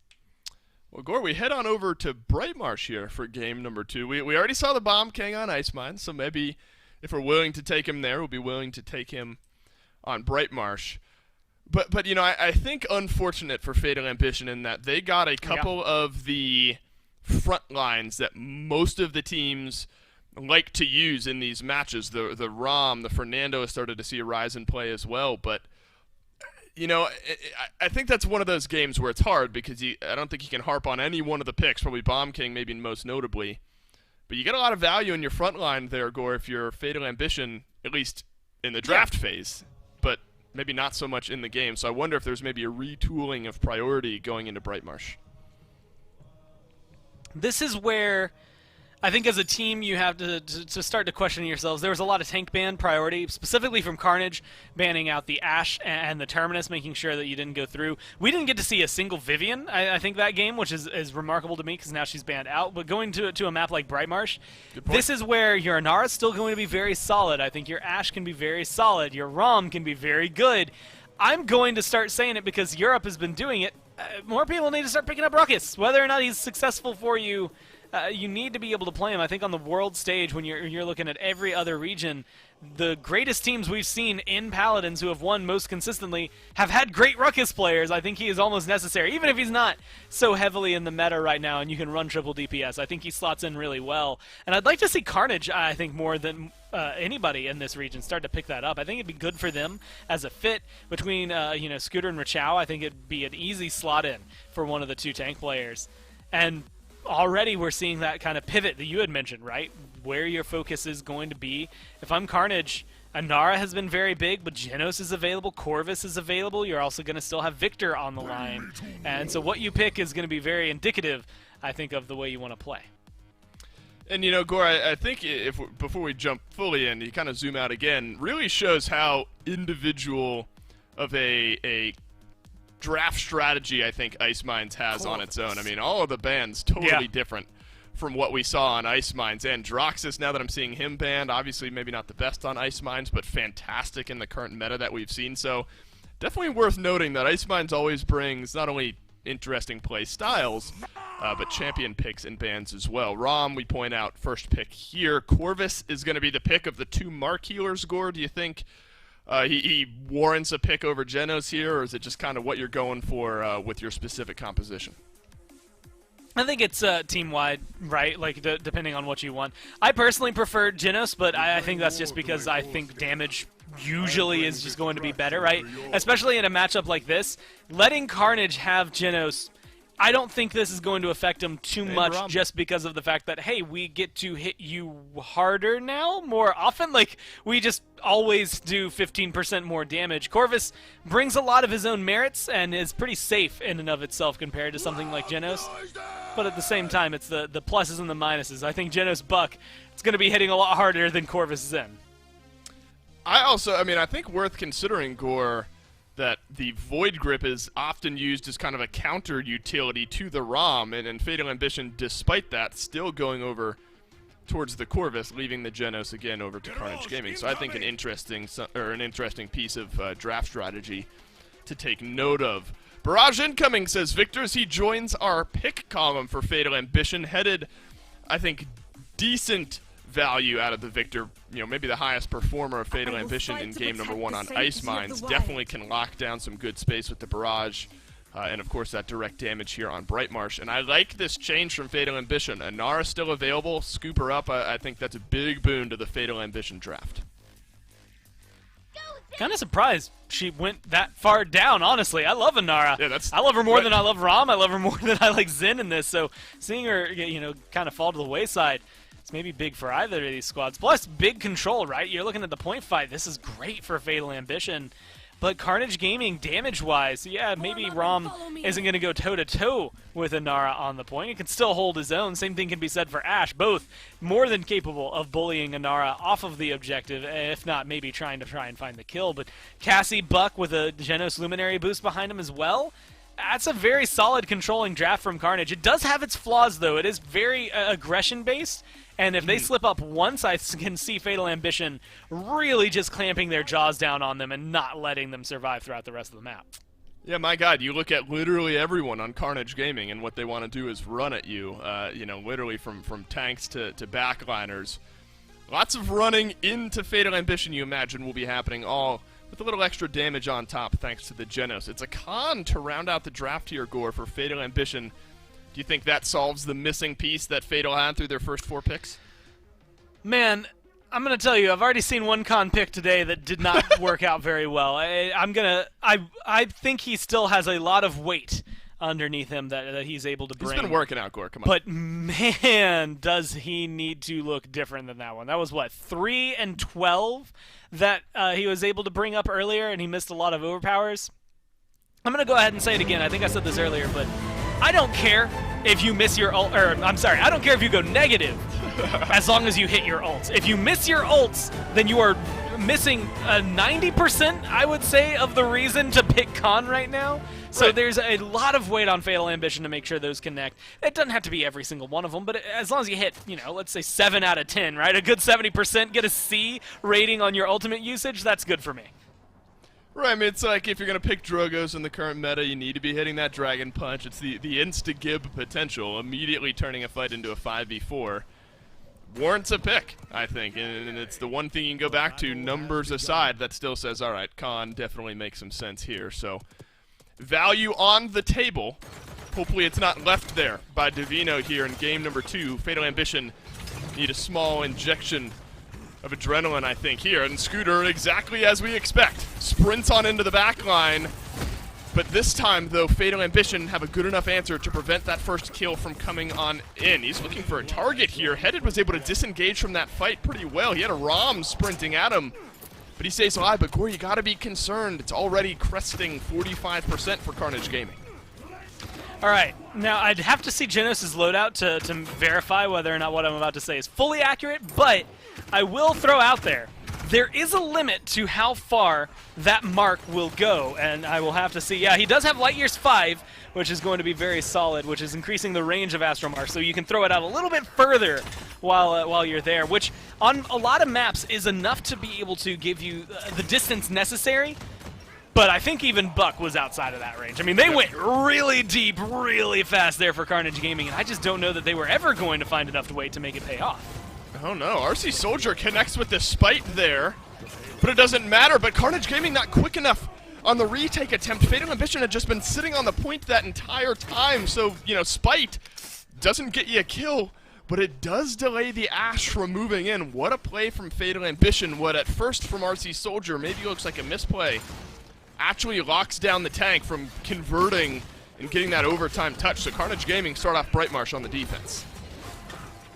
And already, well, you can see this defense going pretty well, right? I mean, that payload has not moved. Now it's gone a couple of feet as they finally start to get some of the pressure. Rachao and Aries going to go down. Cool as well. I mean, not maybe in the best position in terms of, let's say, quote-unquote defense, but great in terms of distraction factor and at least slowing things down again. At this point, my eyes are for Carnage Gaming just buying time right here, and that's exactly what Scooter's doing as well. That is not a, oh, I'm running around because I think I'm going to kill you. That is a, hey guys, look at me. See that payload? It's not moving. As long as you're looking at me, I don't care what's going on for the rest of this. But this is where things do start to fall apart for me. I think they still have a really solid chance of defending. I think Cassie with the high ground is an easy, happy win. But you are really, I think, in a, I don't even want to say struggle bus, but this is not how you need Brightmarsh to be going. You kind of wanted to come in to just absolutely kick them off of the wall if you were able to start this off. Again, Carnage are a really solid team. I kind of was hoping that we'd see this maybe go by a little faster for them, not necessarily for the length of the set, but really for them and their competitive nature in Brazil. I also think this showcases that, you know, you can't really count out Fatal Ambition, much like you were saying earlier. The OS Balamansa effect really coming in full, where it's just they're always going to bring a fight to you, whether or not they get the win. I appreciate everyone sticking with us. We'll get all get the tech issues sorted out and jump right back on in to game number 2, where Fatal Ambition had started off with point number 1. Puppy joins us in the background. Mine is still asleep. I heard the smallest little yap just a moment ago, and I was very nervous, but she immediately fell back asleep. So all thumbs up here on this side. Probably a Fatal Ambition fan, I guess. If we're still asleep, we're happy. Although she might want to wake up if she's a Fatal Ambitions fan. Right, she's going to wake up. Maybe the team will have themselves a win.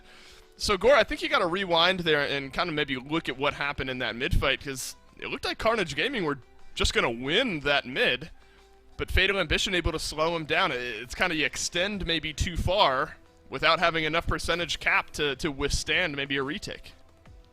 I think it was, yeah, that very beginning where they just got really hyper-aggressive and didn't really find anything for it. I mean, you get Scooter as well as Cool both going deep into the back line and then dying. They didn't, like, it wasn't like, oh, they found, like, a bunch of trades. They went 1 for 1 or 2 for 2. They just went back there and died. And there's no other way to code it for you.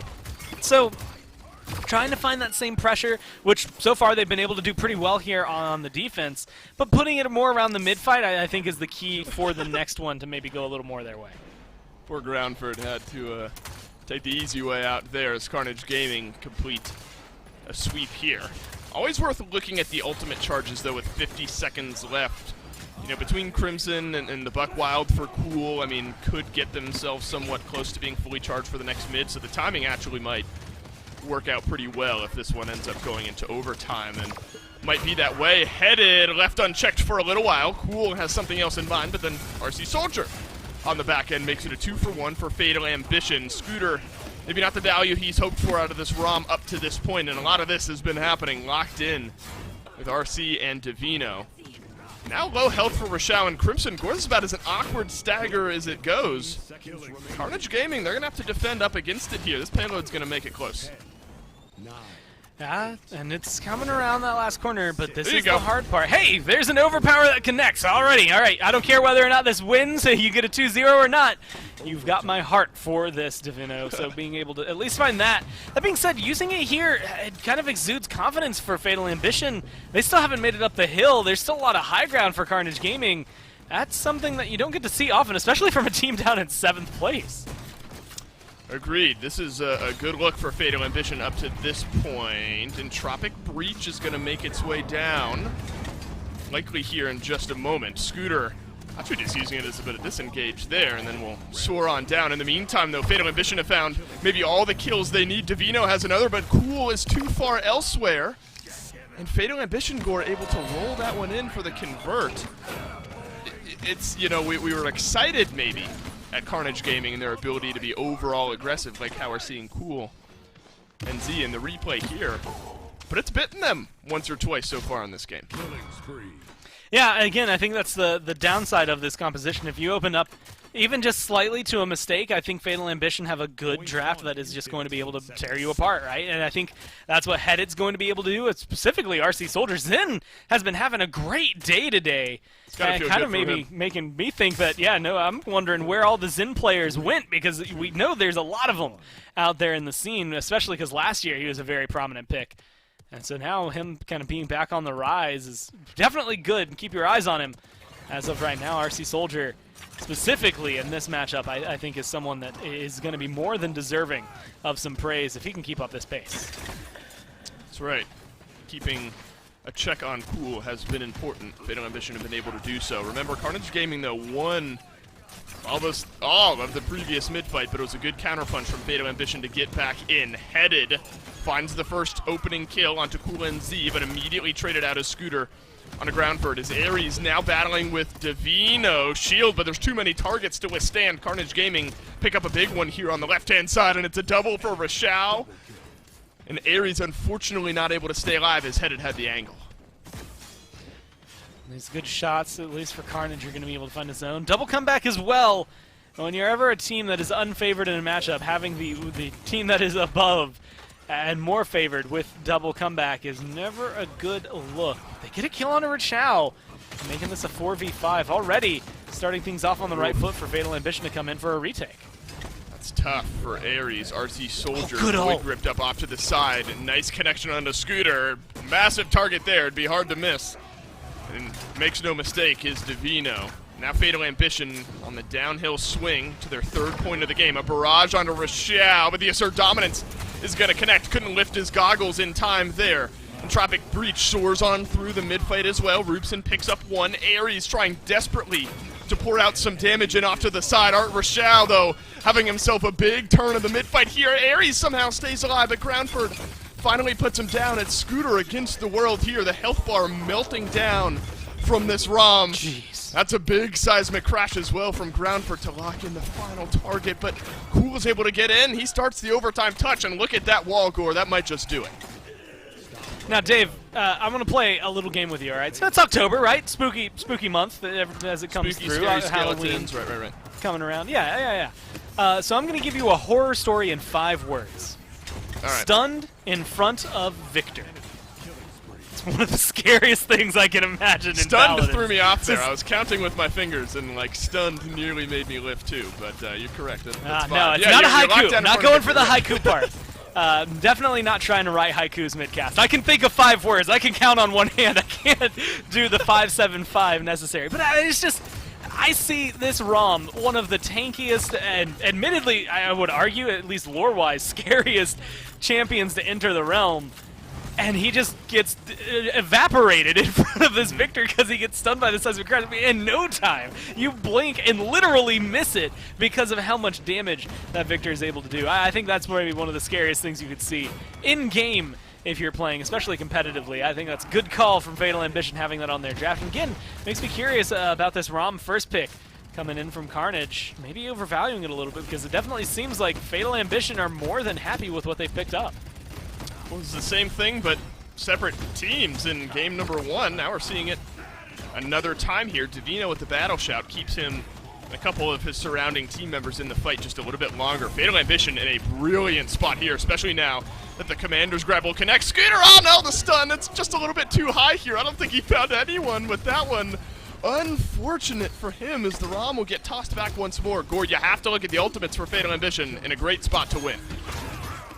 I mean, this is just good aggression. RC Soldier able to get in there. And again, this Xin having a good performance. Uses the Spite, though. Seismic Crash is about to be up. The other three ultimates available here for Fatal Ambition. And so, again, a lot of good that is still on board for them. And you're coming right around the last corner. You're up 3-0. In my mind, you just go full for it, right? You just force this ult to move as far, or not, sorry, this payload to move as far forward. And if you don't use your ults, well, no. Like, I mean, or if you use all your ults and you don't have them for the next round, cool, you're winning 3-1. Yeah, maybe they get the payload, it goes to 3-2. Maybe they even convert it goes to 3-3. But by then you've charged your ults and you're ready for the last mid-fight.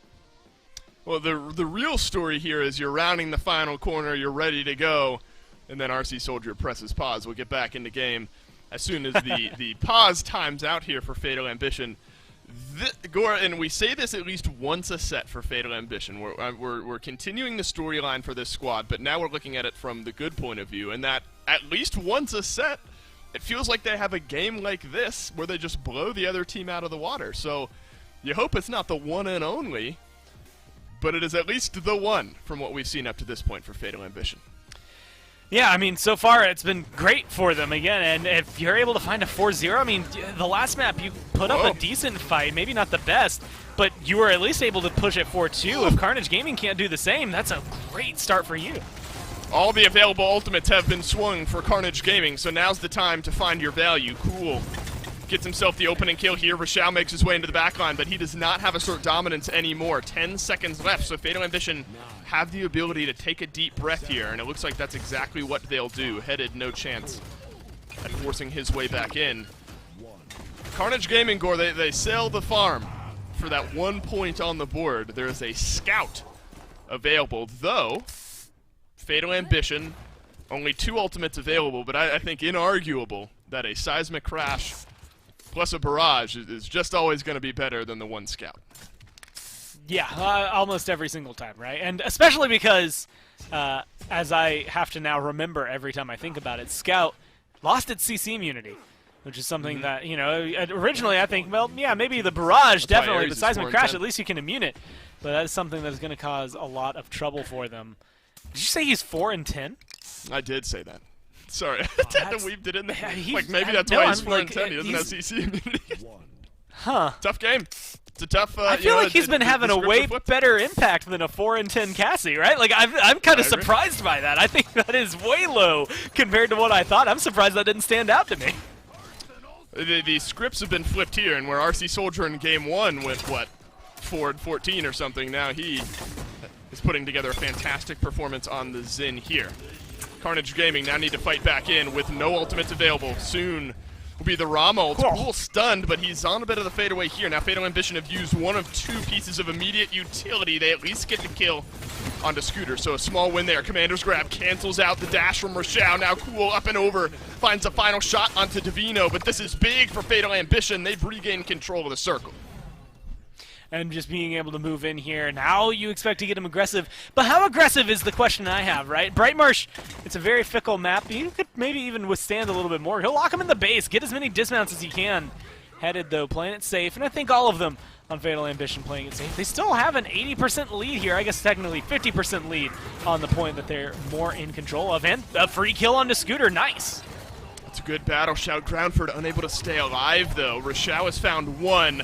But look at this from Divino. RC Soldier puts up the counter and stays alive as well. It's a double for RC Soldier, and that might just be the final straw here. Through time and space soars through, but only finds the victory screen for Fatal Ambition. We are tied up at 1 apiece. I think I have to give it to RC Soldier there. I think a lot of what happens in that game is on the back of that Xin, but there's also a lot of credit to be said for that con. I was really shaky about it, Dave, going in, because I've seen one not do well today. And he ends up 6-6-21. Good ults coming down from him. Good healing, I anticipate we'll see. Maybe nowhere near what you expect to see out of like Genos and the Corvus, but still enough that it's going to make a big difference. And where do you want to look? 16-5-12, the 22-8-11. Headed's damage is probably going to be out of the roof. And unfortunately, I know where a lot of it ended up. Scooter, more often than not, I saw on the receiving end of that. And yeah, 134,000 damage. Yeah, It's very solid. Plus that 14k healing. Again, not a high number, but enough to sprinkle it out. I mean, you want to factor that in. That's a third of Cool's damage that just was all of a sudden negligible, that you didn't have to worry about if you were on the side of Fatal Ambition. Yeah, and if you take Cool off the table, I mean, Ares is left with 90,000. I mean, a lot, I think, to look at there if you're Carnage Gaming. Again, though, I think the struggles for this ROM continue. I was concerned that Fatal Ambition took the Corvus instead of the Genos, one of the potential counters to that ROM, but it looks like Fatal Ambition had the answers effectively the entire time there, Gore, and sometimes the only answer to a big health pool isn't in utility and CC, it's just good old-fashioned damage, and this Zen definitely hit its mark in that department. I mean, definitely able to do so more often than not. I think early rounds got to shine a little bit brighter. Even here, was able to do a lot for him. It's been these spites, I think, that are winning me over today. These teams specifically are able to find them in these really good positions. We've seen a lot of them that have been right onto what I would argue is the perfect target. And for Xin, of course, that's always going to be crucial in being able to find those picks. For Victor, I think this is what it is. I mean, you're looking at a guy, he's a quarterback in the pocket, right? He's just sitting back there. No one's touching him. No one can get to him because Khan is keeping him safe. If anyone gets back there, then you're in trouble and you're talking to your front lines. But for the most part, he was just free-firing. All right, Fish Market, Gore, for map 3 here. We've got Ice Mines, Bright Marsh, Fish Market. What a weird dude. So do I. I feel like it's Kresnik. Every time I cast with Kresnik, he always wonders why I love this. It's just so unconventional. I feel like, you know what I mean? Like it's a weird enough map. I think. Yes. It's just so fun to watch. So I'm very excited to see it here. You know, it's a map where we haven't seen the sniper priorities today, but this map kind of screams to me sort of a game of chicken almost, where either you're banning it if your second pick here, if one of the two gets banned, and if one team picks one, you almost have to, because a map like this, that range advantage just so important, especially on the pushes and on the defense. But Gore getting a sustainable point tank also important because of the way the point fight goes. Yeah, this is the interesting one where, man, it's been a weird phase, because I was going to say Io is one of the most important, champions to have on this map, but she's been competitively banned for so long that it's easy to forget about the fact that she's been just outright winning everything else anyway. And so maybe leave her to the wayside just because she's not allowed to be in the conversation. If this was in that meta, then forget about it. It's whoever gets Io is going to win, right? But now you have to go forward with it, like you said. Do you want to go Barrick? Do you want Inara? I think Inara is still really solid here. You had highlighted range. I didn't think it was going to be highlighted to the point where even Leon was going to be getting banned. But, I mean, that just goes to show what's important on this map. Even Kinessa Strix, I think, are not only ban-worthy, but definitely top pick-worthy in this map. Maybe not your first pick, though, as Genos is still available. Don't make me eat my words almost immediately. They will go for the Strix top pick first, #1 in the draft. Well, luckily Fatal Ambition, especially if they want to answer back with the Kinessa, which I imagine they would here at this point, having a Strix and no Leon, is still a Victor around, is still Vivian around. Rom has just not been doing it so far this set, but maybe still important enough here on Fish Market that warrants that first overall pick. Before we jump to him, sort of my final thought is, maybe Fatal Ambition here can wait a little longer to draft that Kinessa, get some of those other power picks online, unless Carnage Gaming want to go double sniper, which I doubt they would. But Rom continued to be arguably the highest priority point tank in the set. I mean, yeah, picked up a lot. Again, I think on this map he can do a lot for the team as well. You're looking at disruption. He doesn't have to fight a lot on the objective. He can definitely help your team in terms of pushing on the side. And you have to think back, even without Io, go to last year. What are Envy, Na'Vi, the teams that are maybe successful on Fish Market? Actually, I think Envy was always successful. Na'Vi were the ones who were always not successful on this map. What are they doing to make it look good?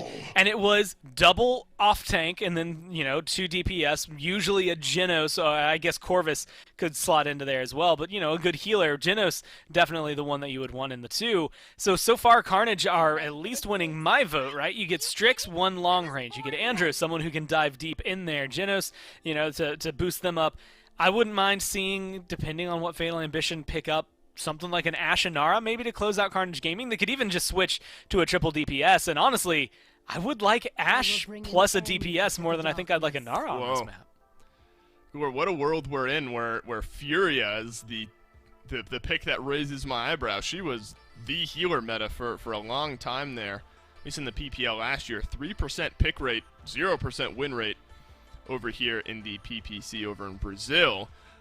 Do you think Furia hits those marks that Fatal Ambition might be looking for here? Inflame is always going to be very good, but then the consistent healing is maybe where that question goes.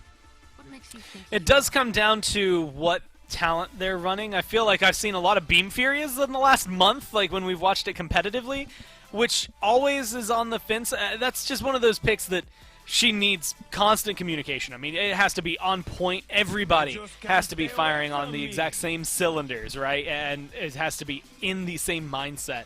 So I'm wondering if they're still going to be going for like the beam heal or what talent they'll be choosing. Otherwise, it is a lot like what you say, right? Where, hey, Fatal Ambition, theoretically, they have at least a do not lose button, right, in the Inflame. Maybe even a win button in the Inflame, but it only comes up every so often. I expect there's still going to be a lot of morale boost. Again, she's got really good peaks, but really low valleys, so she's got a very, I guess just bouncy chart that comes through. A lot of pressure on her to perform, but the Xin, the Cassie, the Kinessa, all of which we've seen be successful, Xin most recently so on that last map, Fatal Ambition, have their abilities. I just don't know. I like Strix Andro Vivian a little bit more in every single class. Yeah, I've got a thumbs up across the board for all of those. Fernando, I think Immortal's going to be great here at keeping him alive on that point with how much some of the damage rolls down. I think Fatal Ambition, I mean, we're not even looking at just Furia here. I think the entire team has kind of a bouncy-looking graph when it comes to the value that they're trying to find. An Inflame, a Scout likely popped at similar times to one another. The ROM ultimate can be used there as well. I mean, Fatal Ambition, they're going to be winning these fights when their ultimates are up. It's in the downtime that's going to be important. Big 4-0 for Fatal Ambition in game number 2 to tie up this set. Now Carnage Gaming will take us on to Fish Market. The big question, though, Gore, when there's only one sniper is, how do you deal with him? Who dives in there onto the back line? But something that we started to see not quite as much as previously is who wins these one-on-one battles between the two snipers. Used to be Strix, he can stealth, but now Kinessa, good mobility with the teleporter as well. It's going to be a fun battle to watch. Yeah, and Kinessa, again, I'd have to check the loadout as to whether or not she's running it, but has the ability of revealing you, at least for a little bit, so maybe able to track cool there if he goes into the stealth. So there's always a little bit of the question, I think, of what they're going to be able to come through. And you can already see, actually running True Grit more than anything. That's the first one I see. Also that open season being able to generate a couple of ammo for you. But I'm kind of surprised to see this, but this is something that is saying, hey, in the sniper battle, if you hit me, I hit you. I'm still coming out of the net positive because I'm getting that healing. It's still going to be, let's say, interesting to see how it works through. This is something that Rainde at the very end was talking a lot about. He loved True Grit, but we never got to see it. Now it's finally the time. Well, both snipers find their mark early on here in this game, but a bit of a roundabout fight here. Cool will strike for the second time. Watch out for Rashao. He's left unchecked here. A double kill for the Vivian, as you'd expect. And he's going to do a little point capture of his own as well. He'll walk back, but so will Divino here. Fatal Ambition, Gore, they'd kind of pushed into Carnage Gaming's side of the map there, and does not pay off at the beginning. No, and now it leaves Carnage in a good position where specifically Rachao is able to get aggressive, find a lot of good hit scan damage, and also just hold any angles they might need in order to lock down and dismount Fatal Ambition. I'm actually surprised to see him fall back as fast as he did. But at the same time, with the damage output he has, I think he's just trying to play it safe because there's no one, it seems like, on Fatal Ambition that can really withstand the onslaught. Look at that positioning from Rashao just off to the side. Stays alive. Roopson does as well, though. Forces Scooter on over. Cool now on a 6 streak here to start off game number 1, or point capture number 1, excuse me. So Fatal Ambition held at bay for just enough time. Carnage Gaming strike first. And being able to get themselves not only ahead, but I mean, look at the ult. So you got Flashbang available. That's one thing to be said. But Sentinel's almost up. Accursed Arm almost up. The DPS are definitely doing their jobs here as they're able to charge their ults faster than literally anybody else in the lobby. And that is always going to be eye-opening, especially on Fish Market. It's contested right now in terms of the payload moving forward, but I anticipate that not lasting too long. Honestly, this is one of those rounds that I can see these ults making the big difference around this next corner, specifically where you see Rachao looking, because that's where the choke point is, right? It's not necessarily as grounded as you would see in some of the other maps where there's an archway that forces you to kind of collapse in as a team, but this little corner that goes and starts turning towards the uphill battle that becomes the push really is one of the most difficult to get by, and I think an Accursed Arm, especially one that finds a kill or two, is easily going to be able to open up the avenue for success for Carnage. I love the regroup here from Carnage Gaming as well. They were pretty staggered out there for just a moment, but the delay enough. Oh my god, is that a triple kill on the through time and space from Crimson? You don't see that often, but you just saw it here. Carnage Gaming, they catch lightning in a bottle, and Fatal Ambition fall by the wayside. What a play.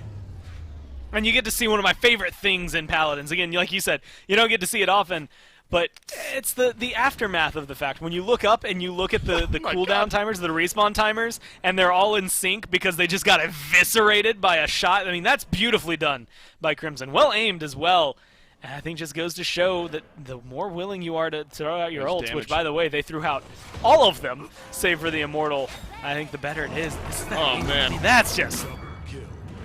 You can't ask for anything more than that. That is a gift from whatever deity you pray to at that point, right? If you're Carnage Gaming, you are more than happy. Praise Odin or what be you to bring that one towards you, because that was just gorgeous. That's nuts. That is nuts. You know, there's obviously some communication going on there. Crimson knows that 3 of them are off to the side, but make no mistake that that's just pure timing there for Crimson, and they all happen to line up, and a 3-man strike for Carnage Gaming. Now carry some of that momentum into the next mid-fight. Definitely some of the potential that Fish Market brings. Quick, sweeping type games, and Carnage Gaming answer back to a game 2 loss very well. Here's the Inflame. This is where Fatal Ambition should be winning their fights, but look at the Immortal here, draws so much attention right off the bat. And the counter punch is there, but Fatal Ambition have that 1 extra kill. Cool still alive in the back, a double as well for the Strix. Divino's gonna melt down some of that health bar, but not enough. Gore, that was the fight for Fatal Ambition, and they weren't able to cleanly win it. I mean, now you've got the respawns coming through. You get rid of Rachao, but that's kind of, I don't know, a consolation prize, right? Everybody else on Carnage has respawned and moved in. Plus, they've got, albeit it's only 18%, but still more point capture than what you have on Fatal Ambition. And so you have to come back into this and just figure out what you want to do. I mean, like you said, that's the fight. That is your win button. That is your I should not lose this, and yet they still were able to get a couple of kills because of how disjointed the fight was from Fatal Ambition. Even now, they're just systematically eliminating them. So it feels good if you're a Carnage Gaming fan. For Fatal Ambition, I don't know, rewind, go back to the Inflame, and then just I group up a little bit better for the fight. It's the game of triple kills apparently here for Carnage Gaming. Ares adds a triple of his own. Now Fatal Ambition really one final chance to get back in here. RC Soldier, a performance to remember in Game 2 and to forget through 3 points here in Game 3. Could just get worse, and Scooter will finally put down the Xin in behind him. Cursed Arm from Ares, though. A rare stumble from Carnage Gaming. Scooter's able to pull back 1, but an earlier push here, Gore, from Fatal Ambition will help him out on the defensive end. And already being able to buy at least a little bit of time. I mean, look at that. That 2.5-minute timer is already sitting at 2 minutes. That's 30 seconds gone that you don't have to worry about. Unfortunately, there's still 2 minutes there for Carnage Gaming, and that is scary when you give them any sort of leeway to work with, especially when these shots have been so on point for Cool. I mean, this Strix has been hitting pretty much exactly the spot you needed to. I think everyone else is having a stellar performance, but I think Cool has been the saving grace. Even in the last fight when we were talking about the Inflame, it was Cool who finds a lot of those kills that really helps equalize the playing field, and it keeps a lot of that pressure going as well. And you're going to need it because that Inflame's coming back up. Nice. That's another way for Fatal Ambition to stay alive. Well, Ares just breaks the ankles of Divino, dashes one way, back to the other, over towards the rest of his team. Cart starting to move its way in. Avoid grip up is finally going to get rid of Divino. Carnage Gaming, though, that's just a retake here from them. Through time and space is not going to find you a triple kill this time around. I say that, and likely end up doing it here. So Carnage Gaming have got to find a way to get it done without the help of a 3-man kill from their support.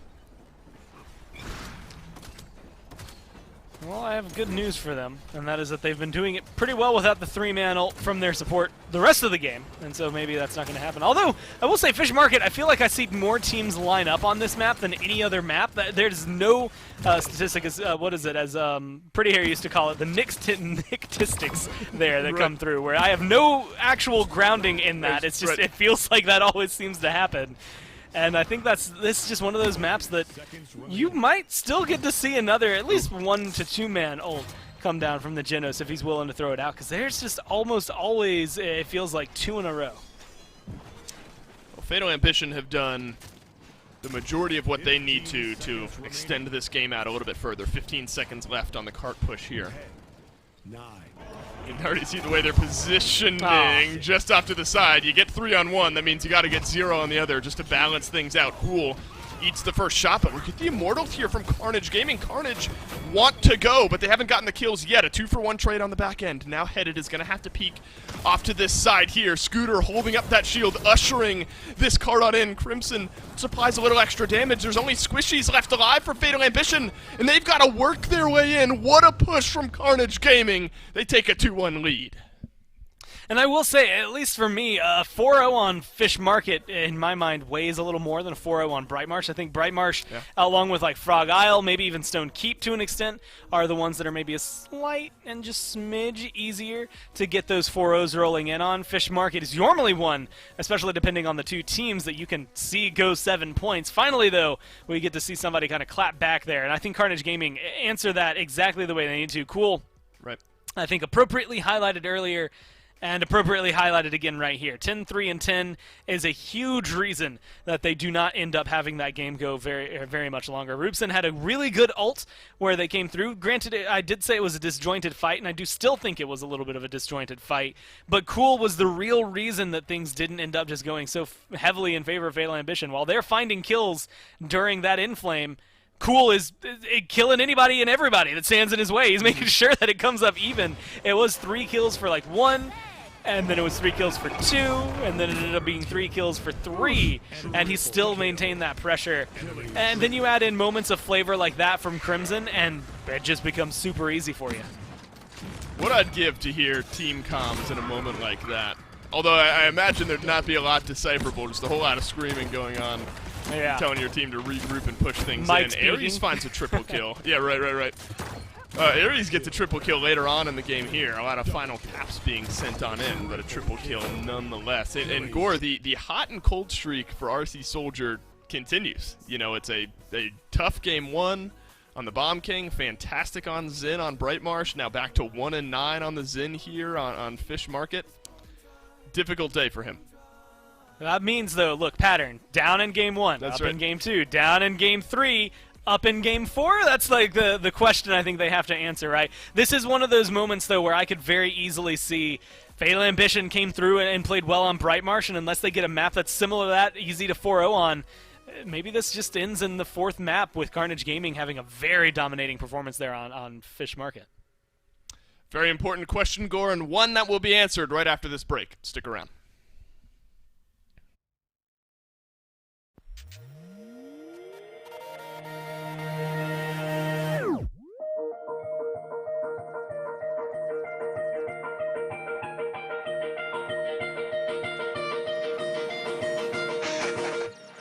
Talk to me honestly.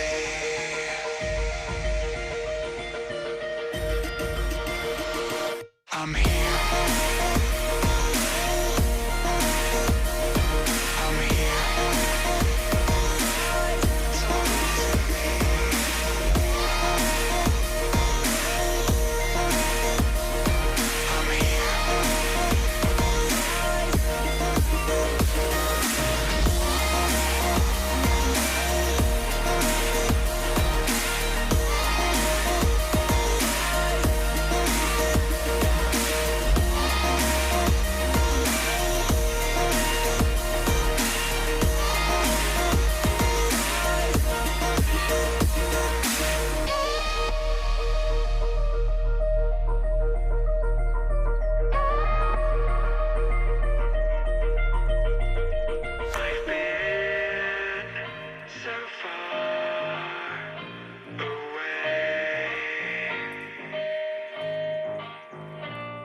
don't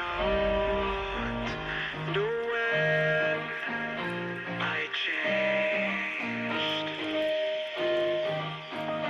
Your voice replaying in my mind. I'm not prepared this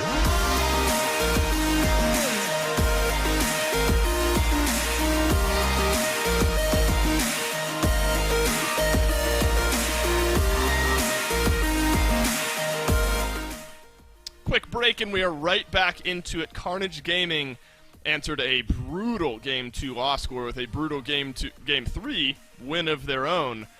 So the momentum, I think, rests firmly on their shoulders moving forward. Yeah, and Carnage should have the momentum that rests on their shoulders, right? Like, it shouldn't just be, hey, you won the last game. I think it should just be in your favor. I mean, 4-2, Nice. You lose 4-1, you win 4-0. And I'm happy we get to see this. I haven't seen a good Frog Isle map. Gore, in you a and I got hot great minute. maps today. We got fantastic Yeah. maps. We go from Yeah, we did. Ice Mines to Bright Marsh, Fish Market. Now, I'm neutral on Ice Mines. I think if you replace Ice Mines with like a Bazaar or a Shattered Desert, we're talking like ideal status, I think, for maps that I get to watch on any given set. But Frog Isle, definitely right up there as far as fun maps to watch. And we thought that snipers were important on Fish Market. I think they carry a similar weight here on Frog Isle. See, now I'm thinking of all the maps that I would want. And I'm feeling like Timber Mill, Frozen Guard are up there just because we never get to see them. But For real?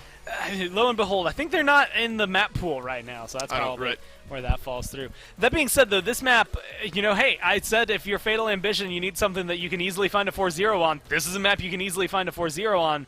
The bad news that comes with that, like the grain of salt you always have to take with that, is that if you can find a 4-0, guess who else can? And it's going to be Right. Carnage Gaming. And that's someone that you have to worry about, I think, coming into this. I'm also interested to see the bans, because already there's a Maeve Strix down there. I feel like Kinessa could be up there. Frog Isle is really, really pressured on the DPS. This is one where I think if Zin gets picked up for Fatal Ambition, he could have another big game. Carnage Gaming might have to ban the Kinessa here if they don't want Fatal Ambition to get the one and only sniper still available. Leon has been kind of an answer to some of that long-range damage as well, so that's something still can find some decent counterplay with some of those snipers. So interested to see where Carnage Gaming go with their second ban. Atlas takes a seat, definitely strong here on Frog Isle. Any off-tank that can find that long range or that high of damage from that far away, as well as fighting in your face, is always going to be good. And no surprise, I think, Gore, leaving that Kinessa open, just too big a risk to let Fatal Ambition have that one sniper here on Frog Isle. Yeah, that's the downside, right? When you ban one sniper, if you're not prepared to either see the other side ban the sniper or you're not prepared to then double ban them, they're just going to first pick it and have an advantage over you. Now, this is where the interesting discussion of supports gets to come in, though, and this is something I'm really happy about because I think this is where, you'll look at Corvus and he's a really great support. He's someone you love to have on your team and I think is going to be good for your squad. But I like Genos on this map a little bit better. I think I might just like Genos better. Maybe that's just me. Maybe there's something I'm missing that comes to it. But guess what? They get to lock in Victor Genos. Am I complaining about this on Carnage? Absolutely not. You're going to win the game off of those 2 picks alone, it feels like. You don't need to Whoa. grab your Genos yet. Yeah, but that's we're right. we're assuming they're going to get their Genos, but just at a later date here because I hope so. I mean, Fatal Ambition, but we've seen we have seen I Corvus? think Corvus Genos compositions. I think that's happened, maybe Binary once or Star twice. Genos. I'm feeling it now, Dave. It'd be wild. I don't know if it works out for Fatal Ambition. Carnage Gaming have a little bit of time to lock in that pick if need be. Gore, it seems like RC Soldier on the Zin now is going to be a roll of the dice for Fatal Ambition, and that's a bet they're willing to take on Frog Isle. We've seen the high of highs and some of the low of lows, I think, so far out of this pick. So, interesting. I think that Fatal Ambition go right on back into it. All right. Oh, Gore has some dice. So for what us. This is die? perfect. What die are we rolling? Like, do we want to? Don't you have a good DM versus D20s a or? bad D20? We'll do a performance check. Ooh, on that's a lot. Zin. I forgot I had so Give many me in give me here. a 1d20 performance check for. Right, but you got to RC choose the Soldier. color. I'm gonna use this one. Yeah, that one. All right, let's see. That's a 2. All right, it's gonna be a bad game, man. It doesn't get much better than that, or Hey, worse than that. That's Dice don't unfortunate. lie. I mean, the DC, The I dice think, don't on lie. that one, I had it like Now I a have to put all 12, these so not even close, unfortunately, there. So, sorry, Fatal Ambition, unfortunately not going to work out here on Frog Isle. Rom and Khan, though, if we're sinking our teeth into some actual analysis, that's a good 1-2 punch from Carnage Gaming as far as off-tanks go. Rom, of course, very difficult to kill, and no map score, maybe not any in the game, where you can get as consistent overpower insta-kills as maybe here on Frog Isle. So if those ultimates are connecting, those kills definitely coming through. Are you saying a literal roll of the dice isn't analytical enough? I mean, chat, look, I can't tell you, but fate wills it to be a 2 performance here. I die. We're playing our D&D campaign, and I nearly died of, like, poisonous frogs in our, like, second campaign. There's no analysis there. I rolled a 1 and slipped on a bridge. Should have rolled 20. There's my analysis right there. See? Should have just rolled better. You're right, my fault. The dice don't lie, and I deserve to die to some poisonous frogs in our second session or whatever. I'm still alive, though, in case anyone at home is invested. Not only that, but in my eyes, the protagonist. At least that's the way I'm looking at it. I'm a side character in a story that I'm a part of. I feel like I'm a side character. I think we leave out a good bit of the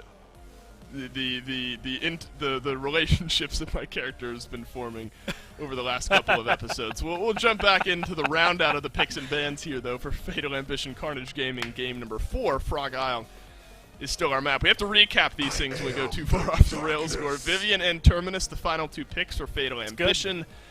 Very strong outpouring of damage, I think, in those final 2. The reanimate going to be very important.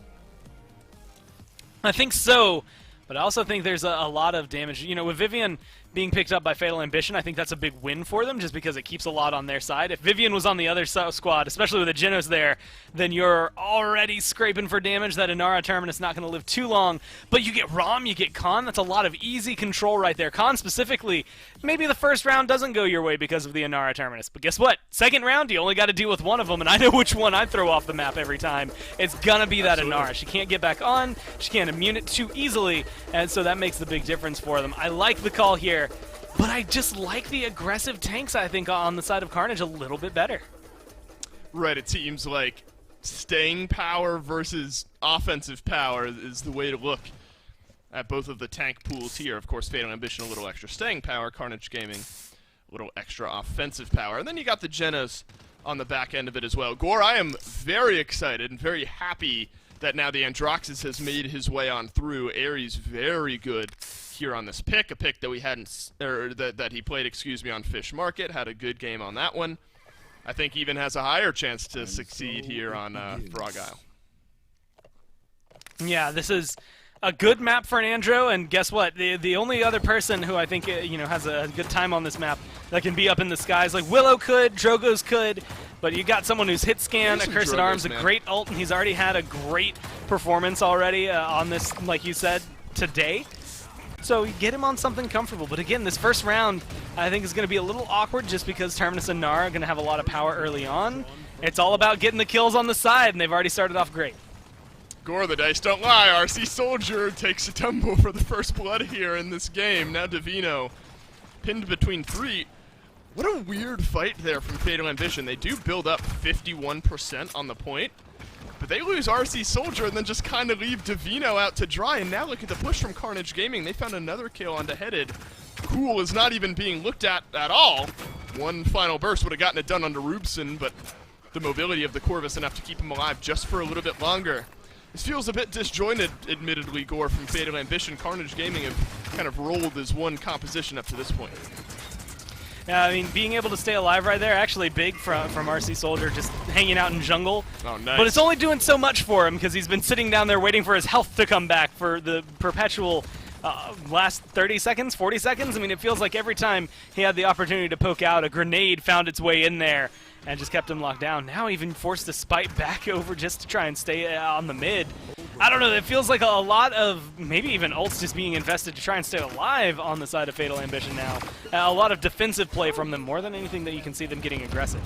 Oh man, it's Headed staying, or Cool rather, staying alive, and now a couple of kills in for Fatal Ambition, including a double kill for Divino. Everything was coming up Carnage Gaming, but now Divino adding a third here in this fight. Fatal Ambition, Gore, I can't believe it. They've captured the point here after Carnage Gaming maybe overstay. Man, but how are you going to do that? How are you going to help be the reason your team wins part of the fight, and then you miss the wall to get up on the high ground and then have to do the walk of shame up the ramp on the side? Either way, like you said, a really good Inara play, but more or less expected, right? I mean, RC Soldier is kind of off and on here, finally getting a kill, so he's able to find a good performance there. Another good shot there from Crimson, though, just lining him up. But it's this early portion where you have two tanks that are just going to outperform Ram Khan at the very beginning. I think Ram and Khan are both very ult dependent and oriented, that they're both going to be able to make a big splash in the next round.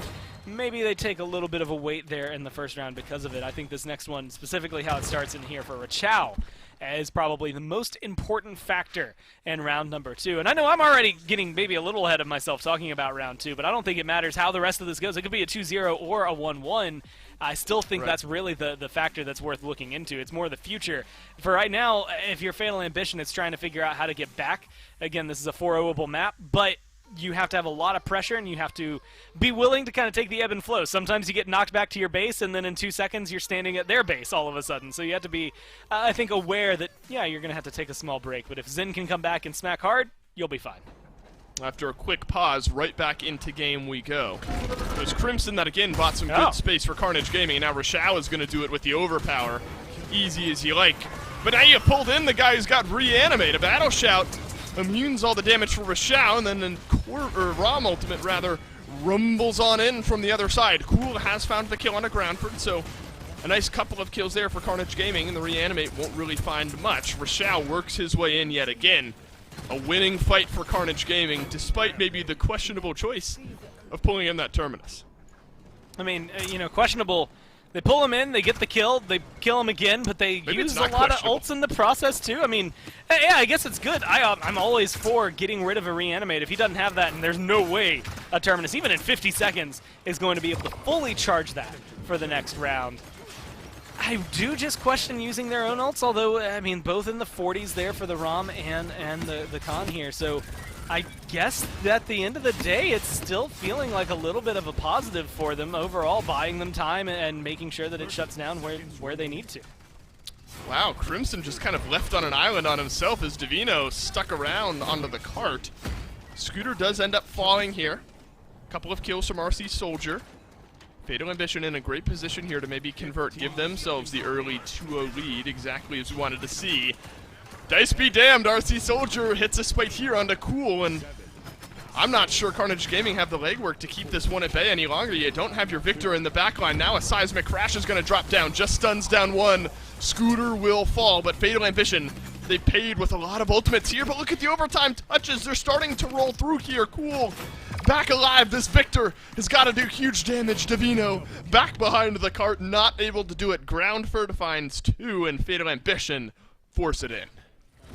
Like you said, they use a few ults on both sides, I think, to make sure that one goes in. Sentinels were used as well as Corvus ult. Seismic Crash is in Spite, so they're not going to have anything on the side of Fatal Ambition going into this next round that I think helped them around not only the end of Point Fight 1 there, but also throughout all of that push.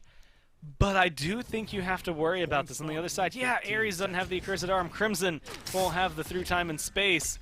But they're about to have overpower. They're about to have a nice wide cone stun from Scooter if he's able to land it. And Cool has that barrage available. A lot of damage and a lot of kill potential available there for Carnage Gaming at the very beginning. Plus comeback mechanic. I don't know. I feel like I am, coming at this in a way that is casting Fatal Ambition in a bad light. But it's just because they don't have as many tools to work with coming into this fight, especially when you factor in double comeback. It just feels like this one should be Carnage Gaming through and through. Right, timing very important here in this game. A lot of those big cauterized numbers starting to build up for Carnage as well. Scooter is going to use the Juggernaut and run his way in. You got to be careful letting a Ram roll 3 here when you're this close to the edge. He'll knock you off there if given the chance. Groundford killed off, but uses the Reanimate, the turn and stun. Not great initially from Scooter there, but it doesn't matter. That wall's not going anywhere. Winning the rest of the fight. Yeah, that's one wall you can't break here. But look at the way that Cool has locked down the rest of Fatal Ambition. A triple kill for the Victor gives Carnage the advantage. And again, lock down where it's necessary. Maybe sometimes you ult and realize that there's not much you can do with it. And so you're just turning to try and figure out where you can go afterward. And even though, again, that wall, it's not going anywhere. It's stunned there. It's stuck forever, in fact, by this ROM. But it gives them the pressure they need. And look at this. I mean, captured before Terminus can even touch. That's right, fantastic for Carnage Gaming, and now Fatal Ambition have kind of overextended trying to get that overtime touch. Carnage Gaming can keep this cart rolling, which is so dangerous here on Frog Isle. Headed does end up going down, Groundford will as well. A double kill from Cool could be a final third tap here, but Divino will fall to Rashao. Almost perfectly played for Carnage Gaming to keep that momentum rolling right on the back end of the cap. And now, Dave, you got to look at it. Pressure's on. You're going to have a couple of ults already recharging. 50%'s there for Carnage Gaming on 2 of them. But, you know, Victor's ult charges back faster than pretty much anything that you could imagine. And you have that through time and space. Crimson's been hitting a lot of these shots, and he finds another one on top of it. I mean, that's just good looks for the team. I mean, he's rolling nat 20s every single... No, the nat 20 was the triple kill. That's just... You passed the check, and you found some kills now through and through in this one. If you're Crimson, Fatal Ambition in a horrible spot to move out and get the overtime touch, especially if Scooter is going to be able to find some small body blocks in. RC Soldier not able to get the kill, but does lock in some damage onto Cool. The Headed follows up with one of his own. A double kill now for the Vivian, who's been knocked down onto the low ground. Fatal Ambition, despite being on the back foot for largely this entire payload push, they're going to keep this one at bay. But Gore, this feels like a round-ending fight, and it's not. There's still a minute left. Still a minute left, and I'll admit, there were like 4 times that if I were playing ROM here, I would have ulted because it felt like it would have been good, but there would have been no follow-up, so you would have been like, man, where was the team? And so I'm glad Carnage held onto it, even though it would have been very tempting to just go ahead and throw that ult out anyway. Still a lot of positioning that could lead them to that. I mean, look at where they're grouped up on the side of Fatal Ambition. It leaves them, well, I would say, in a pretty good spot to get rid of Scooter, or to get Scooter in there and have him lock him down, but he is gone now. Same thing with Cool. This is a good fight for Fatal Ambition.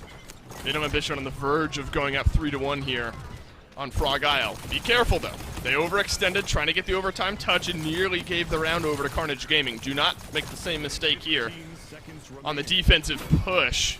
Unable to get the kill onto Ares until now. Divino snipes him out of the sky, and with 8 seconds left, Fatal Ambition looking at point number 3. There will be an overtime touch here, but Rashao goes down. Scooter will as well. Fatal Ambition, they find their 3rd point and could push us to a map 5 with 1 more.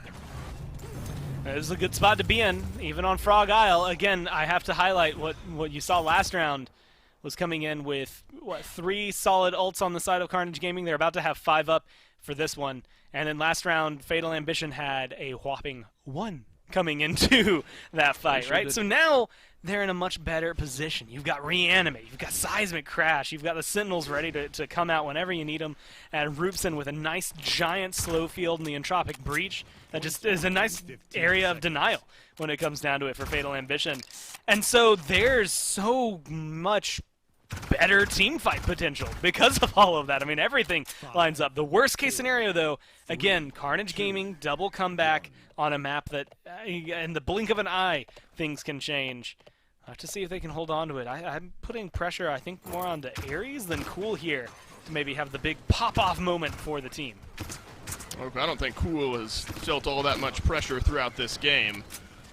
Has big kill numbers, low death numbers up to this point, so Fatal Ambition now working their way in. Barrage has to get canceled early. Groundford sort of just walking at Cool NZ, and Entropic Breach sounds off in the background of this fight as Divino falls as the first casualty, and Groundford not able to find the same pushing power he was maybe hoping for. Cool NZ turns around the damage there, and Carnage Gaming now lock in a fast cap 66%.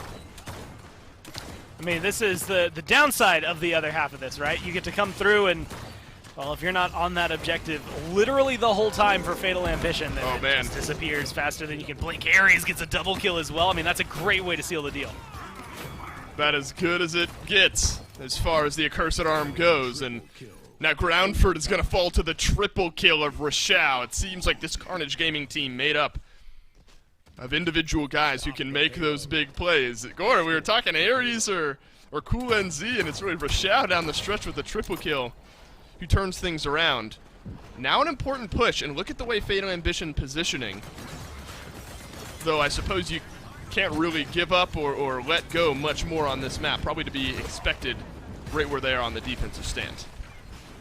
I mean, this is well played, I think, from Fatal Ambition to get aggressive, but they have to be wary here. You want to pull out ults from Carnage Gaming, as many as possible, and make sure they're low when the round ends.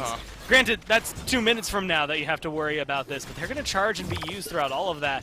If you're Carnage, there's also that weight, Dave, that comes through of, man, we really want to make sure we have our ults for a 3-3 mid fight, which is, what we're shooting for here if we can get the conversion. But we also kind of want to use them a little bit to get that conversion. So where is that silver line, right? What do you use and what is it worth in order to make sure you lock them down?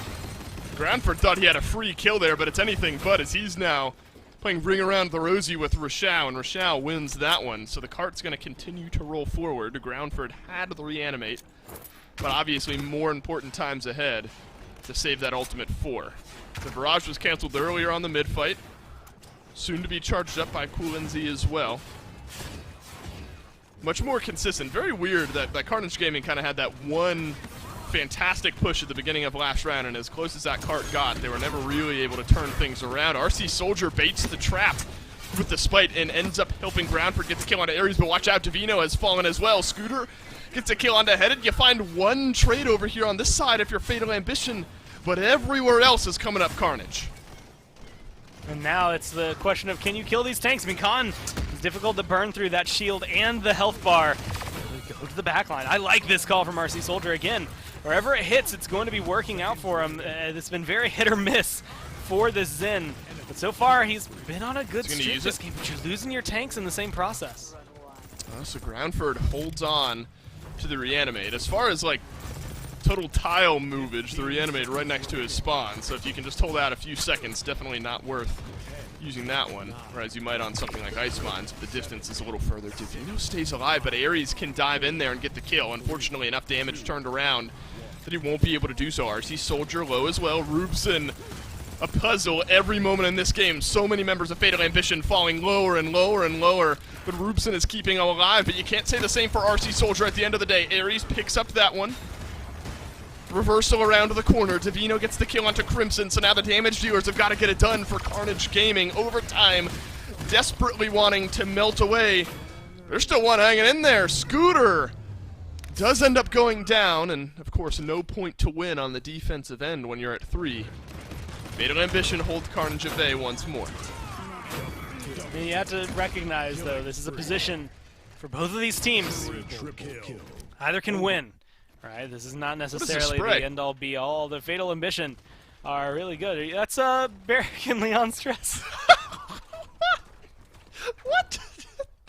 Have you not seen the bad MS Pate? Best waifu right there. I've seen the one on the left there, if Rochelle would turn, the Androxus one. I've seen the Inara one where she's just a wall. And obviously you've seen the best, which one is Gurk, right? The Gurk. Poorly drawn Gurk, because that's the one I use. There's no way, because I know you played games with me. I spray Gurk all the time. Barrick showing a little leg there in that one, my goodness.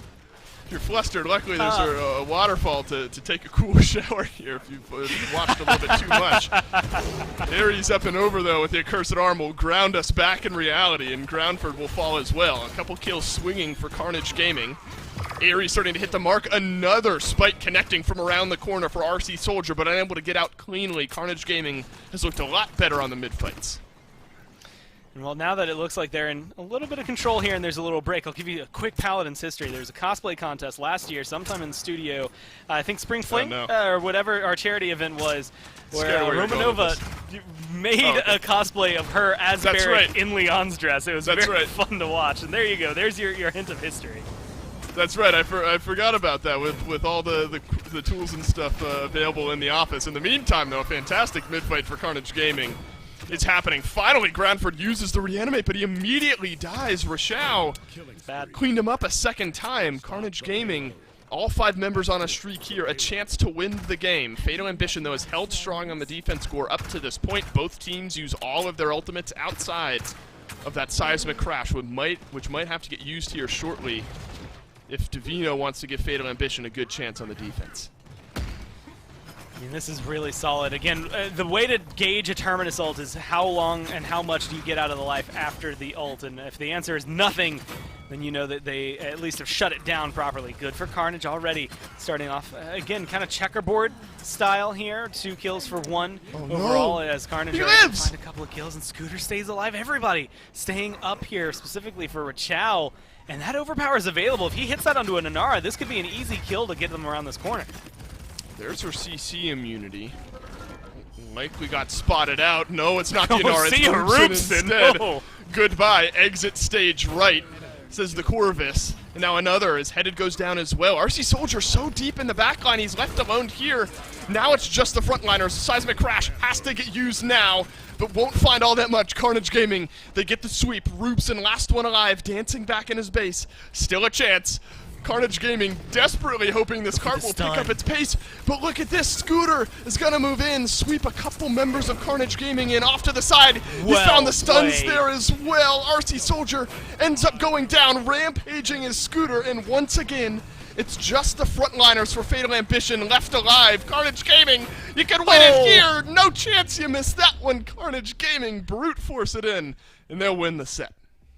And you gotta feel there at the end, Inara locks herself in a block where she's like, I can contest here, I'm safe, I'm fine, and then you see the light up of the Jin Assault come around you, and you're just like, all right, well, this is my life now. This is where things are going for me. I think that's just well played by Carnage. I honestly expected a much longer defense, very akin to the last couple we had seen from Fatal Ambition, but I think there's a little bit of, like, I think the ults used around the mid fight, once those were gone, a lot of them missing for that defense there for Fatal Ambition, so they didn't really have a lot to bounce back Carnage Gaming, and then Carnage just had a really good selective targeting throughout all of that last 30 seconds, 40 seconds, minute and a half, whatever you want to say. I mean, all of it was very solid for them. I mean, 29-28 there did really well for Cool, but like you said, what was it, 9 and 18 there for RC Soldier? It looks like the dice came true.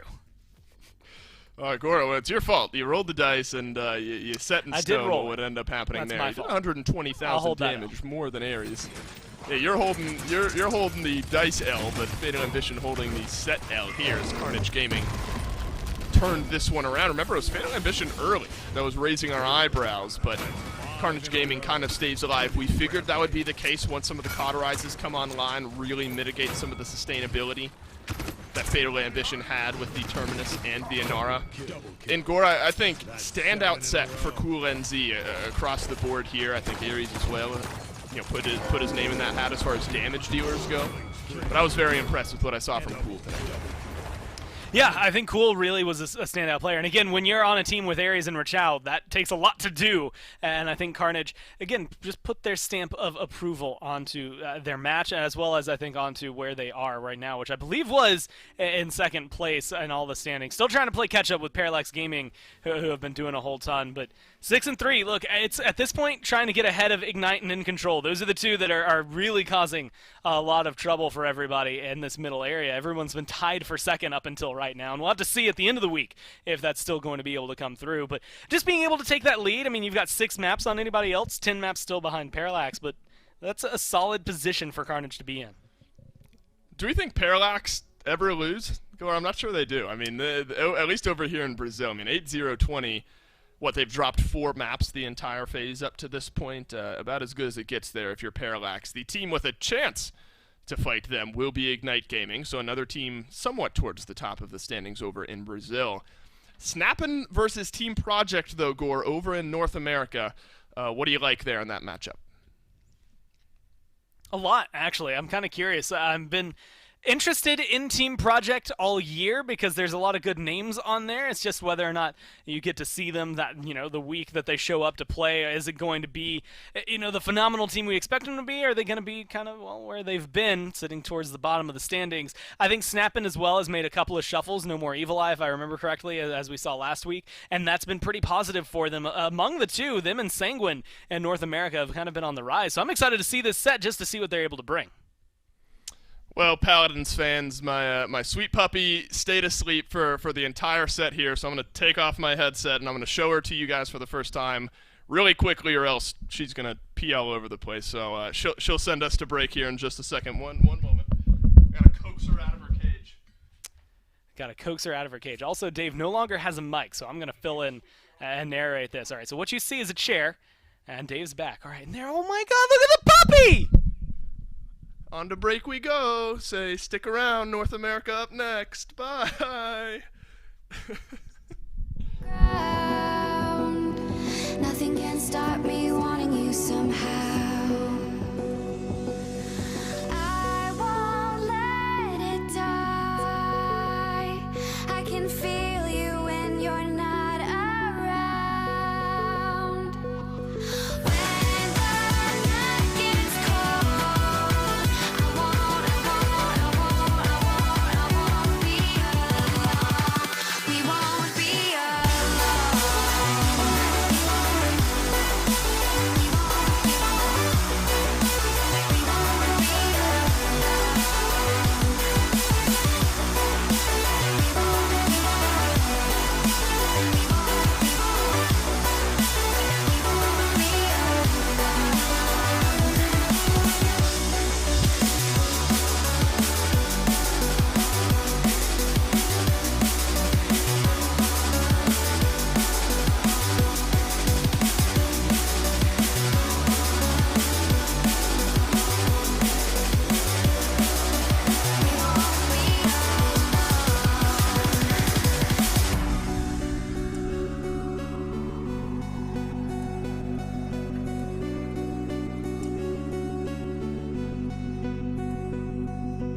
I won't let it die.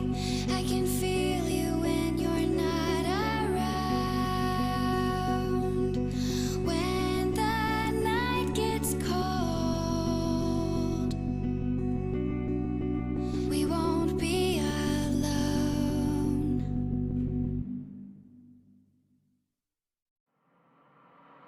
Running full system diagnostics. Machine status fully operational. System online. All stations are now enabled. Target dog the resistance. Operation Overkill.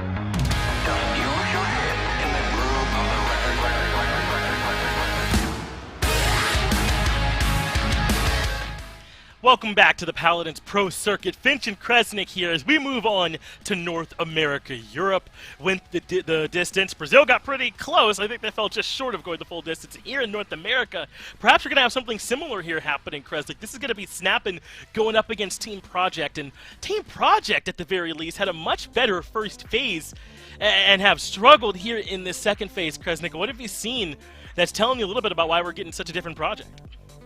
I mean, a little bit of a roster change, but also I think they just, it never feels like they've really caught up, I think, to what everyone else is doing. They've slowed down a little bit on scrims, and I think other teams have really just kind of pushed the boundaries of what they're doing in this region right now. Project only 2 wins. I believe both of them were by Flashpoint, one being a forfeit. So, one was over Snappin before, excuse me, but still, it's been tough for them. I think all these other teams that have new blood or that just really want to succeed are scrimming quite a bit. Project not necessarily keeping up as much, and they've also dealt with kind of some roster changes week to week. They've had Ancient filling in for Hero, and now as of this week and going forward, Rock Monkey's out, and Witch from one of the amateur teams is coming in. So just things they've constantly had to overcome week after week.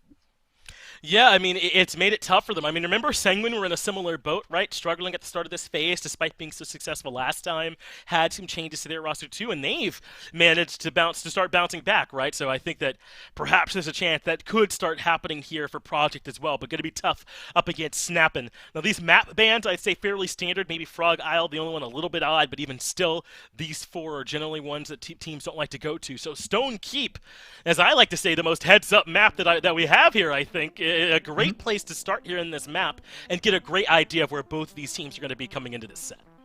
Yeah, definitely a good litmus test for how these teams kind of match up against each other, and a map where you can do a little bit of anything. If you come in here with a specific strat, I think it's a little bit easier here to execute. Snap in with an early ban onto Strix, who is very dominant, I think, in North America, especially with controller DPS. And just to clarify, in this game, only player on controller will be Witch, who moved from keyboard and mouse support in the PCML to controller DPS in the PPC. We'll see how well that goes for them, but Rom banned out. Seems to be targeting Woodknock, someone who I'm not even sure if you really want to target, because his champion pool seems so deep. I feel like he can play any tank that Snap would want to throw him on. Right, and there's still some great options left. I mean, at least back in Europe, we saw Nara being taken first pick when she was available, and then, the list beneath that was still strong. I mean, we saw Atlas doing pretty well, even still dropping down from beneath that. So there's going to be options even without that ROM off the table. But I do like Snappin's sort of focus on this damage backline, right, on getting rid of the Strix and the Vivian. This definitely does leave the Victor out there, both the Genos and the Corvus, if they want to fight over those 2 picks. And as you mentioned, there's still some excellent frontliners out there. So here at this top one, I mean, here on Stone Keep, Victor often does well, Barrage is strong. I wouldn't be surprised if we see him going in these first 3. Yeah, I wouldn't be shocked either, but Torvald, if you want a pocket support, Torv's one of the ways to go. Even though he has that frontline role attached to him, he basically is a big tanky support with those bubbles, and that's exactly where he'll land with his 69% currently win rate as the pick is kind of insane, honestly, for a character that everyone thought was dead. He'll definitely be a boon to them on their team, especially if he gets paired up with another pocket support Project. If they want to deny both, they kind of do put themselves very specifically in we need a flanker to pocket. We need to have like a Koga or an Androxus or something that we can throw these pockets on. Torvald can definitely slow that down a bit. Torvald great against aggression while being paired with that. So Project, maybe they leave one up. Maybe they go more on the sustain route to kind of slow down how aggressive whatever gets pocketed by this Torvald is going to be able to go. So I like this. Team Project grabbed the Genos right away, which you almost have to do, and this makes me think that they probably do want something like the Victory the Andrew next there, right? You want to put that Luminary buff on someone who's going to be getting some work out of it. They don't necessarily have to take it right in this spot, but they certainly will. Genos Androxus, a scary pairing on this match, on this map in particular on Stone Keep, where he can use that verticality, his mobility to get to the back line, win a one-on-one very quickly, and then suddenly they've got the collapse working in their favor. Yeah, definitely a good pairing for sure, especially when the map where you can have so many angles to approach with that. Terminus is an interesting choice into it. I'm assuming that's, I mean, obviously for Woodknock on this main tank, he's able to get very, very aggressive with this Terminus, kind of run people down. Sort of a, I don't want to say skill matchup because it does end up kind of being, can Terminus swing through the sight, the reversal on the Androxus, but it does kind of, if you can pressure out the Andro, then Terminus has a much easier time than to some other flankers. But BK to pair with it, I think. BK, great pairing with the Torvald, of course. The ammo cards work fantastically with him, getting him a full clip, kind of avoiding the reload weakness that he might have now that Royal Decree has been nerfed or changed to a different style. But pairs really well when you could just siphon him in the middle of a fight. A BK that can't take any damage is a BK that can wipe your entire team. Are you surprised now that we've had 2 frontliners picked up and none of them are Andara, as now this Genos buff gets to land on Andro or Victor? I said before it might be one of them, but both is pretty scary. But we got Terminus and Atlas picked up here. You don't necessarily have to have Andara, and these two both, I think, provide a little bit more in terms of damage alongside being really tough to take down. I think prioritizing the Atlas there over the Inara. Smart, because they already have a main tank, and Atlas is another person who can deal with the revive from the Terminus until Resila 3 is online. Snapping, though, they respond with the Kinessa. I think that's a great pickup into this Victor. It's going to be Witch, who not necessarily super comfortable on these backlines, maybe to this point, especially being newer to the controllers, so having someone who is going to be very hard for him to duel, I think makes a lot of sense. And then Grover to follow it up, a Pickled Pepper-esque draft with the Grover solo healing, but Torvald will make up for a lot of that damage they're going to be taking, and we know how much value that CC and Poke brings. And there you go, Finch. There's the Inara, but paired with this as a double tank with only Genos healing, it's going to be she's going to have to be basically diving to get the value out of her. She is. I'm really surprised they still came back around to this. I mean, listen, you're not going to be hurting for damage later on in this game if you've got Andro Victor pumped up by Genos, and even occasionally some Atlas headshots to help out, right? But still, it feels like you could potentially run into some trouble. Kinessa laying down fire, this BK getting in close. There's plenty of damage on both sides of this one as they get ready for game number 1. Snappin' versus Team Project, and where else would these two teams battle first off than Stone Keep for your map number 1. Yeah, Snappin', they to me, they're going to be holding that right side you see on the video right now, that keep, take that space, poke down with the Kinessa, poke down with the Bomb King for control, and even Grover Axes trading out of it. They can burst out whenever they want in Project. They don't really look like they can contest inside that effectively here. All the talents now on the board. I would be surprised if Woodknock doesn't change. We see a lot of Crush coming out of him on this Terminus to catch some people off guard and get some burst damage through those stuns. With a Genos only healing on the other side, that could lead to some opening picks for Snappin'.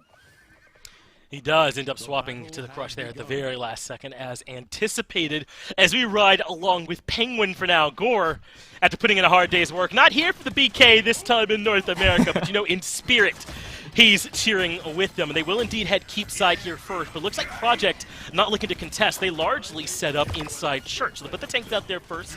Penguin takes a ton of damage, has to reposition, but the Andro looking for the flank. This is Frog coming way to the back, but thinking better of it, doesn't step in right away, and that leaves Witch to put in damage from Church side over across. And Project have already built up a ton of percent. Kresnik snapping inside keep, are not coming out to contest until now when Woodknock does, but Witch's damage is waiting for him.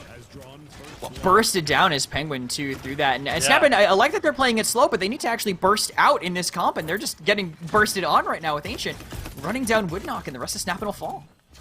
Frog gets his kill here into Stigma, and Project will win this first mid-fight. No big surprise there. Snappin', I don't even think they got a percent to their name, barely stepped out to contest. So now Project start to look to see what they can do about setting up for this offense to get into decent position to start this working. But this is where I feel like this Kinessa is going to start to be a real problem, Kresnik, where she can enjoy these long sight lines when you're defending your base from here. Yeah, the backlines will always, I think, thrive in this area of the map. And unfortunate by Snappin', I think, tried to move up not as connected because of having that Kinessa that needs to be moving with them. Since BK died so early, Woodknock had no one really support him. Kinessa can't help in that little tight banana area of the map, unable to really find those angles. So Woodknock alone, they stagger one by one. The cart doesn't stop this entire time, and now even there's a barrage waiting for them as they try to break out. Reversal from Frog. He knows he's got to reposition, so drops down. Cart now incredibly close to the Terminus. Has to come out here and contest soon. Aggressively, though, Frog wants to hunt down Penguin. Gets there. Stigma is dropped as well. That means a lot of the damage missing now for Snappin'. Basically just defending with bulk at this point because the Brawn has been put back into the base. Dropping down, looking for Woodknock, who does come over the top. And is able to stay alive, at least for now, get some shielding too, but this one's so close, there's so much time, it's hard to think that Project won't eventually get in, but Snappin' showing some life, Woodknock and Bones, both lighten up the kill feed, and send in Project back, at least for now.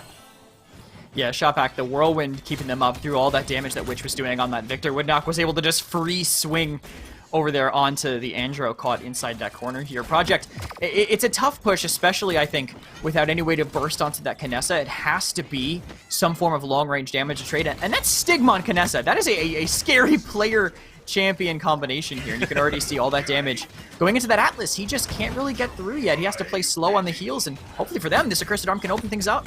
It's going to have to, all the way up top, looking for it. Lots of damage came his way, though, so he drops back. Penguin stepping forward for damage, but has now been hit by the Void Grip. No more coming. This is a BK with 35-50 HP. Not the easiest to take down as Frog drops first. Bones is the one that gets that kill. Nice little CC landing onto Stigma, but there is no follow-up. Yes, Witch gets a kill onto Penguin, but Project starting to stall out. Remember how close they were to converting, and here they are with seconds left, struggling to find a way back through the arch. The Inara in danger of falling down, as well as Reincarnated considering pushing forward, but nothing there as G-Bunny's kill fades away. And as Victor tries to escape, Project have done an excellent job of holding off Snappin', despite being in a position where it felt like how could Snappin', or rather how could Project not be able to convert from here, right? An excellent defense. What a tough look from Project, though, right? They could have just bursted through. G-Bunny literally locked down the entire backline. Penguin really struggling 0-5 right now. But even with G-Bunny taking Stigma and Bones completely out of the fight, absolutely no poke beyond Penguin on this Bomb King, they just can't get through. They just have someone in the way. Woodnock is enough to slow down effectively the entirety of Project, so they can't get through. But Resilience is coming up now, so the roots, the stuns from the Bomb King, the Nullify from the Torvald, all going to be just a little bit less effective. Might be able to find a better side of the fight, but they need to get a lot of items into Snappin's comp. They need Wrecker for Torvald, they need the Resilience for all the CC, they need Cauterize because Grover does so much healing. Snappin still have a chance to make this work, and their Walker into Time and Space, though, going to make it so much harder. Yeah, we'll get to see Snappin's first time defending here in mid, considering how quickly it went to Project last time, as 33% is already on the books there for Project, 40 now. And they're going to be coming in through Keep yet again, but Frog is here and ends up getting caught out. Big damage from Stigma with a little bit of help from Penguin, but Ancient gets Woodnock in the other direction. Reanimate, he is right back out and ready to fight. And Project had to fall back. They lost Witch as well. Big bomb damage, almost enough for them to get the kill onto this Atlas as well, but he continues to live. Penguin pushes forward, and Snappin' now have mid control for the first time. And now they can put this Kiness up a little bit forward, see if she can keep them at bay as the King Bomb rolls into the back of the fight. Looks like that certainly worked as they get the kill onto the Genos as well. Perfect there. They combined it with the Torvald bubble, so 50% extra movement speed on the King Bomb, rolled straight into the back, found Cuss, and now all their health pool, it's not going to regenerate. It's all on how much damage they do here, but knocked off the point is Ancient, and he's going to have to find a way to contest for overtime. I like this, but they did have a little bit of help coming from G-Bunny, but G-Bunny goes down right away. Great use of this ultimate, has forced the NR up and got them a little more percent, but Project now back in control. Frog gets rid of Stigma, pays for it though as Reincarnated claims his life in trade. It looks like this mid is heavily contested at this point. Penguin got a great position to throw in damage to bully this Inara, and Ancient cannot live through it all. So that means instead has to be picked up by G-Bunny, who steps forward, which has more damage for Penguin. And Project, again, managed to win the mid fight. This time much more contested, Krez, but it looks like Snappin' couldn't keep up with their single tank comp. Yeah, even with that deep engagement from the Bomb King to catch the Genos, they just wore them out. The big shield from G-Bunny. Much better when you're not running out on solo tank. We see that a lot in EU, but when it's actually enabling a full team, it's able to help a lot more with another tank to soak up the rest of that damage. But look at this split aggression. Woodnock's in, but everyone else is too afraid. They have too much damage in the doorway. Woodnock now isolated, caught out by Project. Great way to respond to that, I think. And Snap it, they can't really keep the gas down this hard because they don't have anyone to absorb the fight. Penguin having to retreat for now as Witch stepping forward a little bit further. As I mentioned, this space now belonging over to Project, but a great response from Snappin'. Bones with some damage, catches Witch getting a bit too aggressive. Bones stepping forward again. Really, I want to give all this to Penguin. Bones was nearby, but that was mostly the BK damage as he and Bones together light up the kill feed. That will be enough to push back Project for now, and Snappin' seem to be looking so strong on their defense. Their mid-fight just now was strong too. Project probably going to need some extra help in this one. If it comes down to a 3-3 mid, I don't know how guaranteed it can be. Yeah, it's going to be scary for them, especially since I think Project's comp gets a little better late game once they have all the cooldowns up, once they have all the items to fight through everything else. But Penguin, their comp doesn't really need those right now. He tries to go through and find even more. Can't because of the wonderful peel from the rest of their team. And looking at this again, this is where it's going to get hard. Stigma, you can't peek a Kinessa like that. You have to play so safe. He controls the entire map. I don't know, man. Maybe I could challenge the Kinessa. He has a lot of time to think about it while he responds, as the answer is clearly no. Gee, buddy. Now the next one, contesting with Penguin. He has dominated this side of the map over here, hasn't he? Near this little chapel, and he's kept them pinned in. But G Bunny trying to push through and pays the price. Plenty of damage waiting for him. Witch falling back as well. But Penguin barreling through has the damage. This is why Gore wanted to see BK, because my man is putting on the hurt right now to anybody who will listen. Reincarnated Penguin both taking care of Ancient and Frog, and the time ticking away. 78,000 damage from him already. The shock to me is that it's more than the Kinessa, but I guess when you're getting all these Torv bubbles, and it's not making him do more damage, but it's letting him stay in the fight for longer to make that happen. But right. does dismount be enough? They have only a second left, and it looks like it will be. Snapping, they'll hold on from that. But no, the bubbles on that BK lets him get so aggressive, lets him get away with basically anything there to push that forward. But love seeing that the pocket strategy work, especially after people wrote Torv off for so long. I'd be interested to see actually the Torv build one more time really quick. I just want to see if he's running any more ammo given. And yeah, so that's a full clip reset every single time the Bomb King gets bubbled, which is terrifying. That's basically just a chain gun Bomb King running down the team. Yeah, 78,000 shielded here from the Torvald. Not bad, considering we're only at 2-2. Just an insane combination that these guys are all able to make together. And so far, Project have won both mid fights. The first one handily, with Snappin barely getting to mid, but the second one was closer. Snappin are starting to figure out how they want to approach, and this time they go church side, changing things up. King Bomb going all the way past, looking for maybe Cuss in the back, but finding nothing, no one there. So now more damage coming in from the barrage. Tickles the Torvald, who manages to live through it all. Way back down in mid, Woodknock has been pushed out. Project doing a good job responding to this different approach from Snappin, keeping their feet beneath them as Stigma gets bounced back, and Penguin does make it to the back line this time. He finds Frog early on and is able to get the double. Ancient goes down too. Snappin turning this one around. This is interesting, the way they swapped this one up. Project, they won being outside before, and then Project says, all right, well, maybe we'll try meeting them this time. They thought they were going to do something different. They were right. They were right. Snappin changed what they were doing, but they ended up just being in the situation that won them the last two mids. They just put Snappin in the better position and couldn't find a way to get through, and now they're rushing to touch this point. It's going to be difficult for them when Reincarnated has his ult. That keeps everybody at bay, but the touch, or rather, at least someone on Snappin has gotten off the point, so it's being contested. But Woodknock, again, able to catch up and put the last bit of damage into Ancient. Cuss has found one himself, too, and the Reanimate comes out on the point. But this time, Woodknock getting more value. Bones, Penguin, and Stigma all finding kills. The snipe from Stigma there, and Witch puts the head out, and Stigma takes it down easily. A double for the Kinessa, and this was what my concern was. It felt like Snappin were getting closer and closer to figuring this mid out until eventually they got a win, and now a chance for them to win on this conversion. Yeah, we'll see how far they can get with it. I like that they're controlling this bottom right side because they don't have one to really do it. Andro can't contest that himself, so now Torv and BK and Terminus actually putting a lot of resources to make this Bomb King work is going to be able to hold this area now. And you can see, though, they can't really go up there at all. Witch put so much damage into that Terminus, he had to drop down, but they're ignoring the other side of the map, and Bunny will find Stigma. And Reincarnated, not too tough for G-Buddy there in the back when everyone else is elsewhere. Frog getting a kill too, and now that everyone has fallen, surely more will go the way of Team Project. So a nice little defense here for him that Project needed to hold them off. But how is Snappin's offense going to look? We've seen Project now twice in a row get a chance to start pushing in. How is Snappin going to be going about this? I mean, either they're going to keep doing that hard stack on the Bomb King like we saw before, or I think they can just play it slow and play off of Stigma. They have that range poke they can kind of do, but Project's aggressive defense can kind of break a hole in this. Andro catching Penguin out should win this duel, barely saved by the tape bubble, but still manages to win it. But still, 1-for-1, this aggressive defense is working out. Reincarnated and Woodknock now, though, having found some kills. Maybe we'll get a chance to see if they plan on all crowding the Bomb King and giving him a chance, Penguin that is, to sort of be the decider on this one, if they can find another way in here, Kresnik. They pushed past this aggressive zone here for the most part, especially with that last kill coming their way, and now we're pushing into Arch.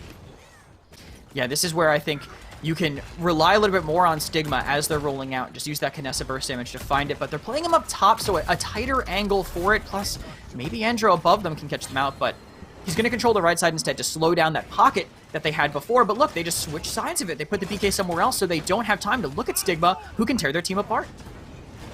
They certainly want to have plenty of time over there to free cast, but over the wall comes Frog looking for Stigma, but great peel comes out and he cannot complete the job, but still he's managed to push Snappin pretty far back and got them all to group up on the other side. Through that wall comes the Inara buying some time.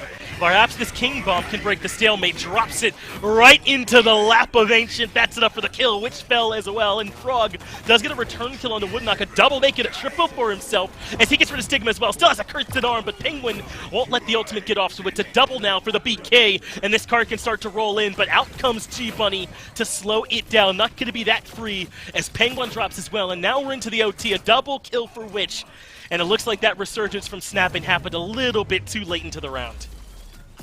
Yeah, the cleanup from Frog too really saved them there, having that Androxus. So impactful.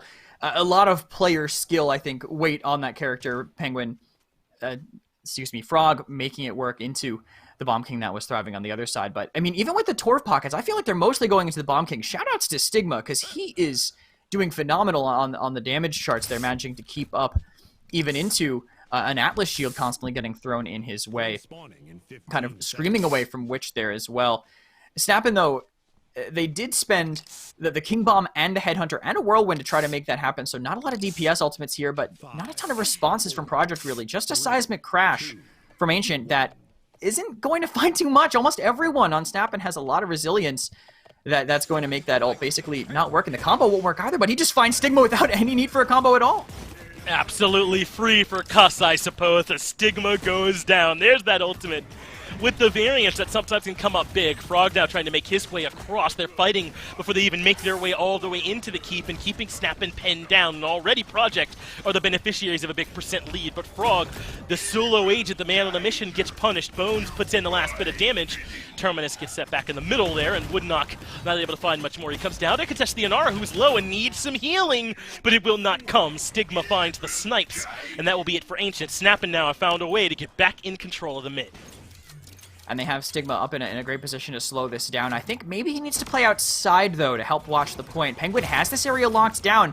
Watch the other lane so they don't have a way to get in, but as of right now, they'll use the wall to get in anyway, and the Seismic Crash will open things up.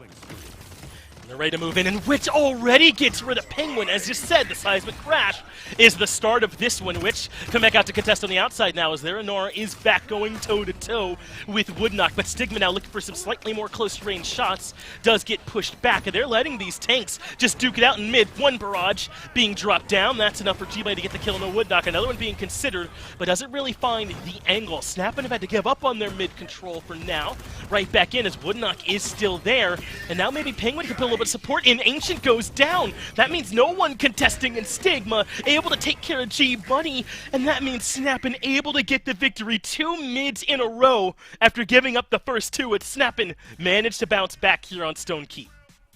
Yeah, the fact that the fight went long, I think, helped them out a little bit. As soon as they turned towards that Inara, that once the DR was gone, Inara with Generous doesn't really have that level of burst sustain, because Earth and Guard isn't a full reheal. When you have that Genos, you have no way to actually go from 0 to full, which is one of her biggest strengths. So Terminus heals right in Ancient's face. Ancient, hard game for him with only that Genos healer, and I think they really abused that as the game went longer. They slowed them down with Torvald, they slowed them down with Roots from the Grover, and then just turned to the part of the map they knew they had the biggest advantage. And it worked for them. Stigma ends 15-9.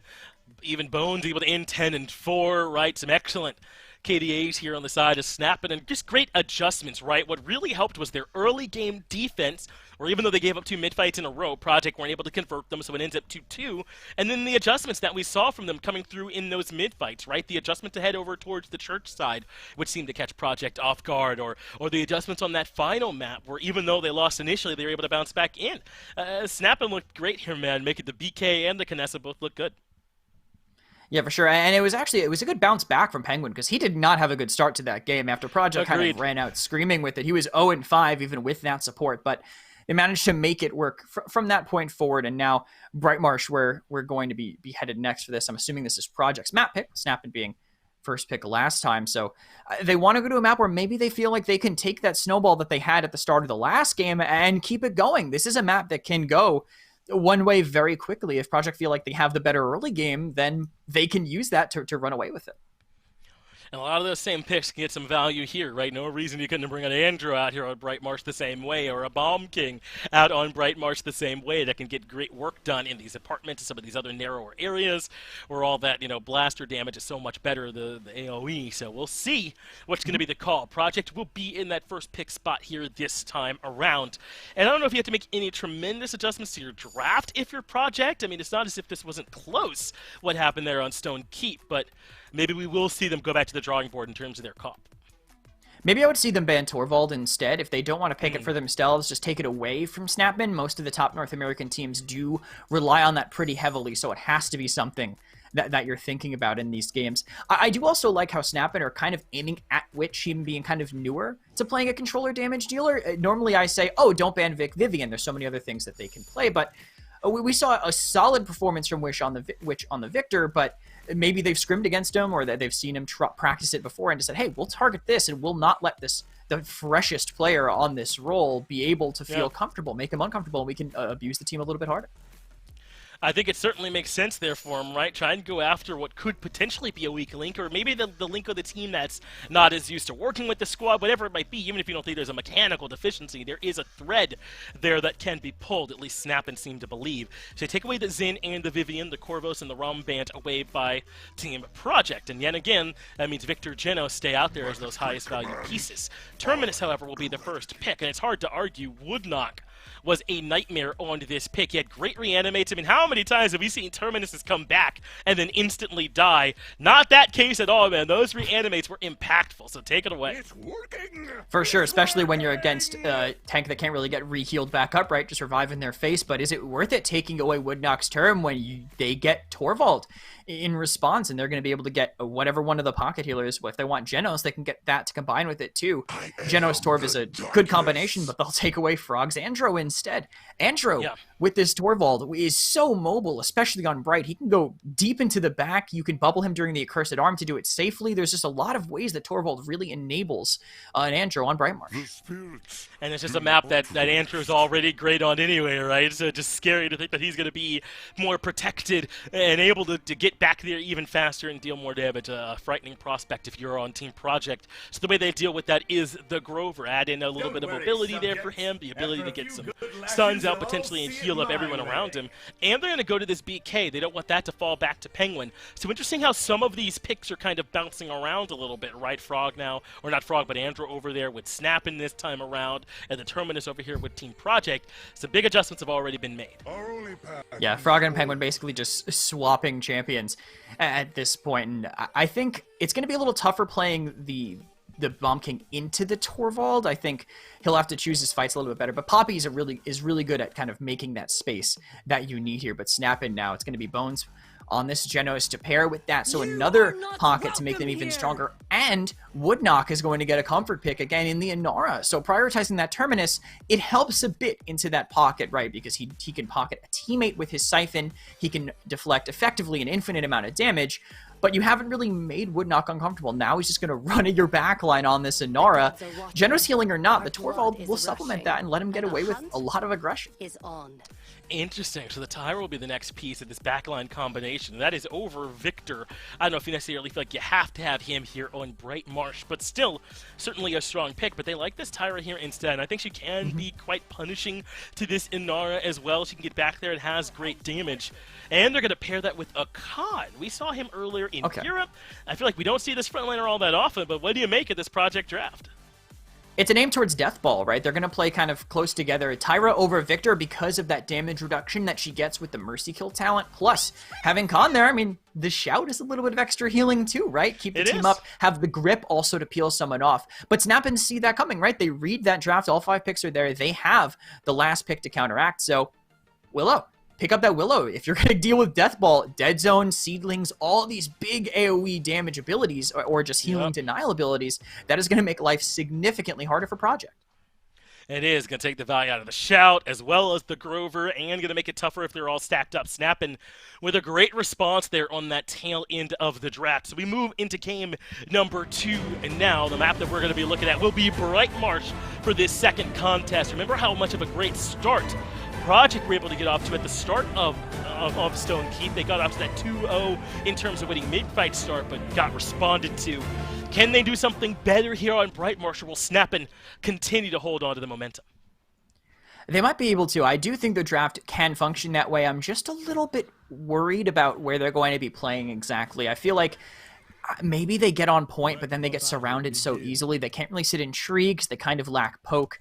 And interesting that it looks like Witch isn't going with Mercy Kill, which is going Hunting Party instead, which will make survivability a lot harder, but they're just looking to isolate someone, and it didn't work already. Ancient, before they can even make a move, he falls on the point. Well, that's tough. Ancient had a hard time last game, and it looks like it's not getting any better, huh? He drops right away as Woodknock puts in that last bit of damage. So Snapping already with some early mid control. Most of Project have fallen over back towards those apartment sides as G-Bunny started to come forward a little bit on his own. The Terminus does start to step in with Frog back there to provide a little bit of support. Looping back around to the other side as G-Buddy does get rid of Reincarnated. Woodknock gets 1, but so far this fight favoring Project. A 2-for-1 in their favor. And starting to look to see if they can maybe establish a bit of mid-control for themselves. They do finally grab it, but Penguin on the way out puts some damage into G-Bunny, so even still they're not able to get any percent in this small window. When the DPS are alive, it's so hard to trade onto the point, but Snap and Woodknock just a force standing there as Penguin making room on the side with the Andro. With the Torvald there, they just can't get in. Ancient wants to save his team, but he can't do it, and then Stigma runs in uncontested and kills Cuss. Alright, so this grab does end up landing, but I am still a Willow, just so you know, G-Bunny. And G-Bunny seems to have gotten the message. He's backing up. Aggressive now from Stigma. Alright, thanks for the help. We were missing a couple of those, but we made it out A-OK. Witch ends up going down. It's Snapping now, comfortably rolling the cart forward.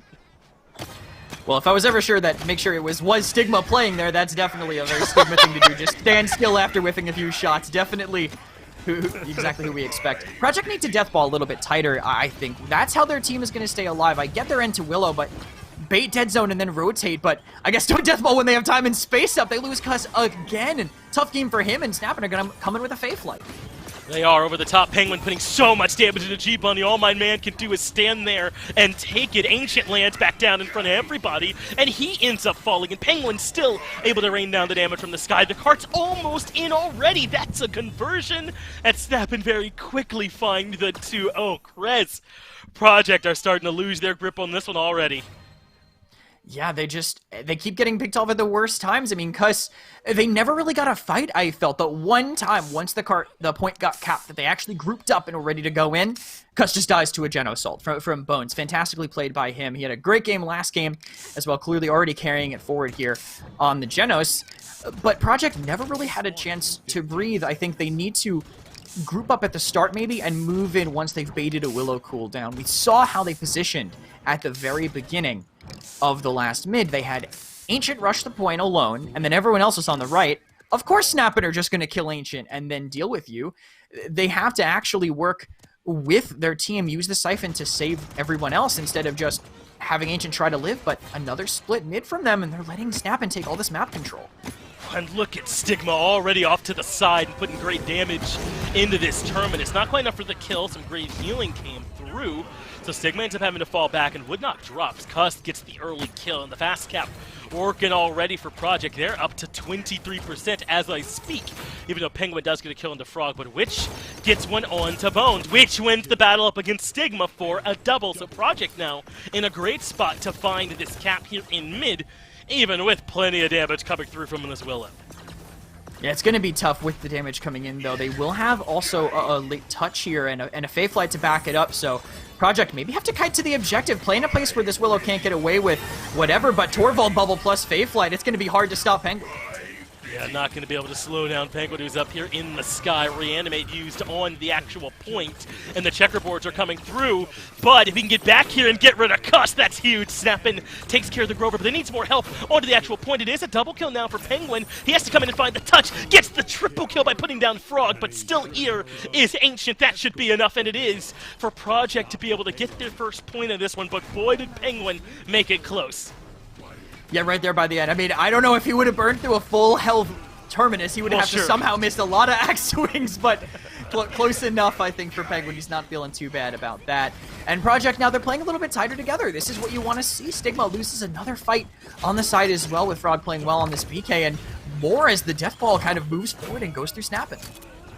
Project now a little bit of momentum on their side. Should be able to get this kill onto Bones easy peasy, staggering him out as Ancient gets 3 in a row, and Project can now start to keep right on rolling.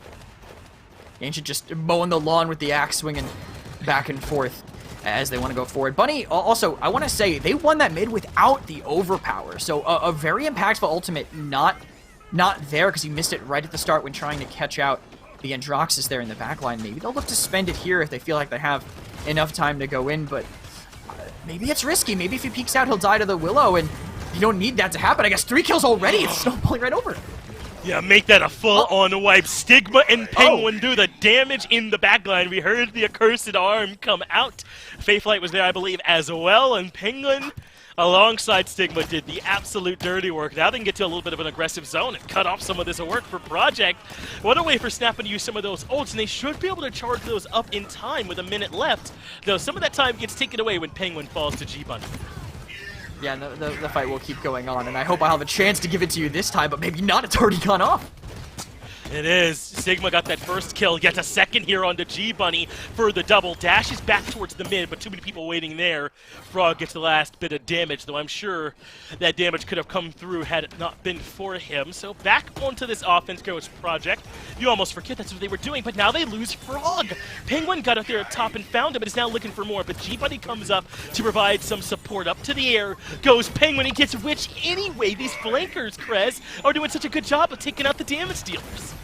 Yeah, and they're keeping Penguin alive through a lot of this as he manages to get in the middle of their Death Ball and find that. With only 15 seconds left, the timing of the death by Ancient, they might lose Stigma here with the cooldown on the bubble. He actually somehow manages to get away, but realistically, a fight where they win after getting a retouch, probably not happening with that CC on the side. They're just going to look to charge their ultimate, save them. Project has them all, Snappin' close enough to them, and Project, they have to win this. These ultimates really have to connect with them, I think. They have some that they don't have to worry as much about, right? The Reanimate, the Whirlwind. As long as Andro's distracted, the Reanimate at least will be good. But this Overpower, I think it just has to get Penguin. Penguin, 12-4 right now. He counters their composition. Pull him out of the fight. Get him out of there maybe right before that Faith Light goes off, and then you can group up. Then you can move in, burn down Woodknock, burn down anybody who tries to contest you. They're going to need something to come through, and this is part of why I think dropping down 2-0 is such a backbreaker, right? Because even if you win the next mid-fight, a defense gets them up to 3, and suddenly you're in danger of losing on the very next mid-fight, and that's exactly where Team Project find themselves. Snappin' coming in knowing how important Penguin will be to this composition, that Project will be looking for them. Over to this left side, it is Stigma that comes out first, but he rejoins them back in mid, biding his time now, coming up, using that mobility to drop an accursed arm, but everyone has cleared out. The Faithlight was there too. They were going for the killing blow right out from the gate, and it almost works. Frog is low. Frog ends up falling anyway. Penguin gets the kill and manages to get back out. What a start to this one by Snappin' with those flanker ultimates, but only nets them 1, which gets the return kill, and Project have fast cap on their side, but Woodknock takes care of Witch. They're still standing as Stigma gets Cuss. And what was Cuss doing alone on the side? His entire team was capping or in tree. He was just getting 2 axes off and traded his life for it. Definitely not what you want to see, as Ancient doesn't spend the Reanimate either. So Project now, what do they have to come back in? Maybe overpower someone off the point, maybe get the space for Ancient to come in. But if they don't get overtime, Ancient might not make it if he's dismounted early. They're going to need something. They have the King Bomb to work with here as well. They go with the Overpower right away. King Bomb comes out too, but Witch and Cuss have already been removed. Have you seen two ultimates get less value? Well, you just saw it happen here. Woodknock puts Ancient down. That just leaves Frog in the Reanimate for them to deal with. And Frog's still somehow alive. He finally falls. Ancient did Reanimate, but right back into his death as Woodknock collapses on him. And now a touch must come through. The overtime counting down, but a Cursed Arm to bury Witch, not give him a chance to fight, and Snappin' take care of Bright March just as convincingly. They're up 2-0. And Snappin' won that, I'm going to say, straight off of their tank ults, that final fight. I didn't call it out when it happened, but that seismic crash by Woodknock hit someone on the ground. I think it hit the Tyra by the left door of the apartment, and it hit the Bomb King on the lid of the roof. Then after that, the Hyper Beam pushes people off, and they have to wait to get the objective. You see the Grover, you see the Terminus just sitting in tree like, I can't go, I'll die. Reincarnated, and Woodknock really put that last fight on their backs. They did, man. They played that one well, especially because Stigma and Penguin start into that fight, that double flank ultimate. I mean, it was good. It did get the kill onto Frog on the other side, but I think they would have been anticipating that to get them a little bit more than just that one opening pick. So they obviously need a little bit more backup coming through, and Reincarnated and Woodknock are right there for them. But this is now troubling if you're on Team Project. They have not seemed to have come up with an effective answer to Snappin' twice in a row, and already their backs are against the wall. Yeah, it's going to be tough for them, I think, in this draft. Maybe they have to aim a little bit harder at this. Torvald wasn't as much of an impact as last game, but on first pick, you have to also be considering these counter picks, because this Willow was a counter pick, and Penguin, I think, looked fantastic on it. The ultimates that had to hit to stop him never really were there. Man, you ever hear a threat like that come out from such a sweet voice? Well, Penguin did the work to follow it up, man. And Project didn't have the answers, and you said maybe you take this Torvald out of the equation from them, but I mean, it feels as though if you leave too many picks open, then Snapper can just punish you some other way.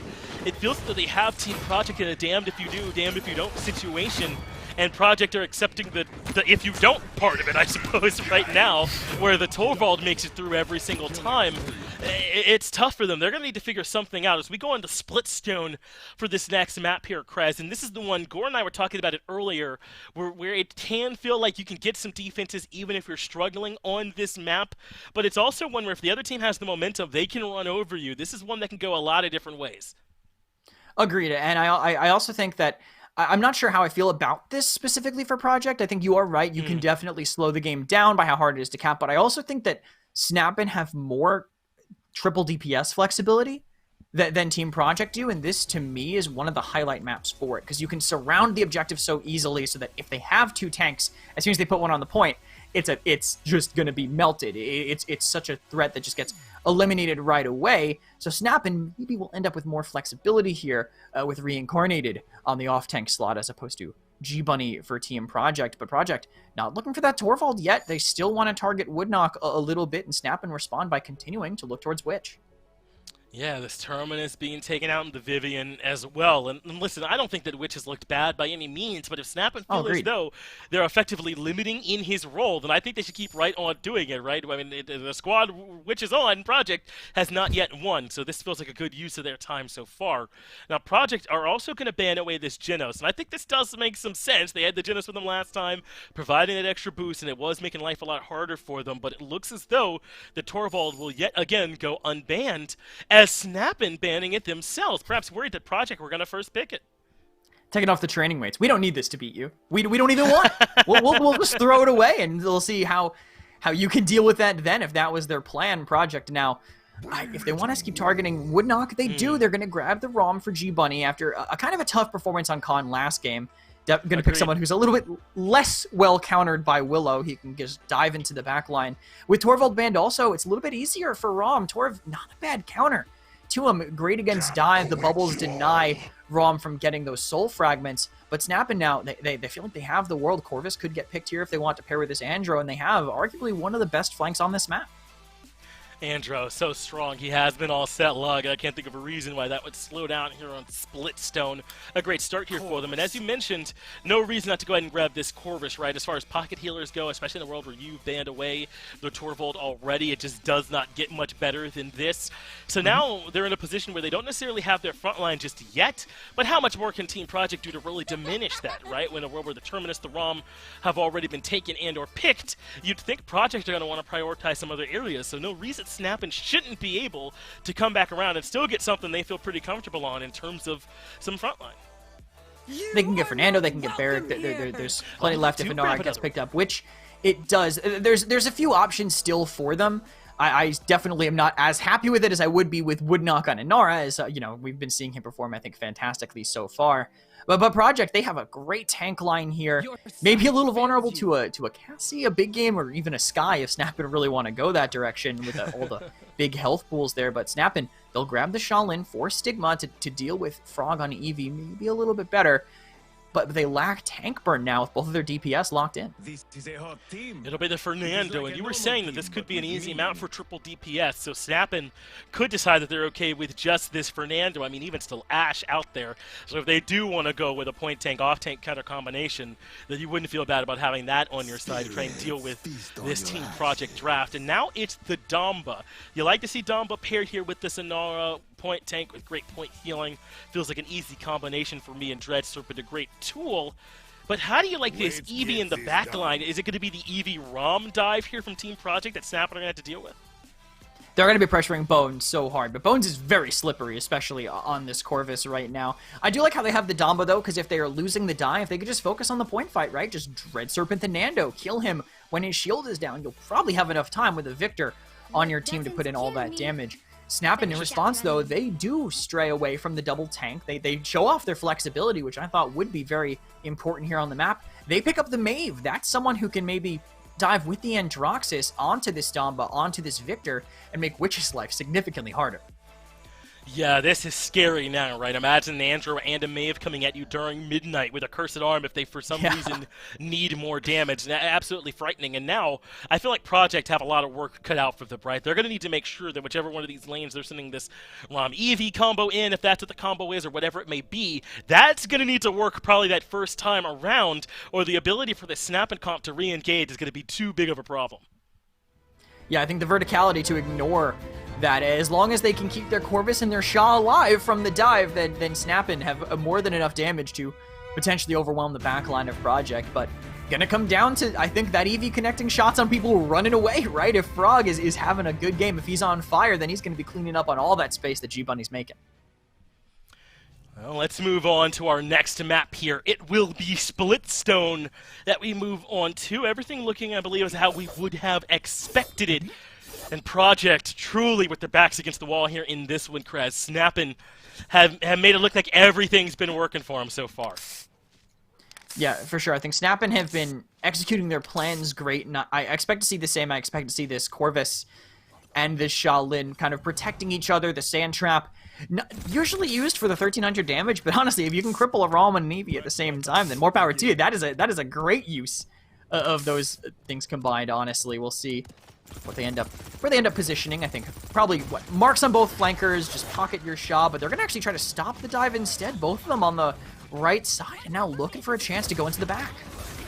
And does seem to be the call. Penguin up in the air, putting out damage, has to retreat, though. Comes around to the back and says hello to the Victor. Can't complete the job, though. Must retreat. And meanwhile, the Andro losing the battle. Ancient has the last bit of damage necessary, and Stigma will drop. Penguin punishes Frog in trade, and now reincarnated on the Shaw this time around with the triple DPS comp. Is able to put good damage into G-Bunny, so 2-for-1 favor Snap, but now they've got control of the midpoint here. Kresnik and Project have to find a way to regroup, get back in for a retouch. Yeah, it's going to have to be the Inara, though. Low mobility. I guess ROM could make an attempt, but that would give up their flank potential. But actually, wait, they don't even dismount the ROM. He comes by on the side, but these flankers now, Frog has to deal with them alone, and that's a big ask, but they just ignore him and dive the back instead. And Penguin makes it work. Witch ends up falling. They do lose Reincarnated for it, but it's a double from Penguin, Witch, and Ancient. Both removed. This Mave is absolutely a problem for them, but it's not just the Mave. It's the fact that you're looking around for the Andro, too. The Shaw's got damage coming in from anywhere, and the Mave can capitalize on it perfect. What a set it's been for Penguin here so far. For sure, definitely saying, hey, I belong on this team, replacing Evil Eye. Definitely a good fill in there. Frog, though, look at that. He actually airshot Stigma, but doesn't get the follow-up, and then just goes right back to him. Couldn't wait out the wormhole, and Stigma catches him out. Absolutely does. Ends up being a double as he gets to Witch on the back of that fight as well. This Andro Mave combo causing problems already. Puts in damage set up for Woodknock to get the kill on the Cuss as well. And we said this is a map where you can stall out these pushes a lot, but not if these flankers are doing their job to this extreme, Kresnik. If they're constantly keeping Project staggered and on the back foot and without everyone there, and another 2 kills coming through. Frog desperately trying to figure out a way that he can reposition, find another way to approach this fight. Does manage to get in between Woodknock and his shield and find a good kill onto that Nando. They're just not contesting the cart, though. This whole time it's been rolling Bow, and It's rolling, kind huh? of sitting pretty over there, but the Ice Storm might stop him. Healing comes in, but it's not enough, and Ancient finds him. Gets this kill onto Bones. That's pretty critical. Reincarnated being hunted by this Rom. Doesn't get the backup in time, and G-Bunny gets that kill. So it looks like Project are doing a great job of slowing down this push. We mentioned how easy it is to do it on this map. I don't know if easy is the right word, but how possible it is even when you're behind. And Team Project, I think, showing that off here now, getting some breathing room and pushing back Snappin'. But Snappin' have a ton of time to work with, and it's a pretty important ultimate still with that Immortal and the Midnight to potentially be used. Yeah, and you can spend them on your first mid, I think, because there's no way of losing if you end up not capping, because it'll be 1-1, and if they cap it, hey, it'll be 3-1, and you'll still have double comeback there to work with. But they're just trying to surround them there up top, completely isolated, but kills are just being traded back and forth. Better for the defending team, but Snappin' seems to be making it work. They do. They seem to somehow still be gaining ground, perhaps due to the fearlessness of Reincarnated, who continues to push forward even low, and it works. They end up boxing Ancient into an awful spot, and Stigma, using the mobility, can follow up from elsewhere. So Ancient goes down, and without that Inara, it means a lot falls onto the shoulders of this Rom, who is up top and putting out plenty of damage. But the cart still continuing to move, which, though, getting this kill onto Stigma, absolutely huge. They need to take one piece of this combo down as Reincarnated is still able to find Frog. And now with this Nando, they're trying to push in through lower. The wall stops it all, though. That's great work here from this Inara, but Penguin elsewhere has found a kill onto Witch. And now, with this Inara starting to crumble a little bit and low, but getting great healing back up. That looked like a kill onto Ancient to me, but he holds on. Frog takes care of Bones, and it's so critical that he stays up. Yeah, even though they got the pick on Frog, it ended up being, it was a 1-for-1, and then the respawner on the side of Snappin' was so much further away than Frog was. Frog was just immediately back in the fight, and with both tanks there on the cart, it's going to be almost impossible to really push that in with the health pool that they had. Woodknock did his best, contested through a wall, also Reincarnated on that Shaolin. Shoutouts to him. He was able to contest when Woodknock wasn't going to be able to make that happen. Damage, though, I mean, heavily sided towards Snappin'. There's 2 tanks for them to go into. I'm sure G-Bunny is probably buffing those a little bit with the face basically being all of the damage absorption they have there. But a lot of ultimates up. Stigma thought a Cursed Arm would be enough to let them cap it. Wasn't there, so they're still 1 down. But I think there's a pretty impactful Immortal. One good Immortal from Woodknock can completely turn the table of the fight. Absolutely could, if he's able to extend out how much time he can buy for this team. Already onto the point is Snappin'. Cuss in the back trying to heal up some of these wounds that G-Bunny's already suffered as Penguin gets the kill onto Frog and is able to retreat before the return damage can come in from this Victor. So the midpoint has to be given up. The Victor has too much damage, and still the flanker's not made it in to contest him just yet. But he starts to fall back. Still has Barrage in the back pocket, and now it starts to come out. Great damage, almost enough to get the kill, but somehow able to make it out of there was that Corvus. Stigma got the kill onto G-Bunny, and Penguin is up here as well to help contest and to force them to look at different sight lines. But look at the percent disparity already, 770 there for Snappin', as Project can't seem to contest long term, and somehow Stigma's still alive? He's just kiting them around. They can't finish any of their kills even when these ultimates come out. Snappin' all getting chipped down, but the Corvus healing is enough to keep them in it, and now they're getting flanked by the Andro. Wow, has to use a Dread Serpent, not even for the kill, but just to live, and a Cursed Arm is enough for the kill. Cuss goes down. What a winning trade there for Stigma. He does eventually end up falling to Witch, but bought so much time for the squad. Reincarnate gets this kill on the G-Bunny, but they're trading back and forth. Penguin now showing up, does remove Ancient, and that's such a valuable kill now for Snap because they can step back onto the point, capture the mid again, and that's so much work there done by Stigma. I gotta say, I think Stigma did amazing that mid, but I think the entropic breaches used by Bones are some of the best use of it I've ever seen. He gets dove by Penguin, just holds it and stares at him, asserts dominance, lets Penguin kill him, and then uses it again at the very end to clean up on Ancient contesting the point. They just always get used, I think, in a way that brings the most value to his team. This is a new champion. That's not necessarily the easiest thing to kind of have natively, but Bones picked it up so fast. Seems to already understand how to get the most out of this champion. And boy, is it working here for Snappin' right now. Now, it's only 2-1. They have not exactly run away with Bright Marsh yet, but all the momentum is on their side. They run the first 2 maps so quickly, and now here with this triple DPS backline, it feels like they've got all the momentum. Penguin putting in the damage as he sees fit. How is my man hitting all of these shots? But he's making it work. Ancient is taking a ton of extra damage. He didn't want either, but has G-Bunny there to provide additional support. But G-Bunny has to fall back into the corner, and Stigma will not let him get that dash off. The cart has slowed down now, but Ancient goes down. They are shredding these tanks when they're left to try and create space on their own, and now they can push forward even more easily as the cart gets around to that final corner just as quickly as it did last time. I think the tanks dying on point was the right call. The DPS just have to be careful. I was worried about Frog there at first, but he did manage to get away from that, but a dive maybe mistimed. G-Bunny's there, but the damage wasn't there, and that's what they really needed because they're going to lose him and G-Bunny right after. Yeah, Cursed Arm used point blank. That's a kill every time. Wrapping around underneath Ancient and putting in decent damage to him, who's just trying to keep the card at bay. Good wall, but right up and over it goes Penguin, and Ancient cannot live through that much damage. The cart continues to roll forward. The Rom on his way out soon, but does get dismounted and still has not dropped down, and that means Snappin' get the conversion, and they're up 3-1. Unfortunately, the Shaw actually, I think, made things really hard for G-Bunny there because he couldn't start his Juggernaut in the open. He had to do it slightly behind cover, which made it take too much time. He couldn't make it to the card in time for it to happen, so that gets rolled straight in. After some ultimates get spent, too, they probably wanted that fight to be a little longer because no Barrage, no Ice Storm, only 3 CC ultimates, and if we could take a look at the items, maybe we could see how much effect that could possibly have, because if Snappin' have started to build resilience, which would knock every single member of the team has at least Resil 2, it's not really going to be hitting the same. All of them are going to be able to live through that. Project are going to have to sync up in another way to actually take these members down. Well, Snappin' coming in well-equipped, streaking on 4 members and looking to put this set to bed if they can here on Splitstone Quarry, but a lot of our sets have been going late lately. I wonder if maybe Project have a little bit more in the tank. This will be the moment to let it out if they do, as Witch yet again falling to Penguin. How many times must it happen for the message to sink in? Ancient returns it, but Stigma elsewhere gets the better of G-Bunny. Now Frog locked down. He will fall too. Ancient is here trying to help, but there's nowhere for him to go either. The damage comes his way. Stigma picks up the mantle that Penguin dropped, and yet again snapping out to an early lead on this mid-fight.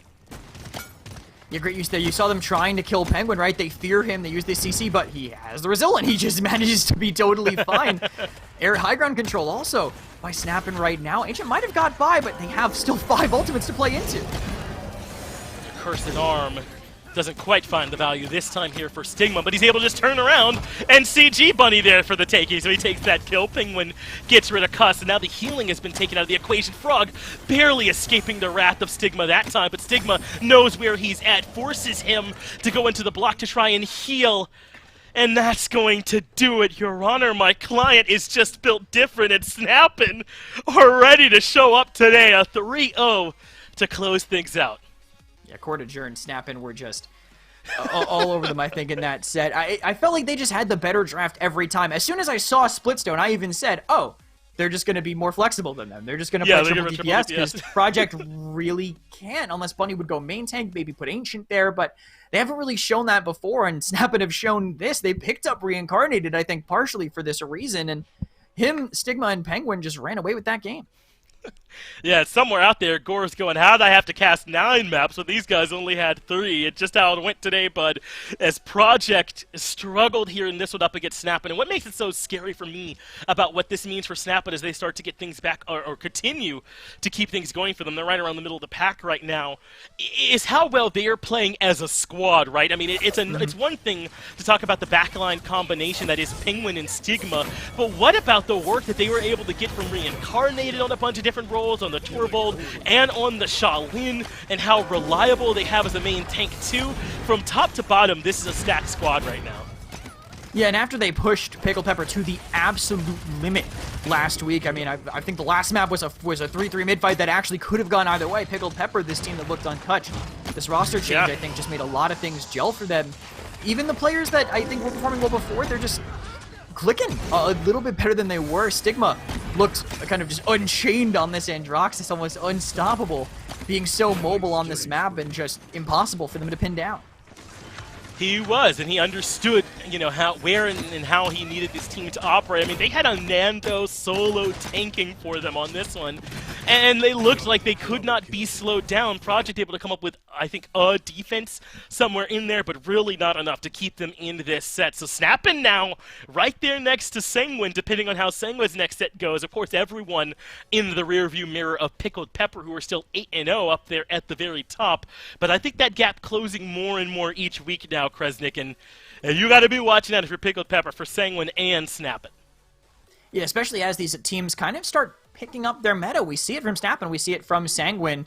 We see these teams kind of bringing out the Torvald. No one's really picked up the Lex yet, but they should, because I've played that character a little bit on PTS, and he is terrifying. Controller, keyboard, or not, he is just an insane pick. So expect to see that, I think, a little bit more. These teams are adapting to the meta, and we'll see if quick picking up of that is all the Pickled Pepper had, or if they got the juice really beyond that.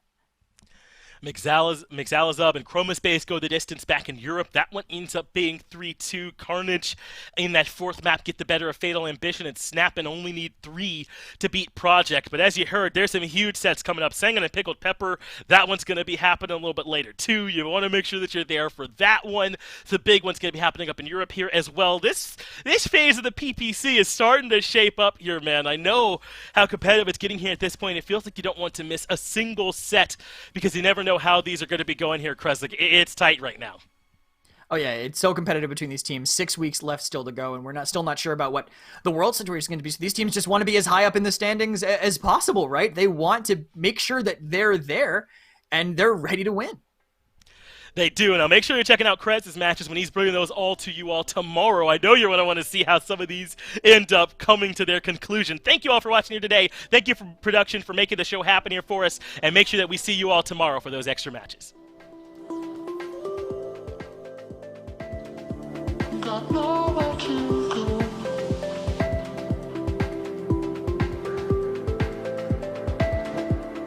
You're on my mind.